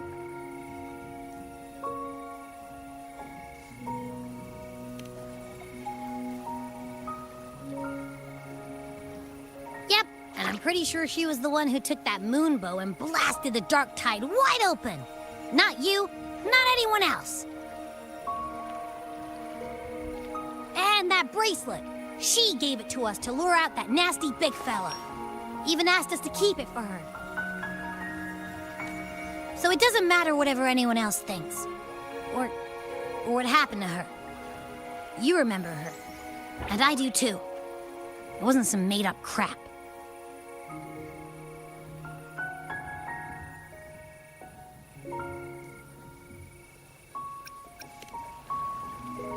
She didn't even get to finish her sentence.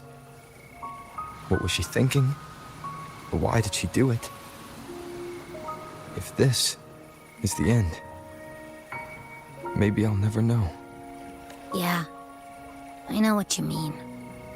Like, we didn't even get to have a proper goodbye.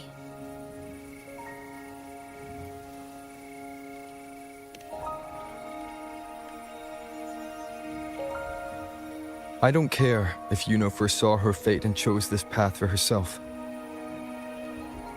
All I know is I won't let it end like this.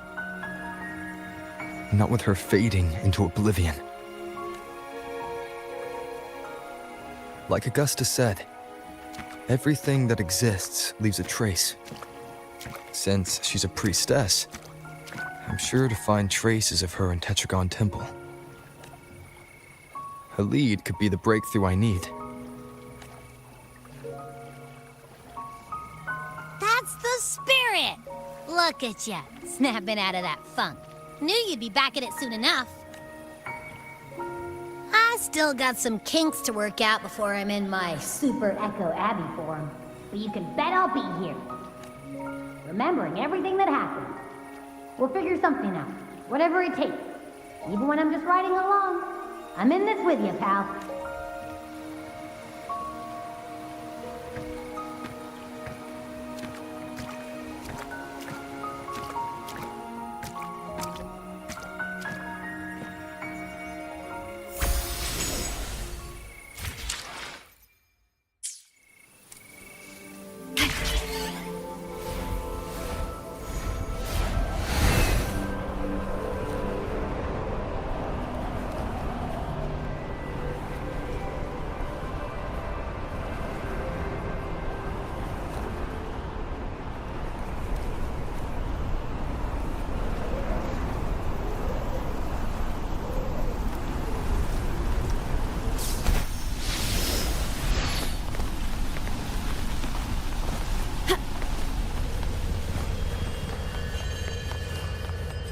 Strange.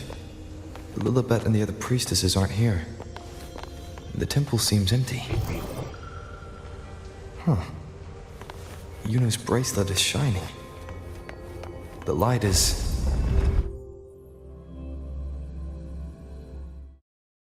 Where could this lead?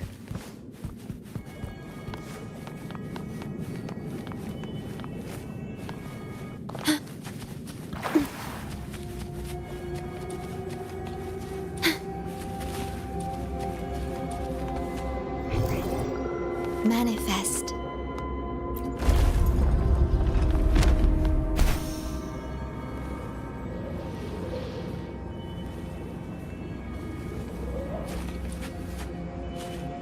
Huh. The mural changed. Please have them. I hope they will prove useful.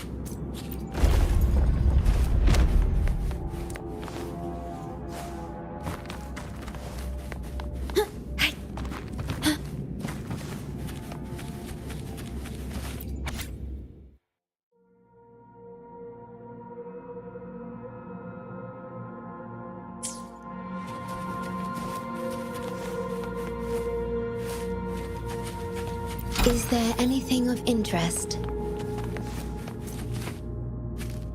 Is this rewriting what was? Or revealing what should have been?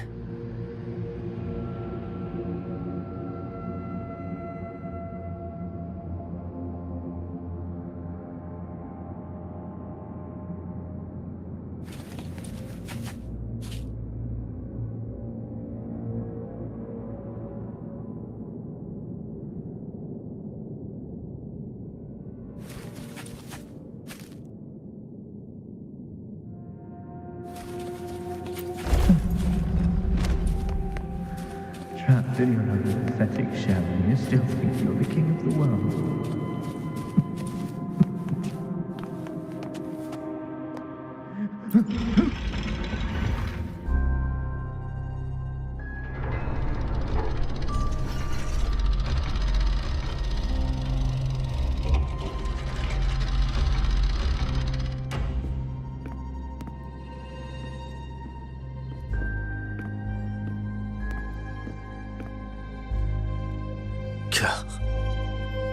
It's you. The person I need to lure fails to show, and now you're here to mock me. Is that it?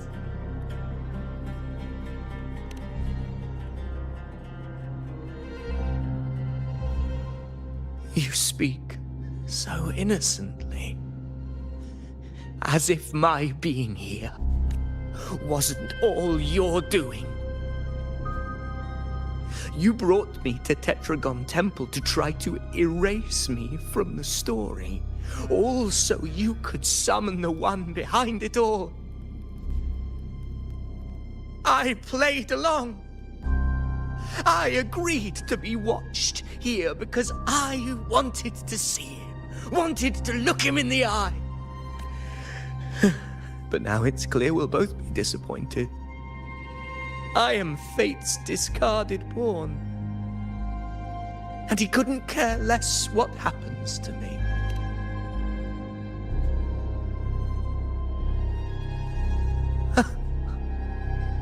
There's no one else here. No need to put on an act. He doesn't look like he's lying. But this is the first time I've been here. Priestesses? Tetragon Temple? Could this be Yuno's doing? For Avidius here, Yuno has also never existed. Whatever she did in the past is now my doing. That's why he thinks I'm behind all this.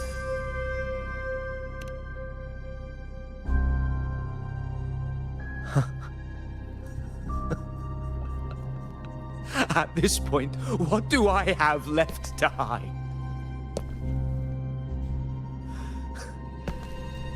I always thought I was the hero who conquered Main's Deep, the one more worthy of ruling than even Augusta.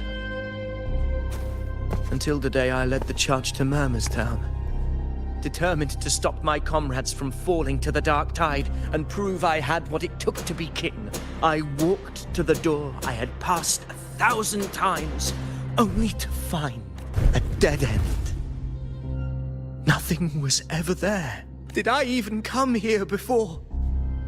When did I conquer this place, and with whom? At that moment, I realized so much was blank. Disconnected dots, scattered and meaningless.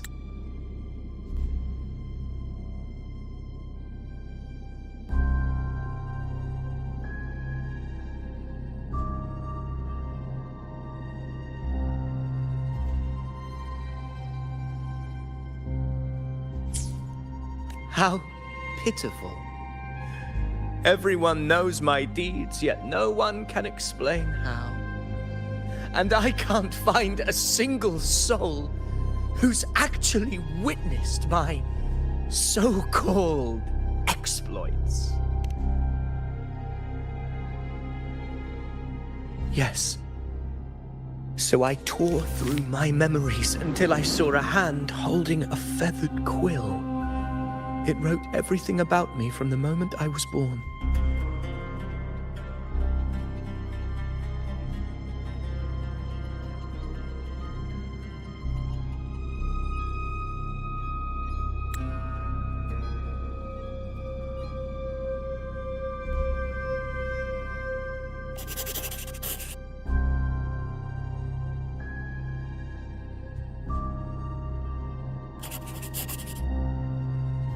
And I realized an undeniable truth.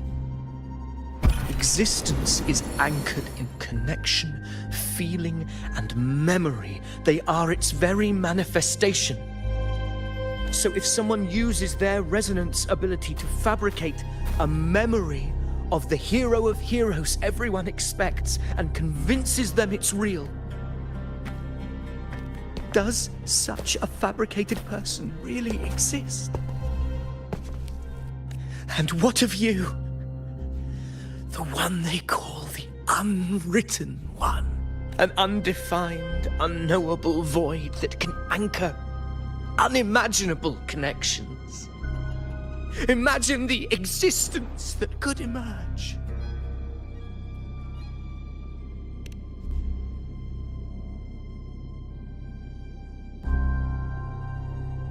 Enough, you arrogant fool. I did not allow you to stay here so you could defile fate with your delusions. Please excuse this disturbance, Unwritten One. Whatever you need to say, we'll discuss it back in the hall.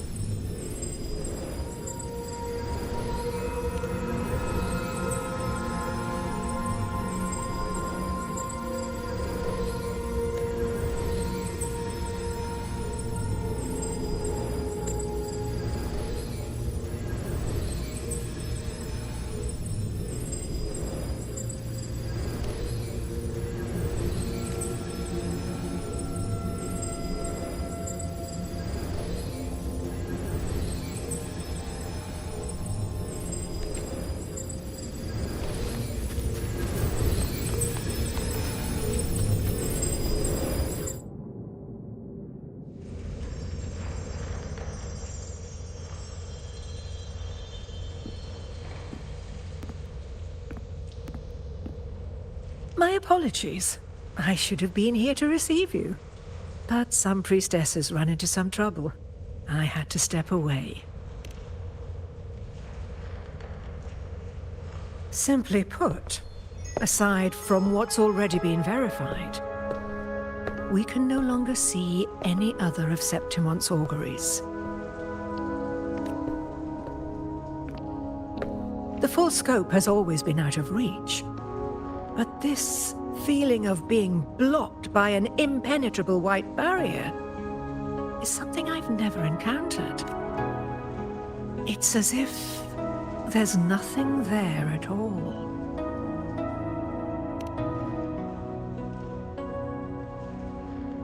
Well, there is a silver lining. Septimon's auguries concern Septimon's future. But as for smaller, individual futures, we can still see those. For instance, I saw Avidius making a commotion not long ago. But let's talk about why you are here first. Augusta mentioned your situation and said you might come looking for me. You seek help in finding a priestess by the name of Una. I wish she were a figment of your imagination, a product of your proximity to the Dark Tide, because I did find a record of a priestess named Yuno. But according to the record, she died 3 years ago, buried where the Dark Tide swallowed the Spring Basin.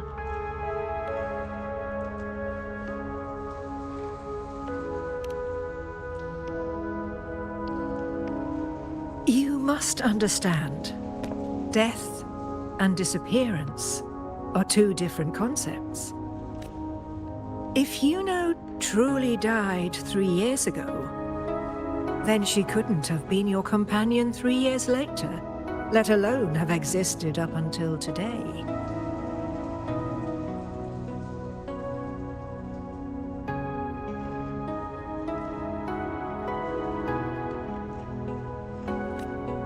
In other words, if Yuno disappeared today and was erased from the memories of Augusta, myself, and everyone else, then the death 3 years ago must have been a fabrication.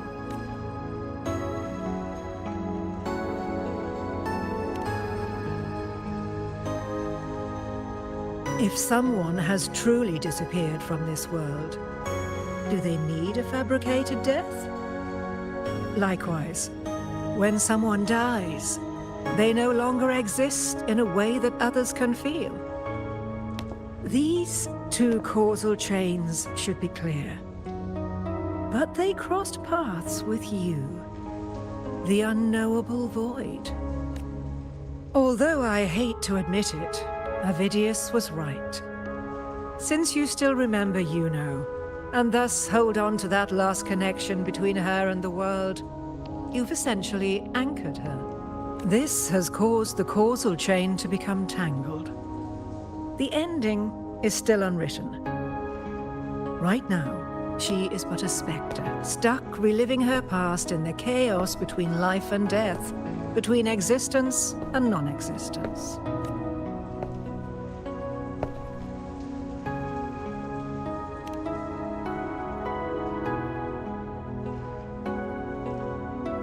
So you wish to use yourself as a vessel, to anchor the memories, feelings, and connections with Yuno in the chaos, manifesting her back into existence. Anchor, manifest, whatever you want to call it. All I know is Yuno's not gone because of me. So why shouldn't I be able to bring her back? If I can tangle the causal chain, why can't I create a new possibility? Your thinking is bold, to say the least. But do you really understand? Chaos isn't just disorder. It's the aggregation of all things. A web of cause and effect. The convergence of infinite possibilities. If you end up lost within it, you risk being consumed, never to return. Even ones such as we, guided by fate, can only pull small insights from certain shores of destiny. What if you enter only to find that you cannot bring Yuno back?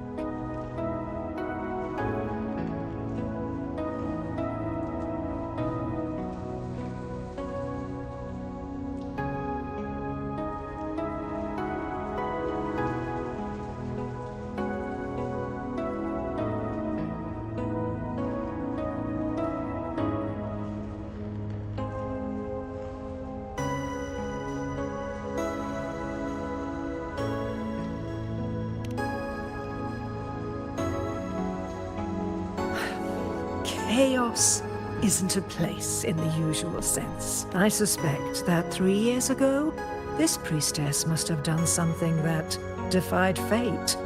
If you can get close to that inescapable knot in the causal chain, maybe you'll find a way in.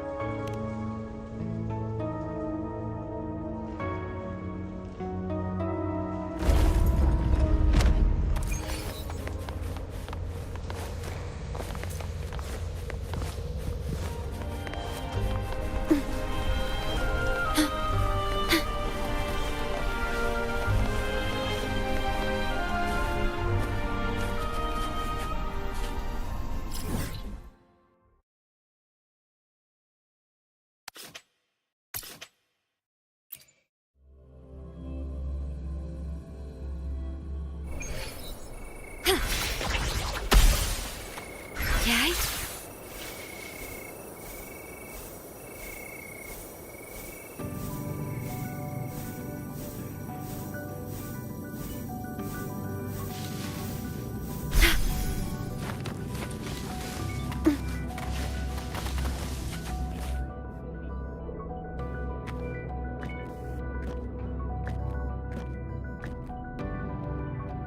We're here.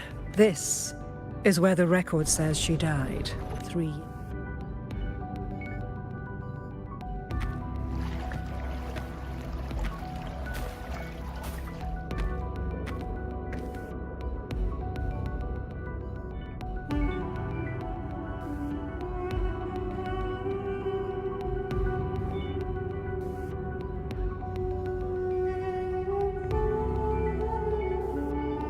Nothing here. Well, that's okay. You tried, Unwritten One. Guided by the light of fate, we walk the web of futures. I've never doubted your judgment of Yuno. But if, as you say, she knew what would happen and still chose this path, could it be that this was the closest she could get to true completeness? If you refuse this ending, how can you be certain that you can create a better one? A life with all its experiences and feelings, shredded, scattered, and thrown into the realm of chaos. What you find there may not be beautiful. It will be filled with pain and emptiness. Even if you do find a way in, your time together may be brief, with so much uncertainty. If there were any doubt, now I'm sure. Wait, you...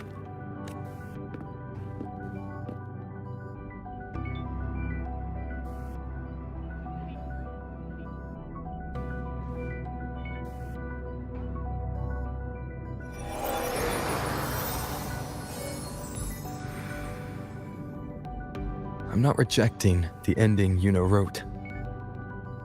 I just want to fix the regret she left behind.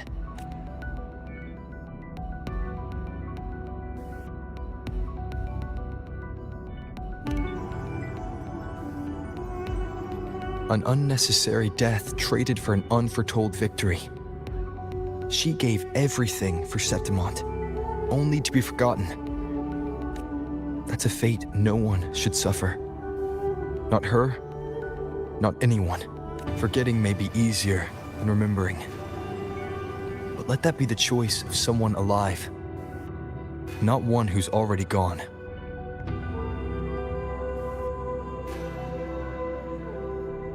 Right now, Don't want to lose anything I still have.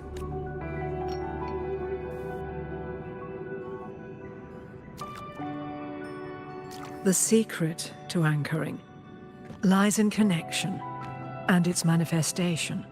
If you find what remains of her in the chaos, and she responds to you, then follow her guidance, for that will be the only fragile rope connecting you, her, and this world.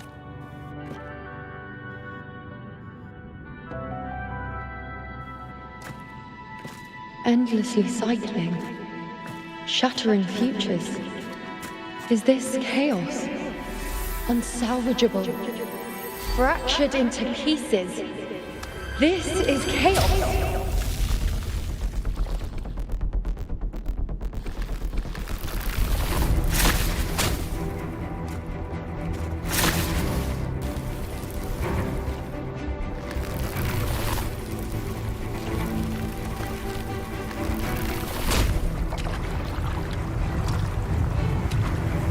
Countless possibilities, both true and not true. This is chaos. Until every anchor is revealed, laid bare in the light.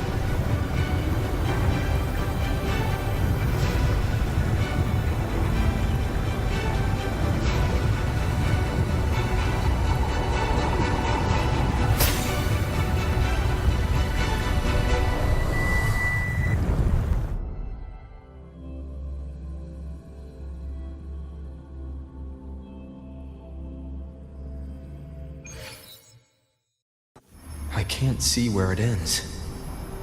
Can't tell where I am either. Is this the chaos between life and death? Between existence and non-existence? That's Yuno in the center.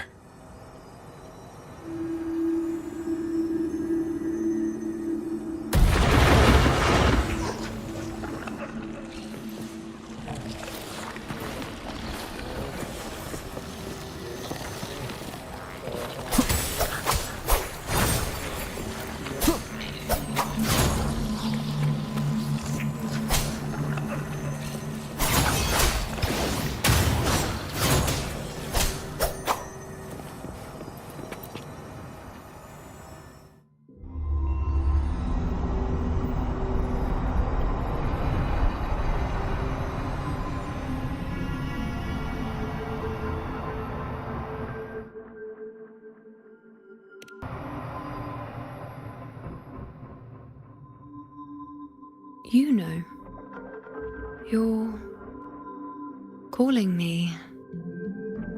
Are you here for me? Why would someone be looking for me? She looks the same as she did when she faded away. A sliver of moonlight. How long has she been lost in this chaos?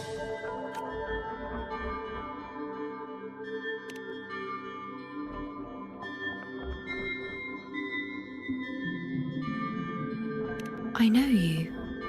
You are unwritten. A blank. An unwritten blank.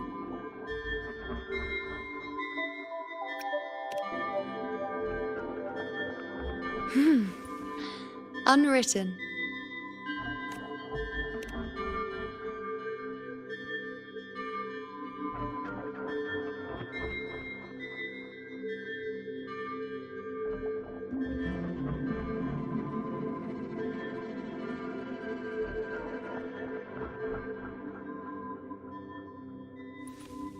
I will guide the unwritten with the moonlight to find more of me. She responded to me. Now, she's guiding me. Even if it's just a trace of her, I found her. Now that fragile rope connecting her, me, and the world is already in my hands.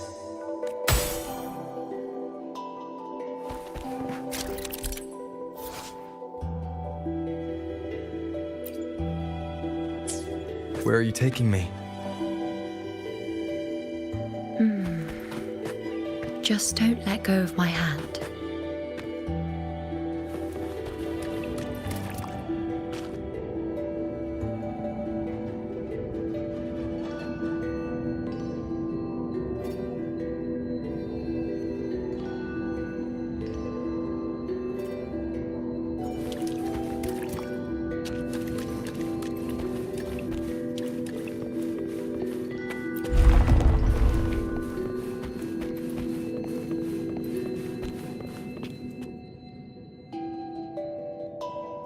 Guided by the light of fate, we walk the web of futures. Grandmother Lilibet has already prophesied her successor. Yuno, born in a lunar eclipse, will become a prodigy priestess. Wait, Sibylla's, you know? I know that girl. Wild and dramatic. Do you really think she'll come to Tetragon Temple? Her mother is a former gladiator champion, and her father a famed blacksmith. And she is skilled with a bow. Maybe she'll just want to be the next champion, you know? She is spoiled for choice. The prophecy can't be wrong. Grandmother Lilibet's already seen it. She'll resonate with the moon's phases. That's a huge honor. Not just anyone can see fate's patterns. And she'll be able to see it more clearly than the rest of us. It's our duty to share visions of the future, to guide Septimont and its people forward. Such glory. She won't refuse, and she shouldn't. This is the past, where my existence left its mark. I see. Grandmother Lilibet said that the key to anchoring lies in connection and its manifestation. Let's try to find more.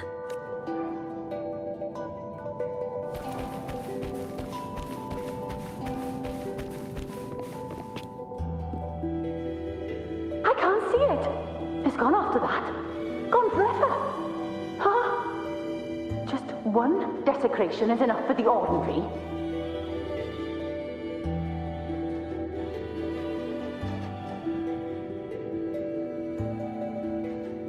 I just wanted to understand.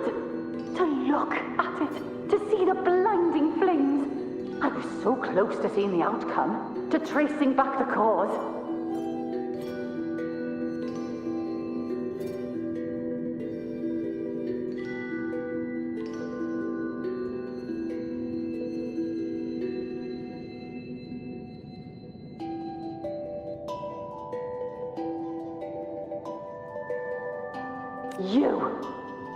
You must be smarter than me, stronger than me.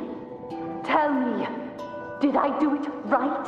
Staring at the sun, burning with pain for that truth. Tell me, have I gone mad? Is it me?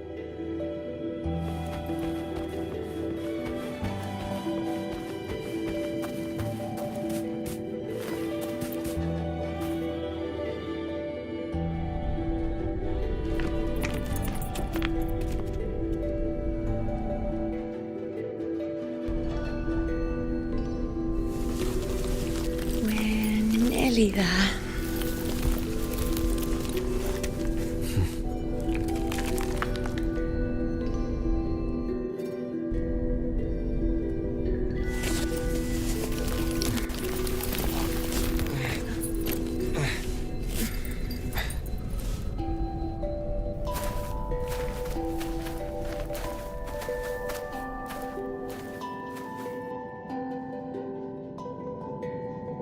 Let's go before chaos catches up to us.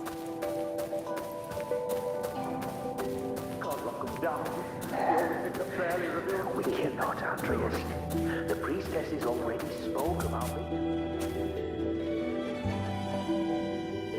Sibylla, wait! Are you crazy? Charging up alone is walking to your death. Think about your daughter. She's still waiting for you. Spare me your words. The entire Western defense rests on us. Do you have a better plan? As for death, of course I want to live. I fight not with death in mind, but victory. Yet if glory and death come hand in hand, so be it. Let the bells toll and mourn me when the time comes. Until that moment, I will not stop. Is this how it was? Or is this just my imagination?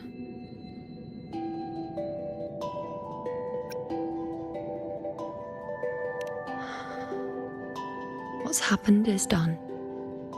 It can't be changed. Those who closed their eyes never truly saw. So this isn't really her.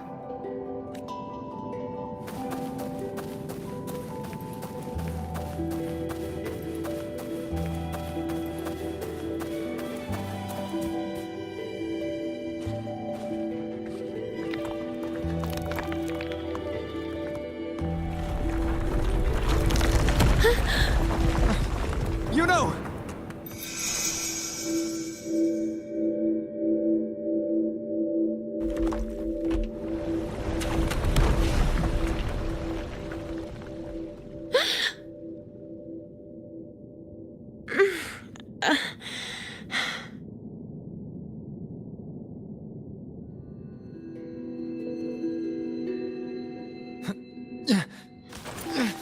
Thank you, Unwritten.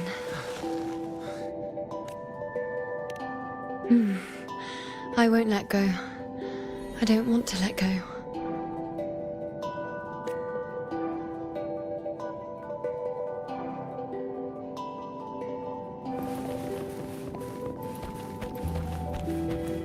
Is that?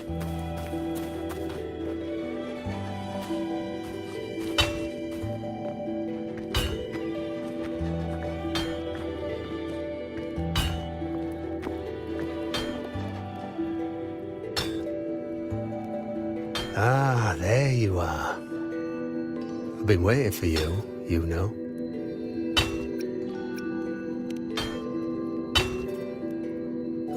What's the surprise? You know, aren't you? Been hammering away at this bow for you long enough. If I couldn't call you by name now, well, that'd be a proper surprise.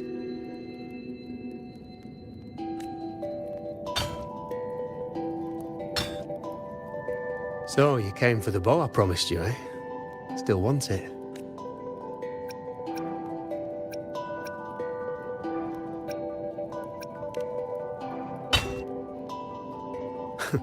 Right you are. Why wouldn't you want it? But once you take it, what then? I reckon you've heard Lilibet's prophecy, haven't you?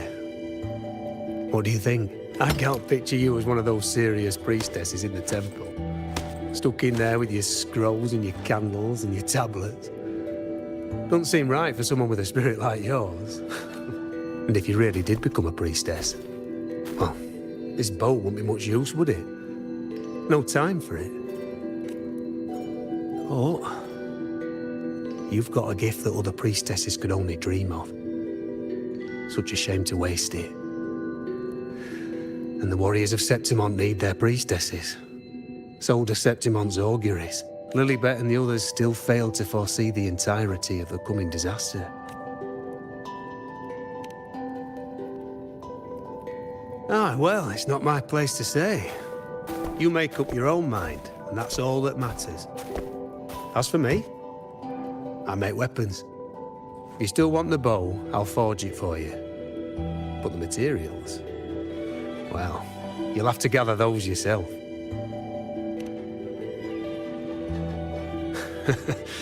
Forgetful today, are we? Didn't you say you wanted to craft a bow from your favourite Lunarum bow? Truth be told, making a bow isn't all that different from making anything else. You learn as much as you can, repeat it often enough, until you've shaped it just right. From nothing to something, to its final existence. That's how it's always been, eh? But like I said, if you still want it, you'll need to gather the materials first. When you've gathered enough Lunarum bow, you'll get your bow. And if you're not sure where to look for it...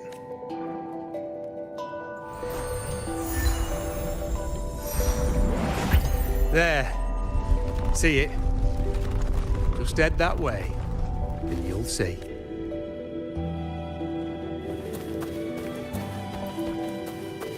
Lunarum bow. That's what the blacksmith mentioned. It looks just like what was used for your bow.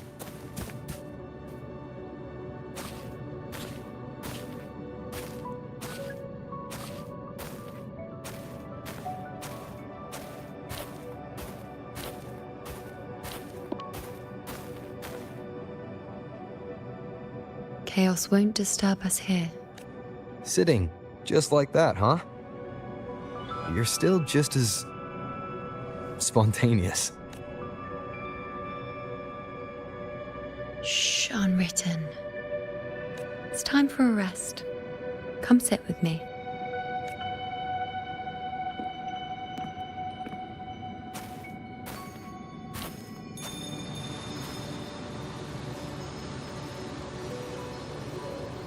I've never said it properly before, and I don't know if you fully understand it now. But now that I found you, I will bring you back. I won't stop until I do. Because you said it, I believe you. We rest to manifest what we've already found.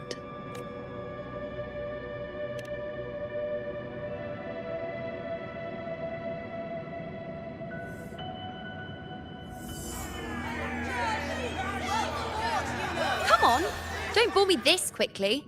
Show me what other tricks you've got up your sleeve. Victory? That's the only befitting outcome. Now spare me the words. I know I'll be first. This is only the beginning. Soon, I'll be an even greater warrior than Mother ever was. Getting whatever she wants, doing whatever she sets her mind to. Are you talking about me? Very well, I'll prove you right. Prodigy, you say? If you want to call me that, I'll gladly take it. But why are you so certain that who you see is me? That was... Huh? They're gone now. Because this is fate's will. It has favored me more than others, because I can see what others cannot. Only I can see further. But...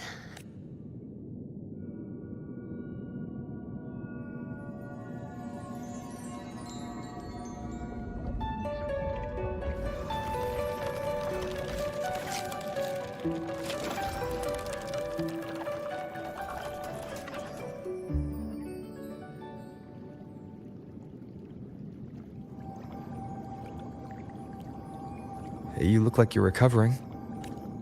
So, after experiencing and feeling all that, you need to rest.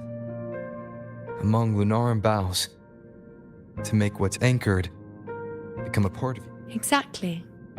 After manifestation, this is how I can absorb more.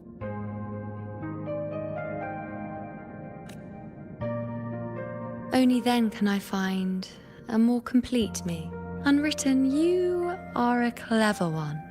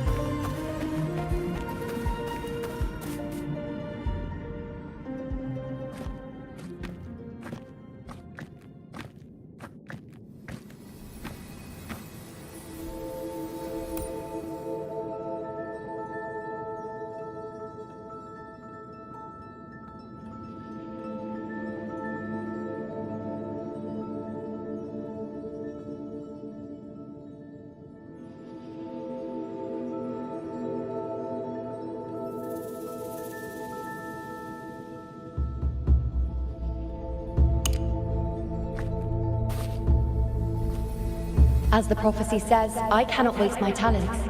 I will not turn a blind eye to misfortune. Since only I can do this, I'll be the one to see it through. A gladiator or a priestess, what does it matter? I'll face fate and see just how far I can go.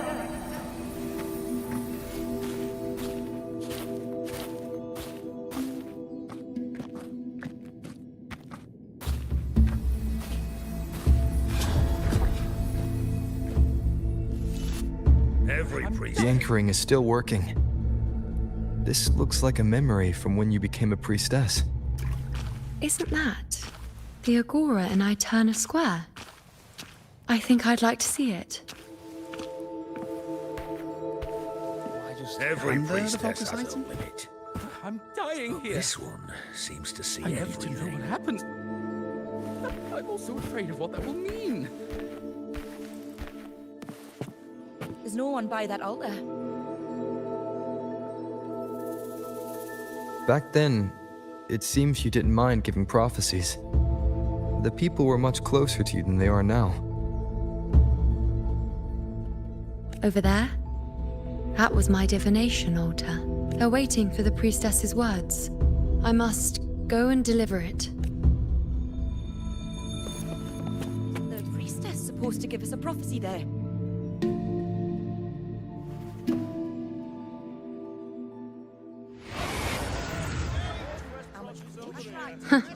You look unfamiliar. Not from Septimont, I take it. Not bad. You even bothered to learn my name.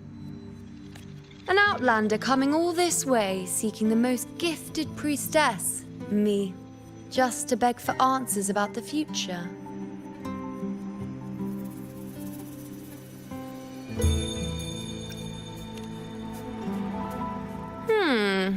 What's this about? How dreadfully complicated. But I suppose I can't fault your luck finding your way to me.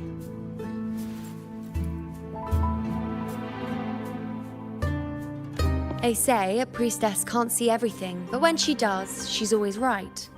But I'm different. I can see everything, and I'm always right.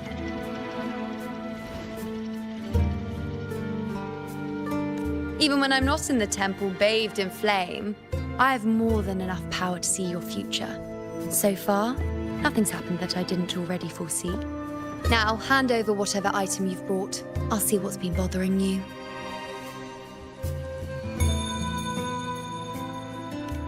Oh, that's all right. I hope you're okay with me freestyling it then.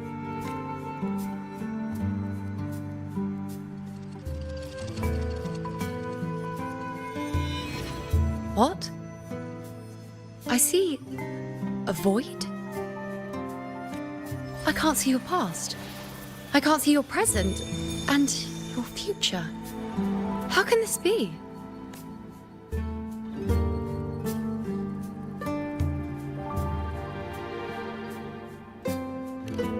The Unwritten One. Why is that familiar?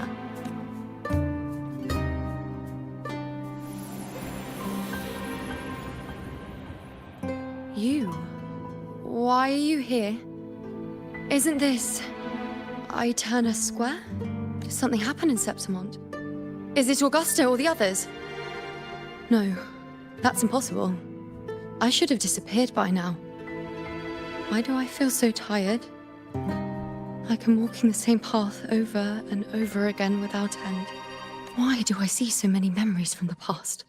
My mother, the other priestesses, and you. You've done something for me, haven't you? Yes. We're in the chaos now. But you shouldn't be here. Neither should I. Why haven't I disappeared completely? Why did you sacrifice yourself? Why did you just leave without a word? Was this really the outcome the most gifted priestess chose for herself? Because this was the best I could do for Septimont. Destruction. Failure. Oblivion. The dark tide devours everything you can imagine. The Griffons can't escape it. The gladiators can't defeat it. In the blink of an eye, before we could even react, it had already enveloped everything. I knew it from the start. I knew 3 years ago. I would turn everything I am into the moon arrow that would pin down the Sovereign. I just didn't know when that day would come, or if it would be enough.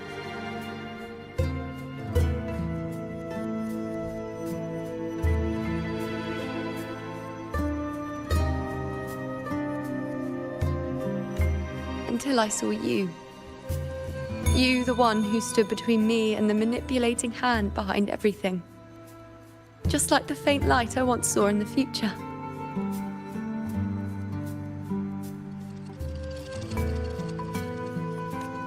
I finally understand.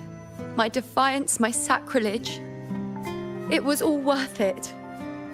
Now I found the answer.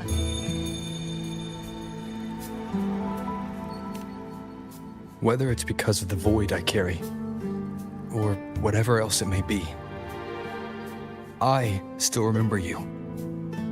Your place in this world isn't over yet. I'm taking you out of this realm of chaos. You...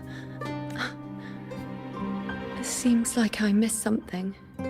Something I didn't foresee. So the unwritten one from the future isn't happy with the ending I've changed and wants to rewrite it. The battle's still undecided. The war isn't finished yet. Is that it? Yes. You traded your existence to alter the prophecy. But I'll anchor your existence and rewrite your ending. If I've ever guided you before, then now, let me guide you one more time. Really? I'll entrust myself to you then. But be careful. Don't get lost in the chaos. And I shall put my best foot forward as well. We shall meet at the very end. Wait. Am I Yuno now? Hello, priestess. I've got the item here with me. I hope you can take a look for me.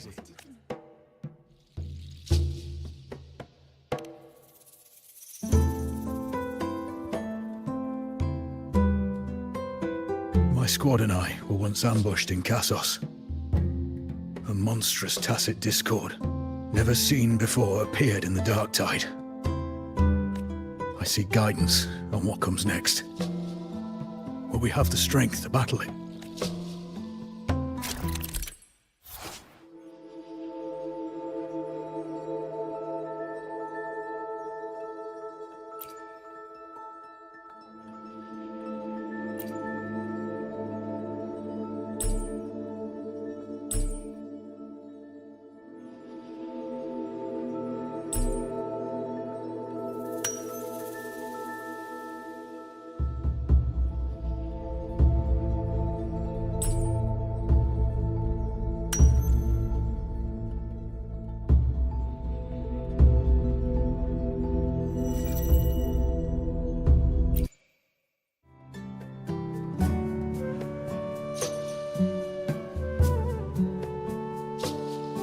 Are these the types of visions Yuno sees? The broken horn, the spear piercing through the eye, victory cheering, you, and the other gladiators. His blood.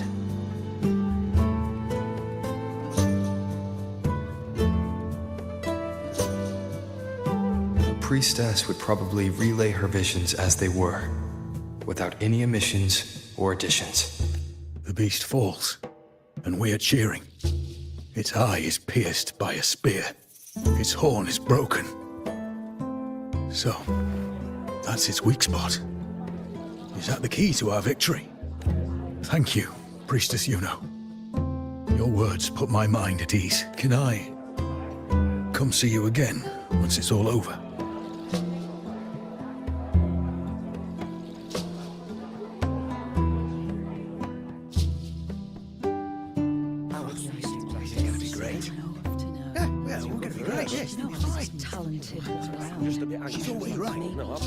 Priestess Yuno, I'm here with a bracelet my betrothed gave me. I feel like it best captures his feelings for me. Perhaps our future together will be one of true love.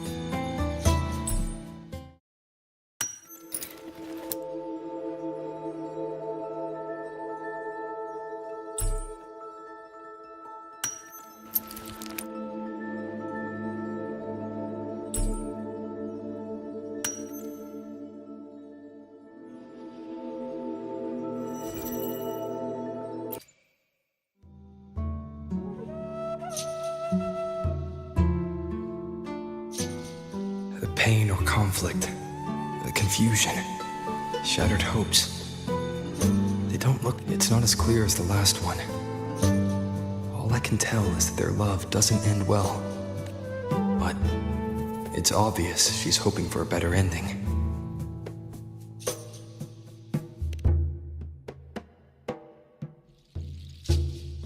If a priestess's vision is never wrong, then telling her won't change a thing. But what if it's the act of telling her this prophecy that causes that ending? She should decide the path she wants, regardless of the outcome. I'll just let her enjoy the present. So, not much else to see? You want me to focus on the present? I really never thought we'd end up together. We've known each other for a long time, but we're both so strong-willed. What matters is that we're in love now.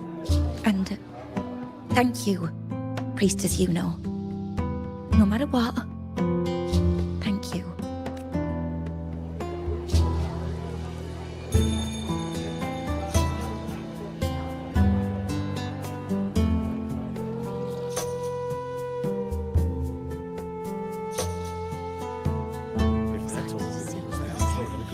I have a little trick I'd like to pull off regarding a life.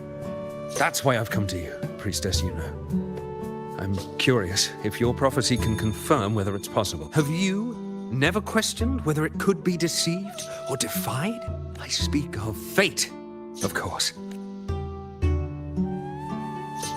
These figurines I brought were crafted by my family for me and my brother as a rite of passage. We're twins, but we walked two very different paths. Me, books and knowledge, and him, weapons and strength. By chance, I learned my brother's fate in Tetragon Temple, destined to die this summer at the hands of a tacit discord.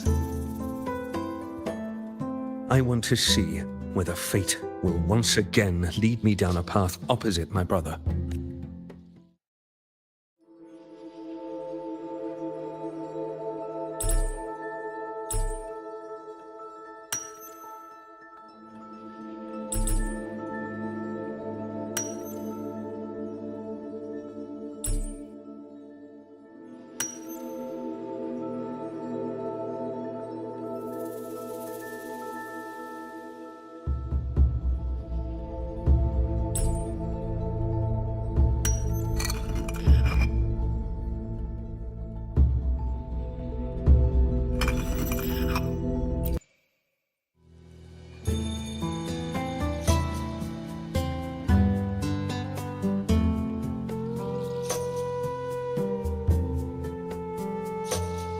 An older, more aged Nicholas.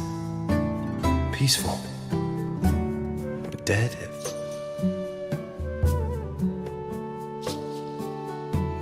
So I'm right. See? Oh, Kyrian, my brother. What did I tell you? You've shown me my end. I will live to become an old man. That means this summer, I won't die. What if I take Kyrian's place in the battle, and he plays the part of Nicholas, sailing across the seas? I'll confuse the whole world, even fate itself. Let me try. I'll use fate's prophecy to overturn another, and trick death with the undying.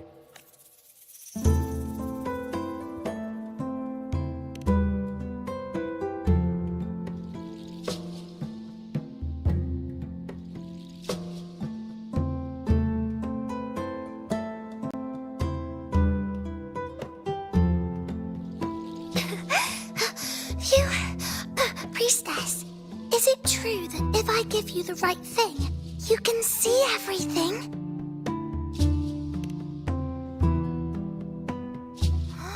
Wow, you're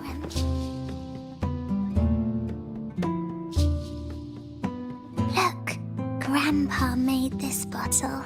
I want to find him quickly. He left.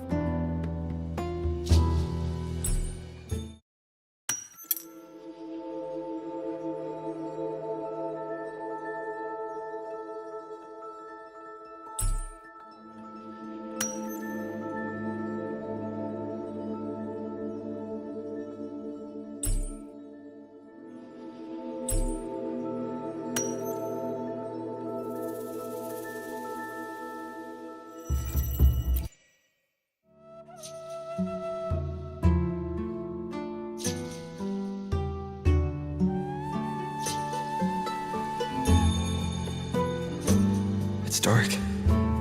Nothing but darkness. I don't see anything. I see. The priestesses at the temple said they saw the same thing. They said when someone dies, their light goes out, and everything left is just pitch black. Nobody can see anything anymore. Yes, Grandpa was really sick, and he died. But it's okay. He made me promise that if he ever wasn't here anymore, I'd put all my tears in this bottle. One day, when the tears dry up, we'll see each other again. So, I don't cry anymore. I'm worried it'll take a really, really long time to see him again. I can be forgetful sometimes. What if I don't recognize him? What then?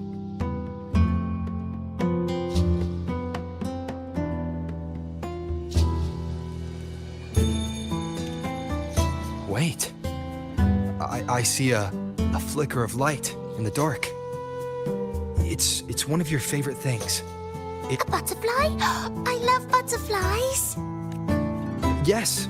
When your tears dry, your grandfather will return to you as a butterfly. When he does, you'll know it's him. Thank you, priestess. I knew you could do it. Even if nobody else believed me, I just knew there would be someone who could see.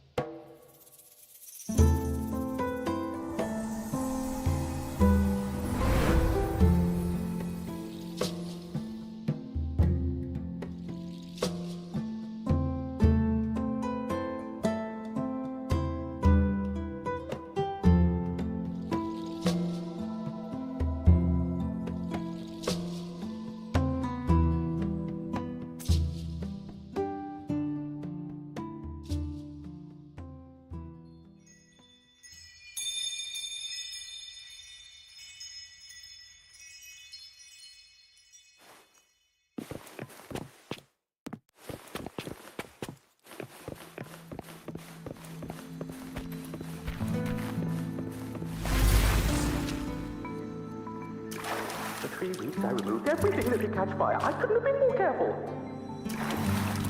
As the prophecy foretold, I cut the tacit discord between. And as the prophecy foretold, That already.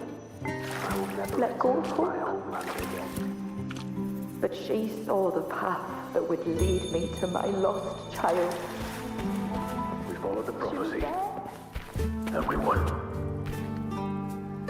But when I see Board's shattered leg, I can't shake the thought. Was there another way? Follow the prophecy, or if I found someone else to wield the spear, I knew it all along, didn't I? I've not gone hurt. Whoever really has forever anyway. But at least I have those moments with him. So full of passion.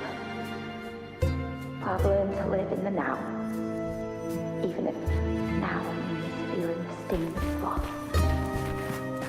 Curian set sail across the sea, only to meet his end at the hands of a tacit discord. And I, believing in my own prophecy, took his place in battle. I was gravely wounded, and now I'm but a living corpse. The prophecy said I can live to 50, or even 60. But now I have to spend all those years in a broken shell of a body. Those who think they can cheat fate will find themselves thoroughly deceived. Come back. When you die, you die. Some things can't be changed, no matter how much we want to fight. The tears in the bottle have dried, and I'm not that little girl anymore.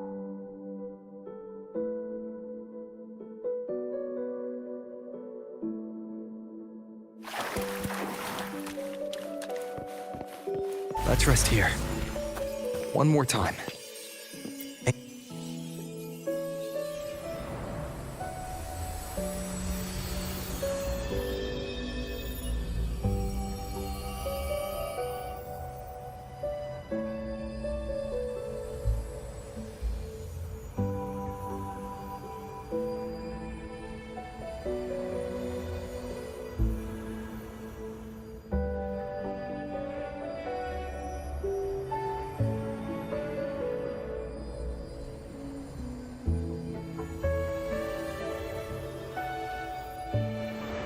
I can see further than anyone else. I can see things no one else can.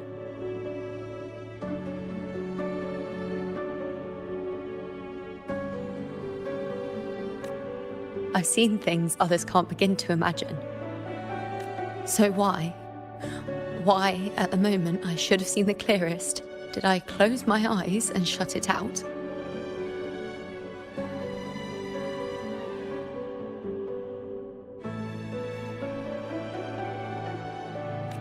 I was so close. If I hadn't closed my eyes, I would have learned the causal chain and I could have stopped it. After that, I decided to keep my eyes wide open, no matter the cost.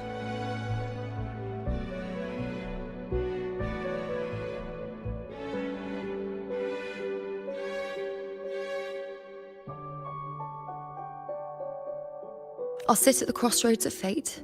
I'll stare into what's to come and not flinch, be it joyful, tragic, rebirth, destruction.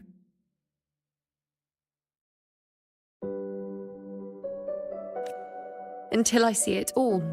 Until I know everything. Because I am stronger than anyone else. This is something only I can do. But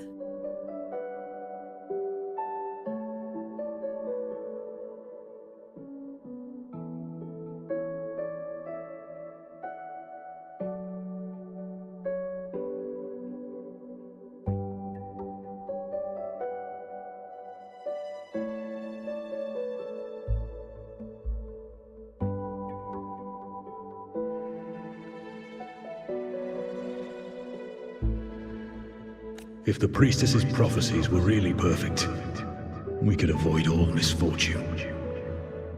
If there is such a thing as fate, then misfortunes cannot be avoided.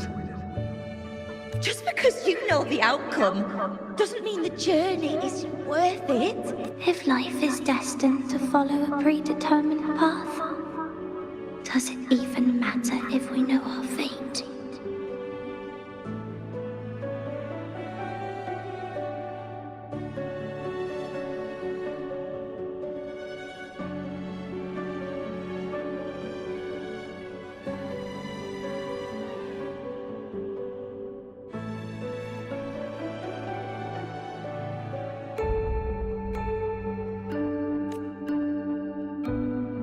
after all I see, could I ever answer what they hope of me?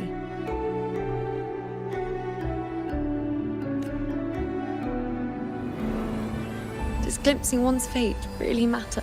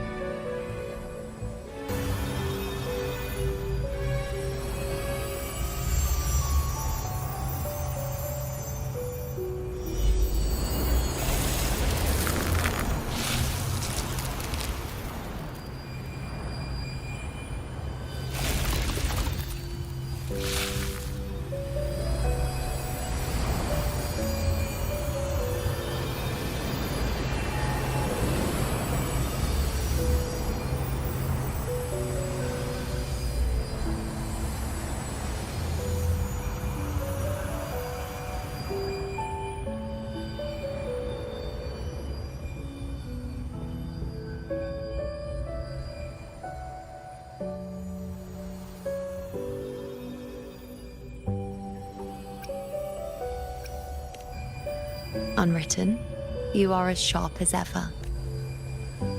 Seeing is simple. but facing what you see isn't. In your eyes, I see my past self. I also see my present self. Together, they overlap to create a more complete version of me.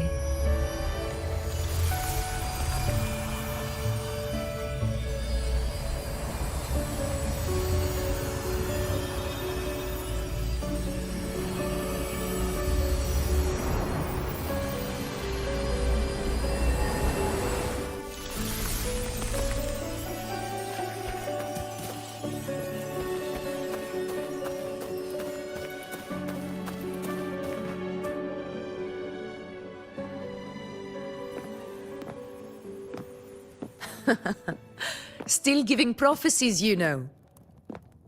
Like the first time we met on the plains. You told me you saw a glory as bright as the sun. One that would earn me respect.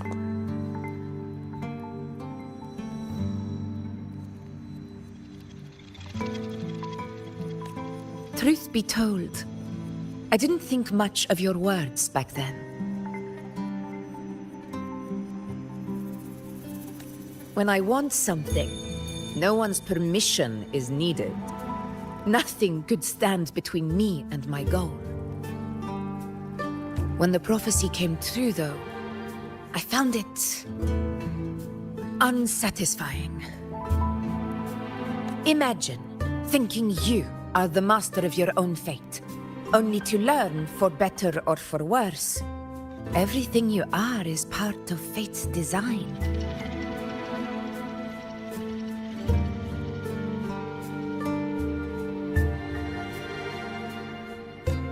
It's as if fate chips away at the untamed part of you, turning you from a wolf into a caged rabbit.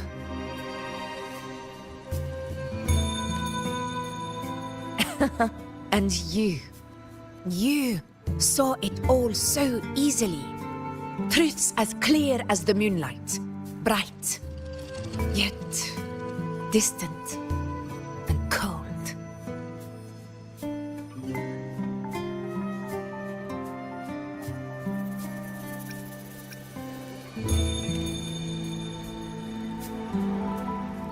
Don't mistake me. I don't dismiss the value of prophecy. Seeing the outcome gives us insight. Prophecies allow us to envision the future and find better ways to face it. In every one of Septimon's auguries, the priestesses foresaw disasters that would befall the land, but also the hero who would rise up to face it. Like the people of Septimont, I too have been blessed by prophecy. But in the end, whether disaster is averted or who the hero is, those choices are never ours. If we are nothing more than fate's puppets, what difference does it make if we can see its hand? If fate one day wills our annihilation, with no way to change it, what then is the role of a priestess?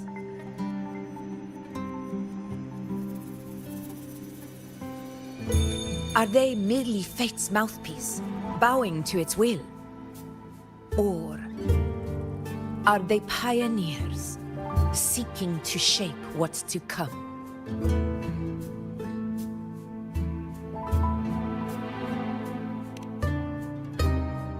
Last night, Grandmother Lilibet told me another Septimont augury had emerged. This one revealed a future unseen, a warning long overdue.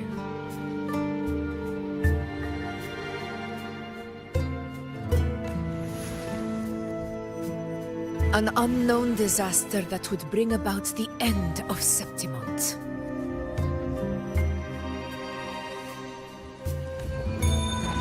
The vision was unclear. The priestess couldn't discern the cause of the disaster, nor could they see the hero who would rise up to stop it. The Senate prefers to wait, believing the solution will reveal itself in time. But I must consider the darker possibility.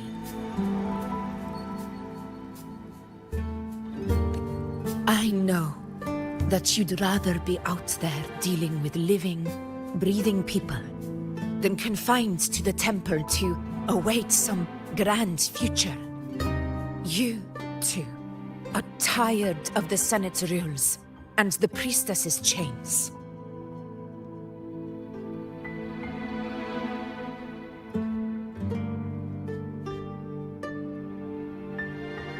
But as a prodigy in prophecy, you should see further than Lilibet or any of the other priestesses.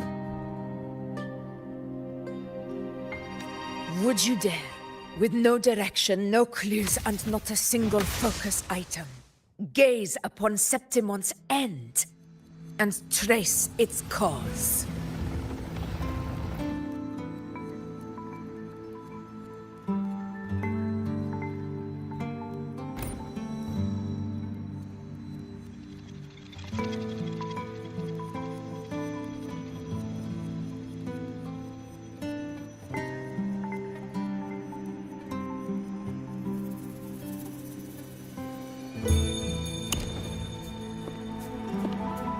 So be it. I'll make this prophecy's ending my answer.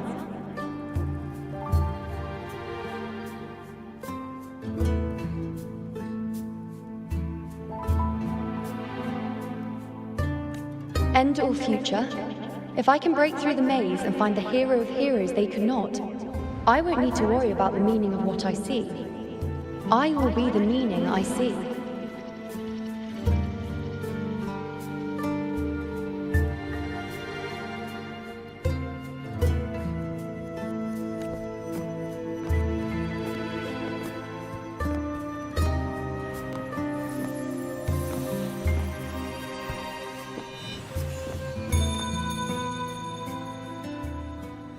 Once again, I repeat Yuno's past choice.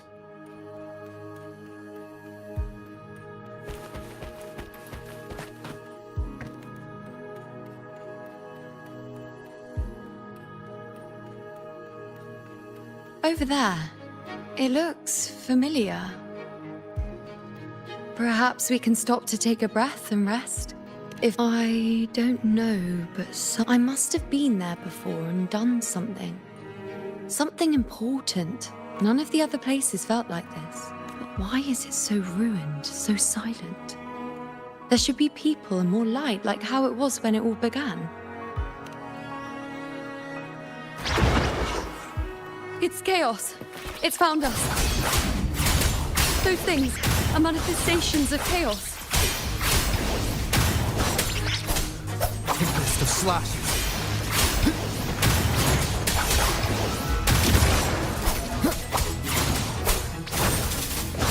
The wicked will face judgment!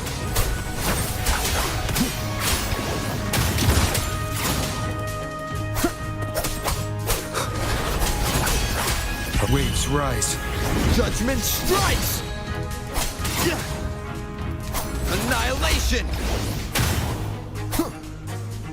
Be careful, they're closing in. It really insists that I stay.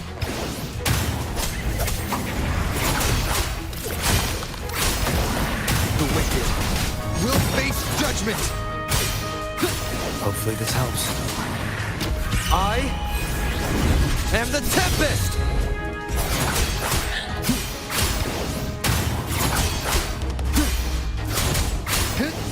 The wicked will face judgment!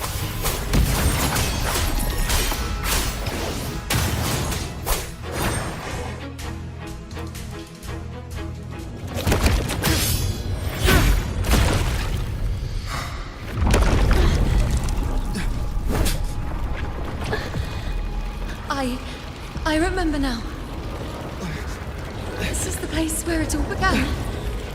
It's also where it ended. It's okay.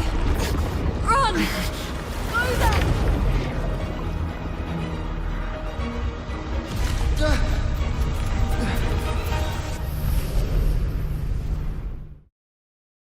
Go there? Is that another one of Chaos's tricks?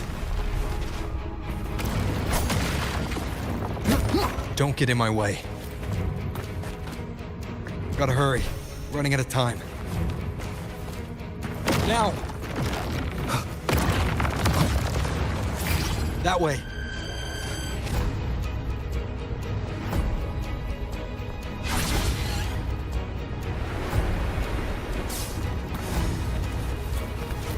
Manifestations of chaos. Where is it taking Yuno? How can I find her? Did Yuno leave these lights to guide me?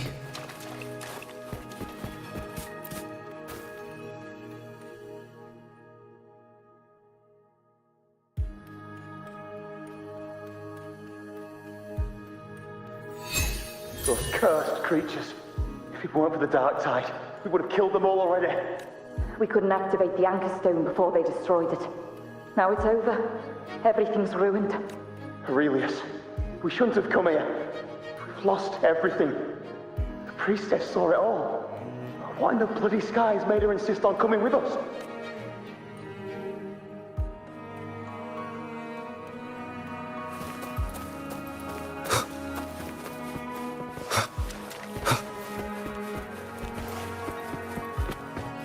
Cherish every gain.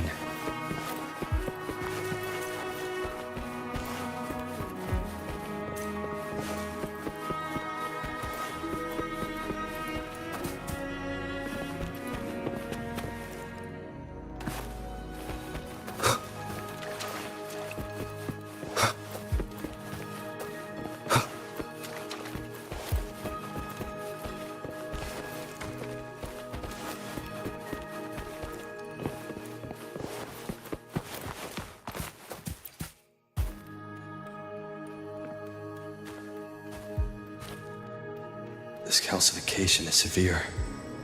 Such corruption. The dark tide surge just now wouldn't be enough to cause this. Could this be connected to the important event Yuno mentioned before she was taken?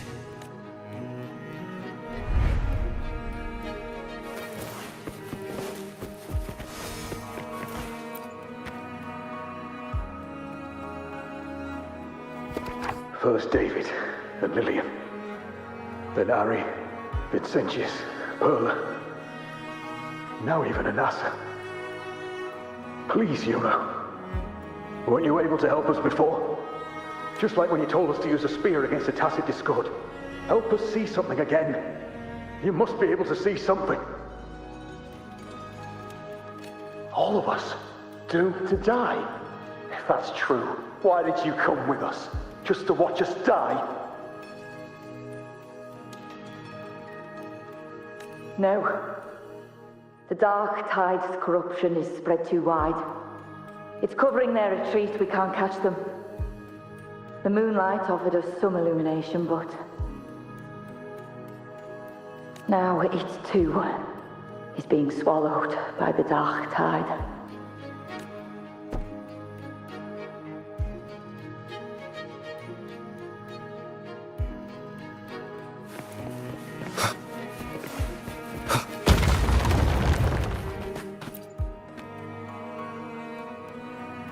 Looks familiar. A priestess's candelabrum. How did it get so damaged?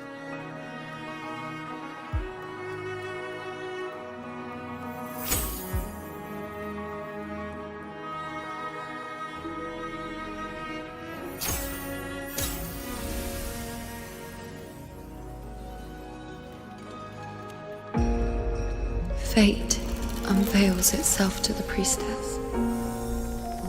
Following its guidance, she reaches the end again and again, foreseeing its conclusion. Heads fall, whimpers fade. She sees no hero of heroes. Variables added, visions expanded. She sees no hero of heroes. Beyond a doubt, no other choice. She sees no hero of heroes. The priestess is never wrong, but she despises her own truth. For her success is Septimon's defeat. Defeat. Why? Defeat. It's always defeat. If fate one day wills our annihilation, if we are nothing more than fate's puppets, When that time comes, what good is a priestess?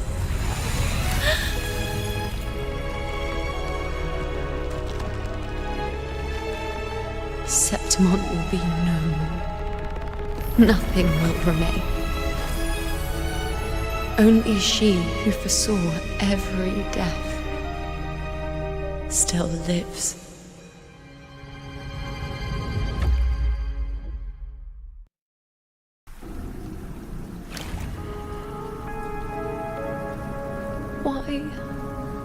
Why?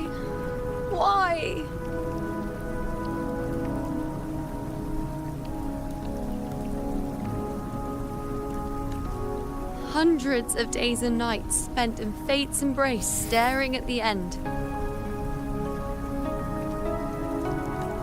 I tried to see everything, missing nothing, but not once did I see a single future where Septimon still stands.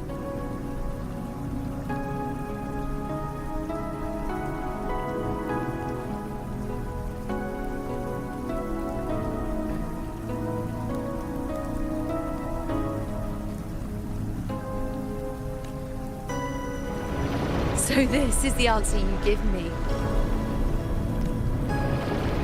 To know our inevitable doom, and tell the people of Septimon to wait for it, accept it, and even be grateful?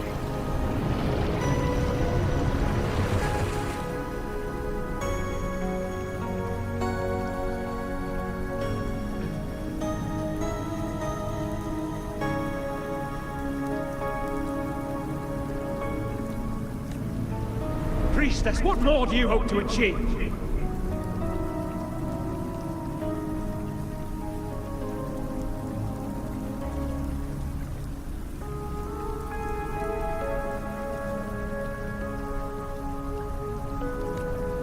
Priestess, what more can you do? Haven't you already seen it all, plain as day?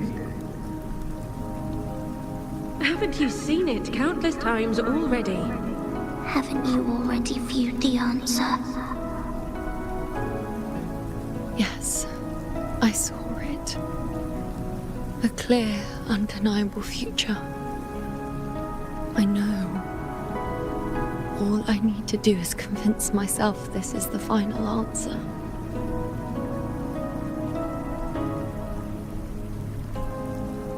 But how could I ever accept it? How could I be content?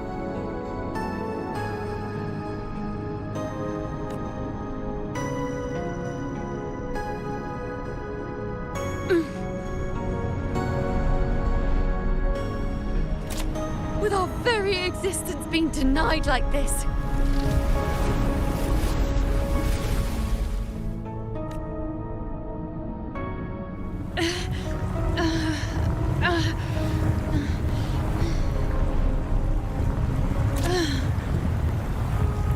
Who are you to decide Septimon's fate?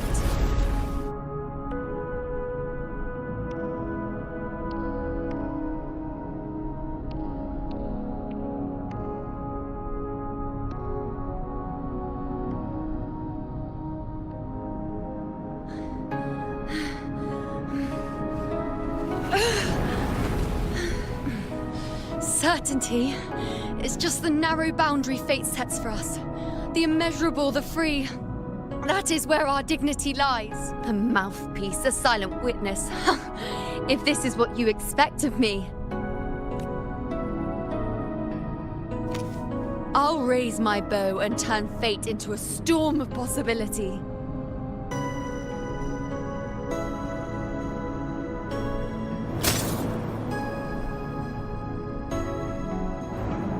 If, just once, I can prove you are not fixed, then will this so-called end even... Wait, Priestess Yuno. Are you really going to stand with us against the Dark Tide? You've already seen how it ends, haven't you? Of course.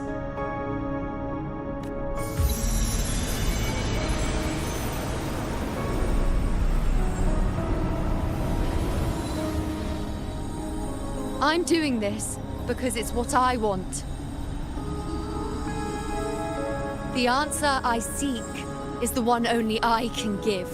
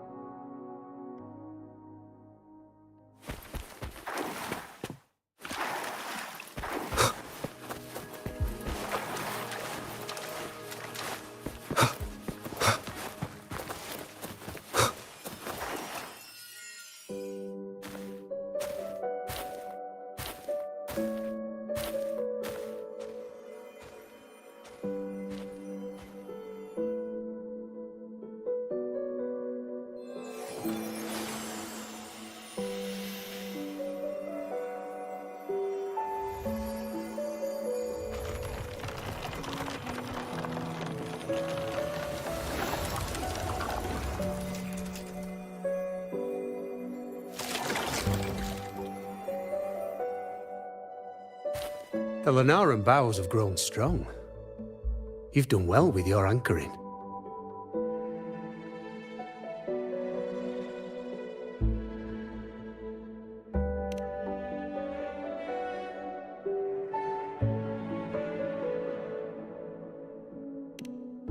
Look at you.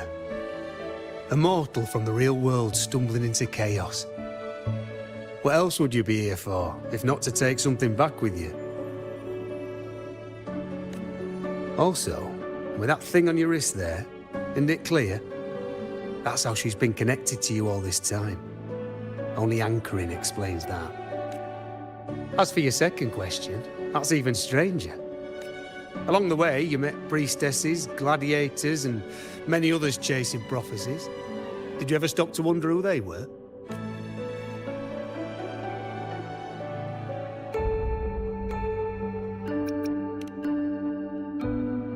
What is it you expect to hear, then? I'm a blacksmith. Long dead. Once a forger of weapons. A father to a daughter. A reflection of her past in the chaos.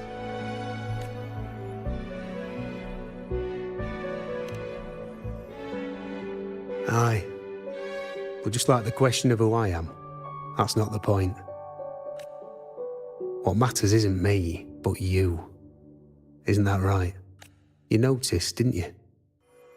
The more you rested near the Lunaran boughs, the more memories and connections manifested into reality. Yuno's spectre became more real, and the boughs grew.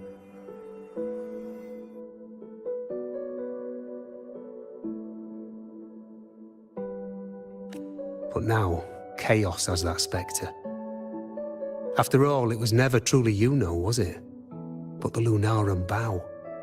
That's what the two of you built along the way. There'll be no more doors to choose from. You can keep the bough and take it back with you. Find a new spectre to follow. As long as you have it with you, that should be enough. Or, do you still want me to forge it into a bow?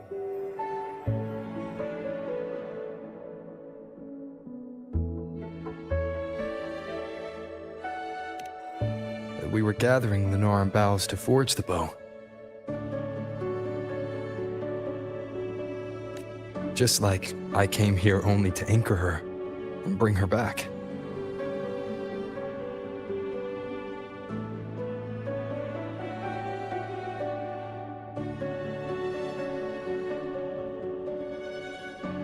If you cut it here, all your previous anchoring will be for nothing. You might have to start over many times, with things going even less smoothly. Are you willing?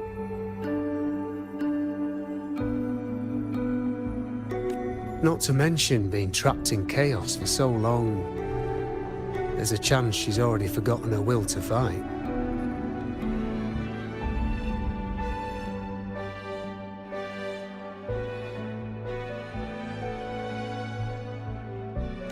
Are you sure you want to throw away all the certainty you've built just to gamble on a possibility?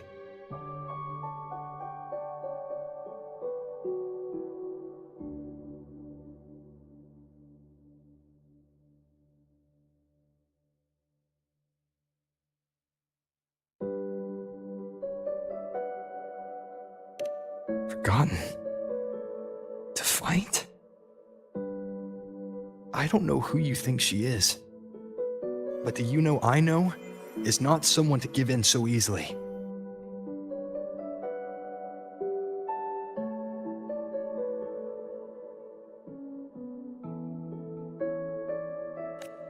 She promised we'd meet at the end. As long as Yuno needs a bow, I'll be the one to carry it for her. I always thought you followed the light's guidance. Now I see you reached this point because the light followed you. How could I forget? The greatest archery isn't about hitting the target every time. It's about letting the arrow choose the mark. Wherever it lands, that's where destiny awaits. I've said it before. I forge weapons. If you still want it, I'll forge the bow for you. Come then. Let's do it.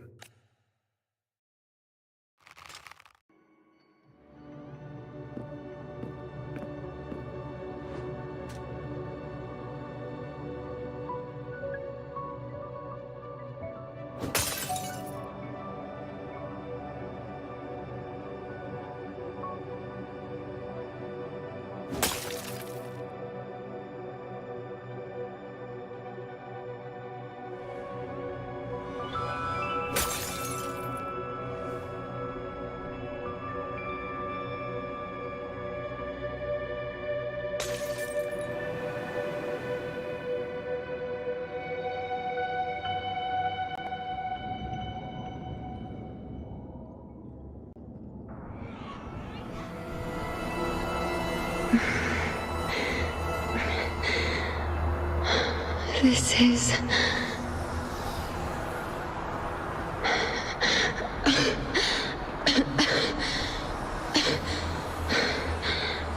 Yuno. Priestess Yuno.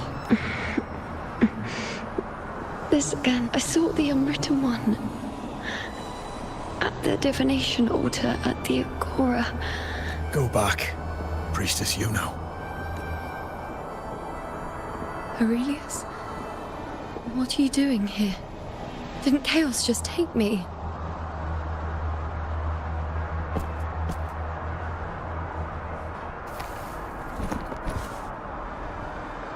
This place must be where I gave my last prophecy 3 years ago. Priestess Yuno. We're already indebted to you for accompanying us on this journey. But you've seen how it ends. Our squad is doomed. The others and I are fated to fall here. There's no need for you to risk your own life any longer. Return to Tetragon Temple. That's where you should be. I too will go where I should be.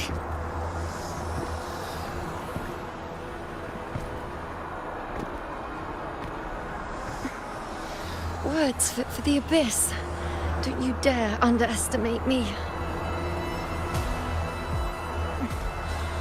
Where to go, what path to take, that's something only I decide.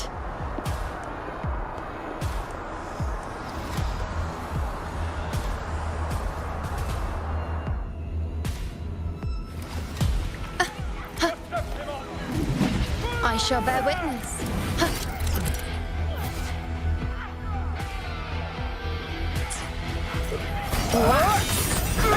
I feel much better.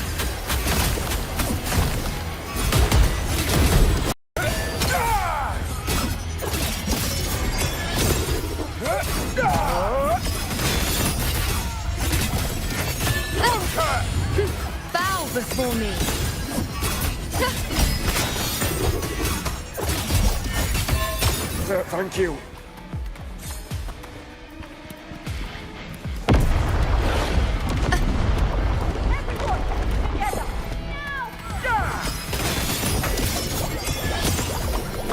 On you go.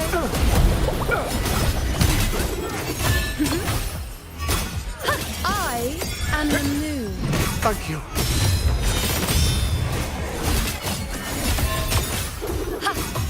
Bow before me.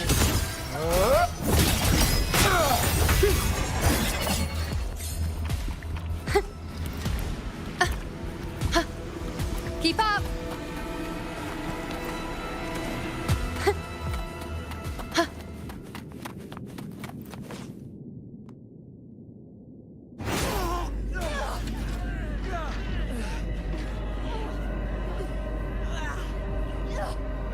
Cowardly, blighted bastards. Always hiding in the dark tide.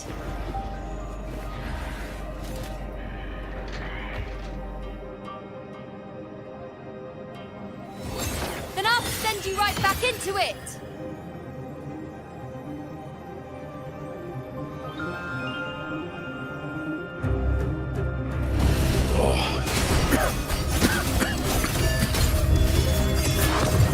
Priestess, you know. Thank you. You and all of us. You've done well. I will not let you fall. This is pure torture. How can I let it end like this again?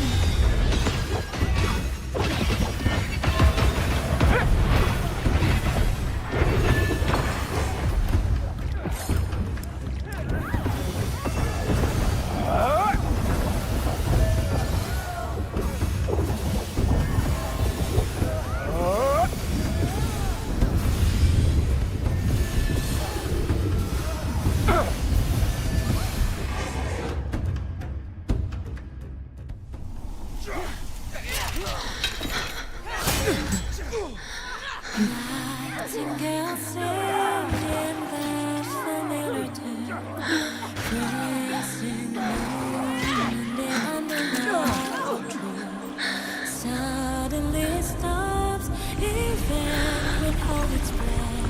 The subtle scar in the heart of the moon.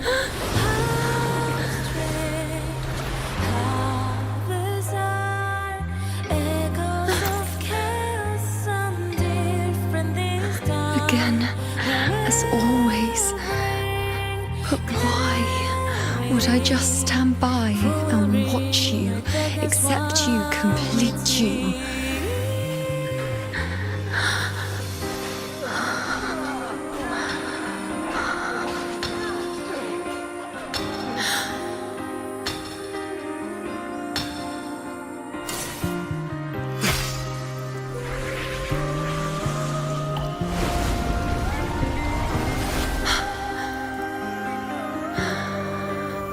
No.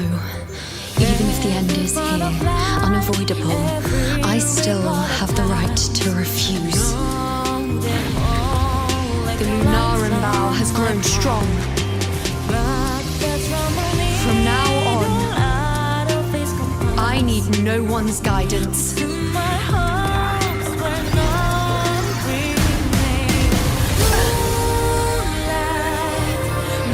wherever I choose to aim is my true destiny.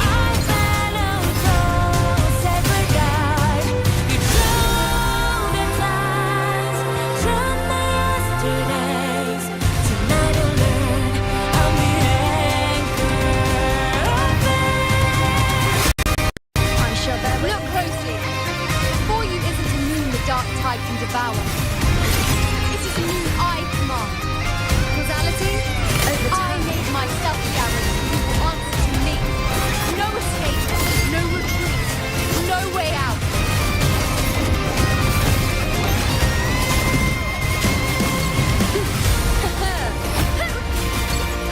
Cycle, bow before me.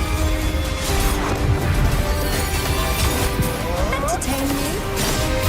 Fate revealed. Face me. Taste Face my resolve!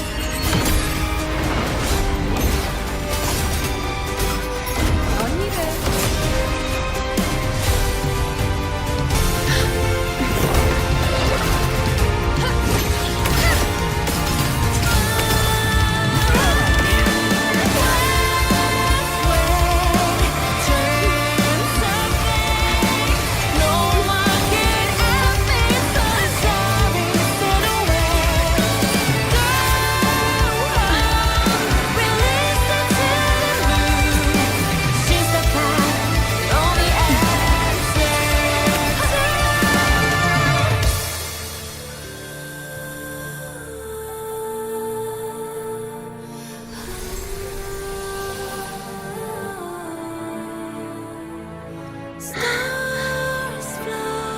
I told you. I'd rewrite the ending you changed. The scars sometimes ring.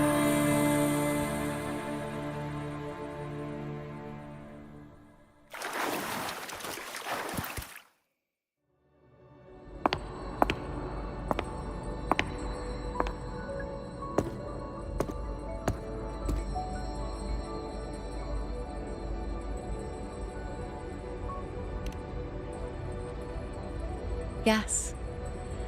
We've come out of the chaos between life and death, between existence and non-existence. There aren't any guiding traces, no visions of fate's hand.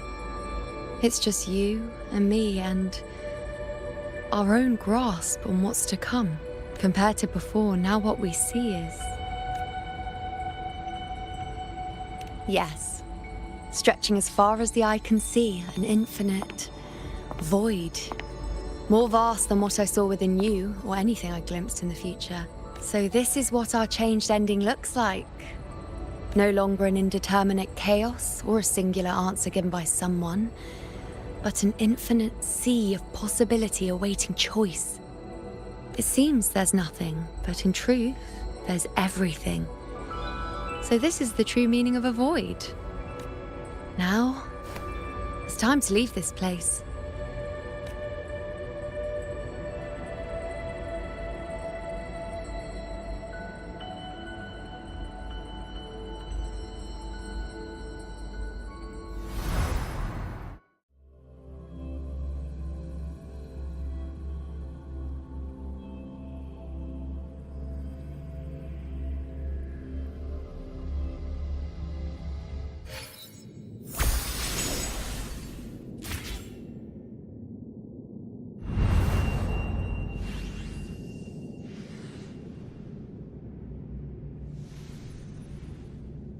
Wait.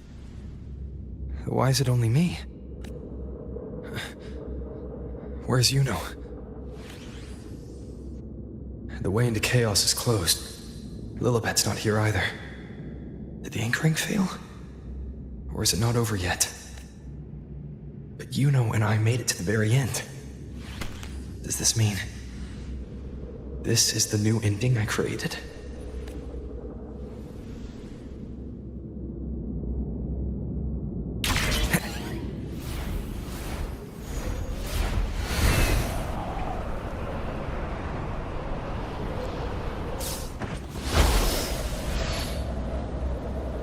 And you, unwritten one, were I to indulge in a bit of selfishness, you'd forgive me, wouldn't you?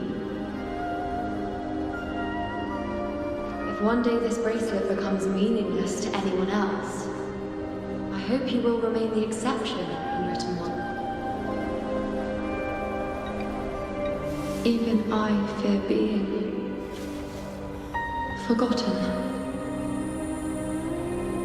A death that shouldn't have happened, traded for an unforetold victory. A fair deal. But perhaps in that distant future, forgetting might prove far easier than remembering. Never mind. In any case, you are not to return it. I won't let go. I don't want to let go. But be careful. Don't get lost in the chaos. And I shall put my best foot forward as well. We shall meet at the very end.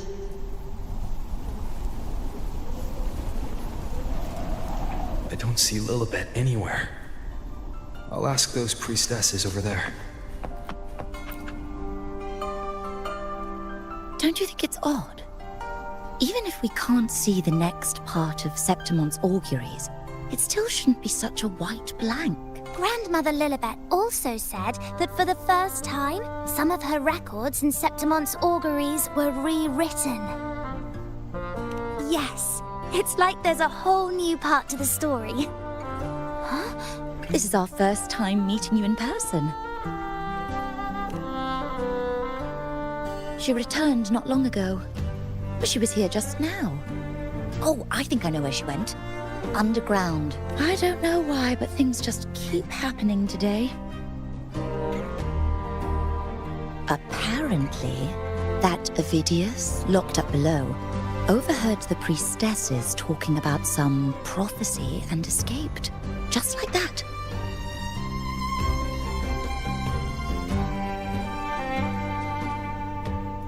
I think Lilibet must have gone to handle the situation. No, that's not it. Ovidius wasn't being locked up. He chose to stay here.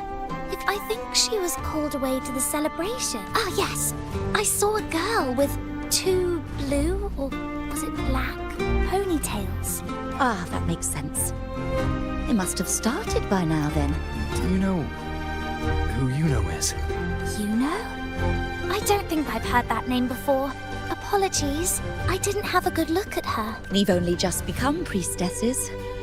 There is much we still don't know about this land. If it's important, perhaps you might try looking for her at the celebration. It's odd. Forgive me. Who's that girl with lilies? Is she a new priestess? Oh, it's the unwritten one, eh? Since you've kept your distance from the dark tide, how are things? The bow, the girl, those daydreams of yours get any better? Let me think. Plenty of fresh faces here. She walked like a cat. As nimble as they come. Seems she was looking for someone too.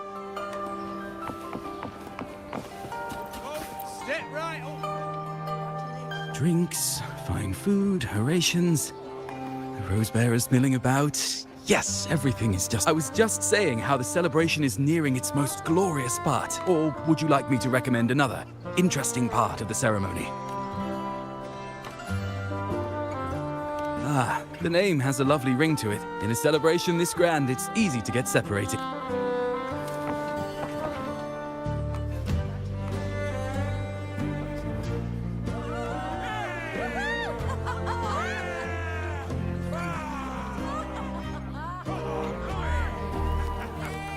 Come on over, toast!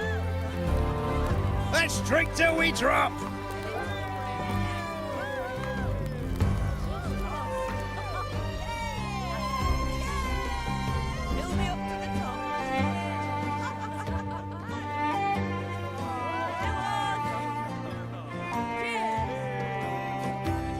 We should just live in the moment and enjoy what we have now.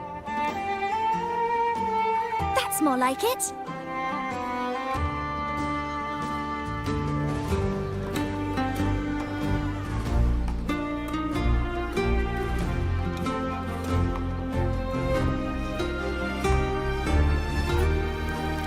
Come, triumphant rain of petals! Make it even grander!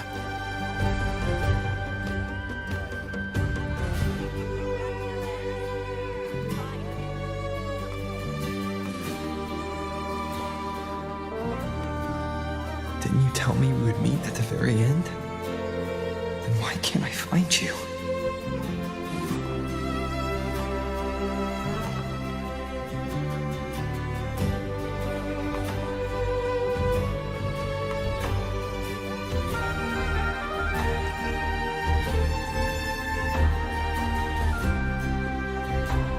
I could hear your voice from a distance. You know! Wasn't that it?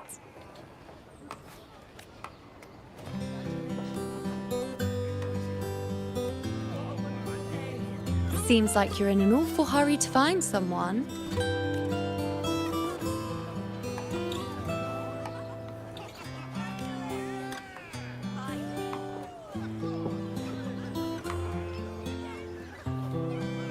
I thought you'd like this, us slipping back into our old familiar rhythm.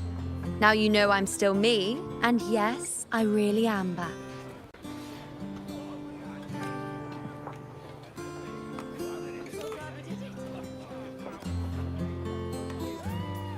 It's just like you saw at the end of the chaos. 3 years ago, at the end of the spring basin swallowed by the dark tide, I, as a priestess, made my choice.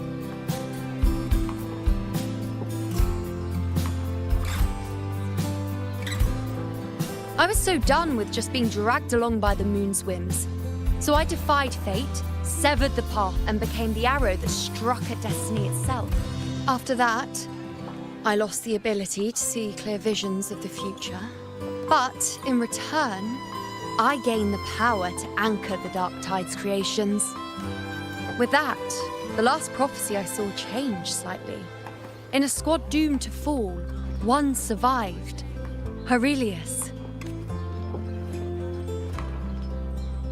If I can do it once, then I can do it a second time, then a third. Perhaps one day I can overturn more destined futures. Since fate didn't prepare a hero of heroes, we decided to eliminate the need for one by taking on the disaster at its source, the Sovereign and the Paradise.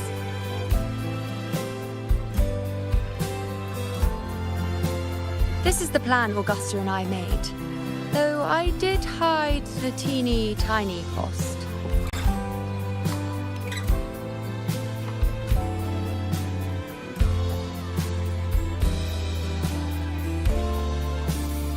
Anyway, all the Septimontians who were supposed to die are still alive. The end I once foresaw has changed.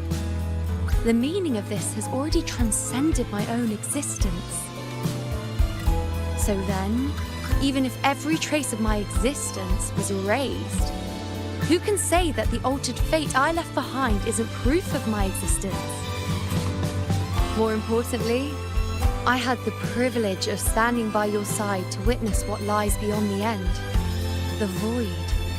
An unwritten void. Perhaps it signifies the unimaginable possibilities yet to come. Just like you, bringing unknown possibilities to Septimont. And to me.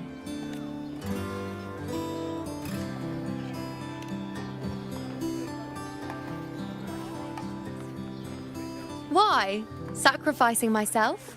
Or just trying something I'm not sure about? Come now, you know me. I follow my whims.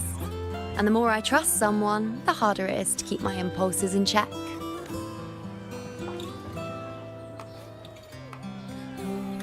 I'm not one to make promises I can't keep. But I'll promise you this. If there is a next time, you'll be the first to know.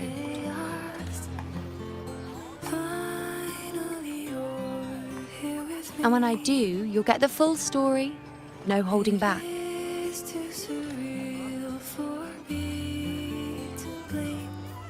Just bring me back to your gravity.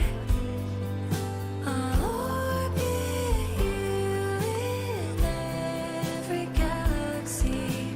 I've run into a few friends since being back. Not one of them recognized me. Guess the memory of the you-know they once knew is just the price we had to pay. But at least you still remember me. You pulled me from the chaos and brought me back to existence. That's enough.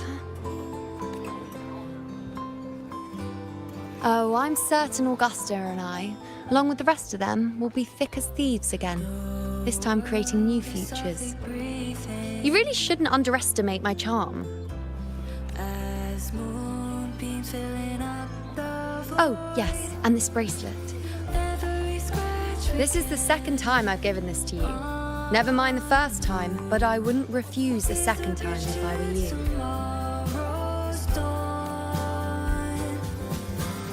Being the second time means there's been a change. Now it's a testament to our secret little interaction.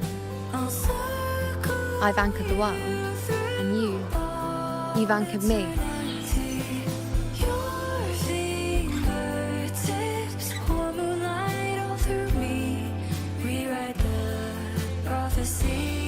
Suddenly the sky has no limit. Are you real? Will you stay? Shall we slow down our pace? Let this fleeting moment stretch to an endless always. I'll reach for your hands again and again. Spin me. As for any matter pertaining to me, what you saw in the chaos and what transpired, do not breathe a word of it to another soul. Understand? Possibilities. So even if I am erased by time, I'll fall. Bashful? Hardly. If you blurt it out, it would cause quite a stir. All that explaining would be too much hassle.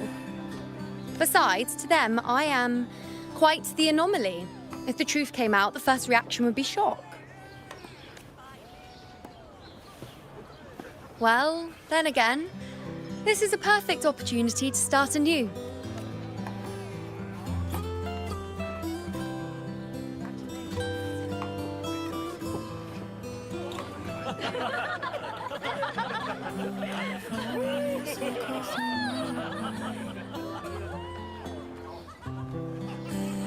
In Septimont, it would be a crime to miss the height of the celebration. After fighting side by side, we share honey and wine under a rain of petals, drinking to our heart's content. Surely you've heard of this little tradition of ours, haven't you, Unwritten One?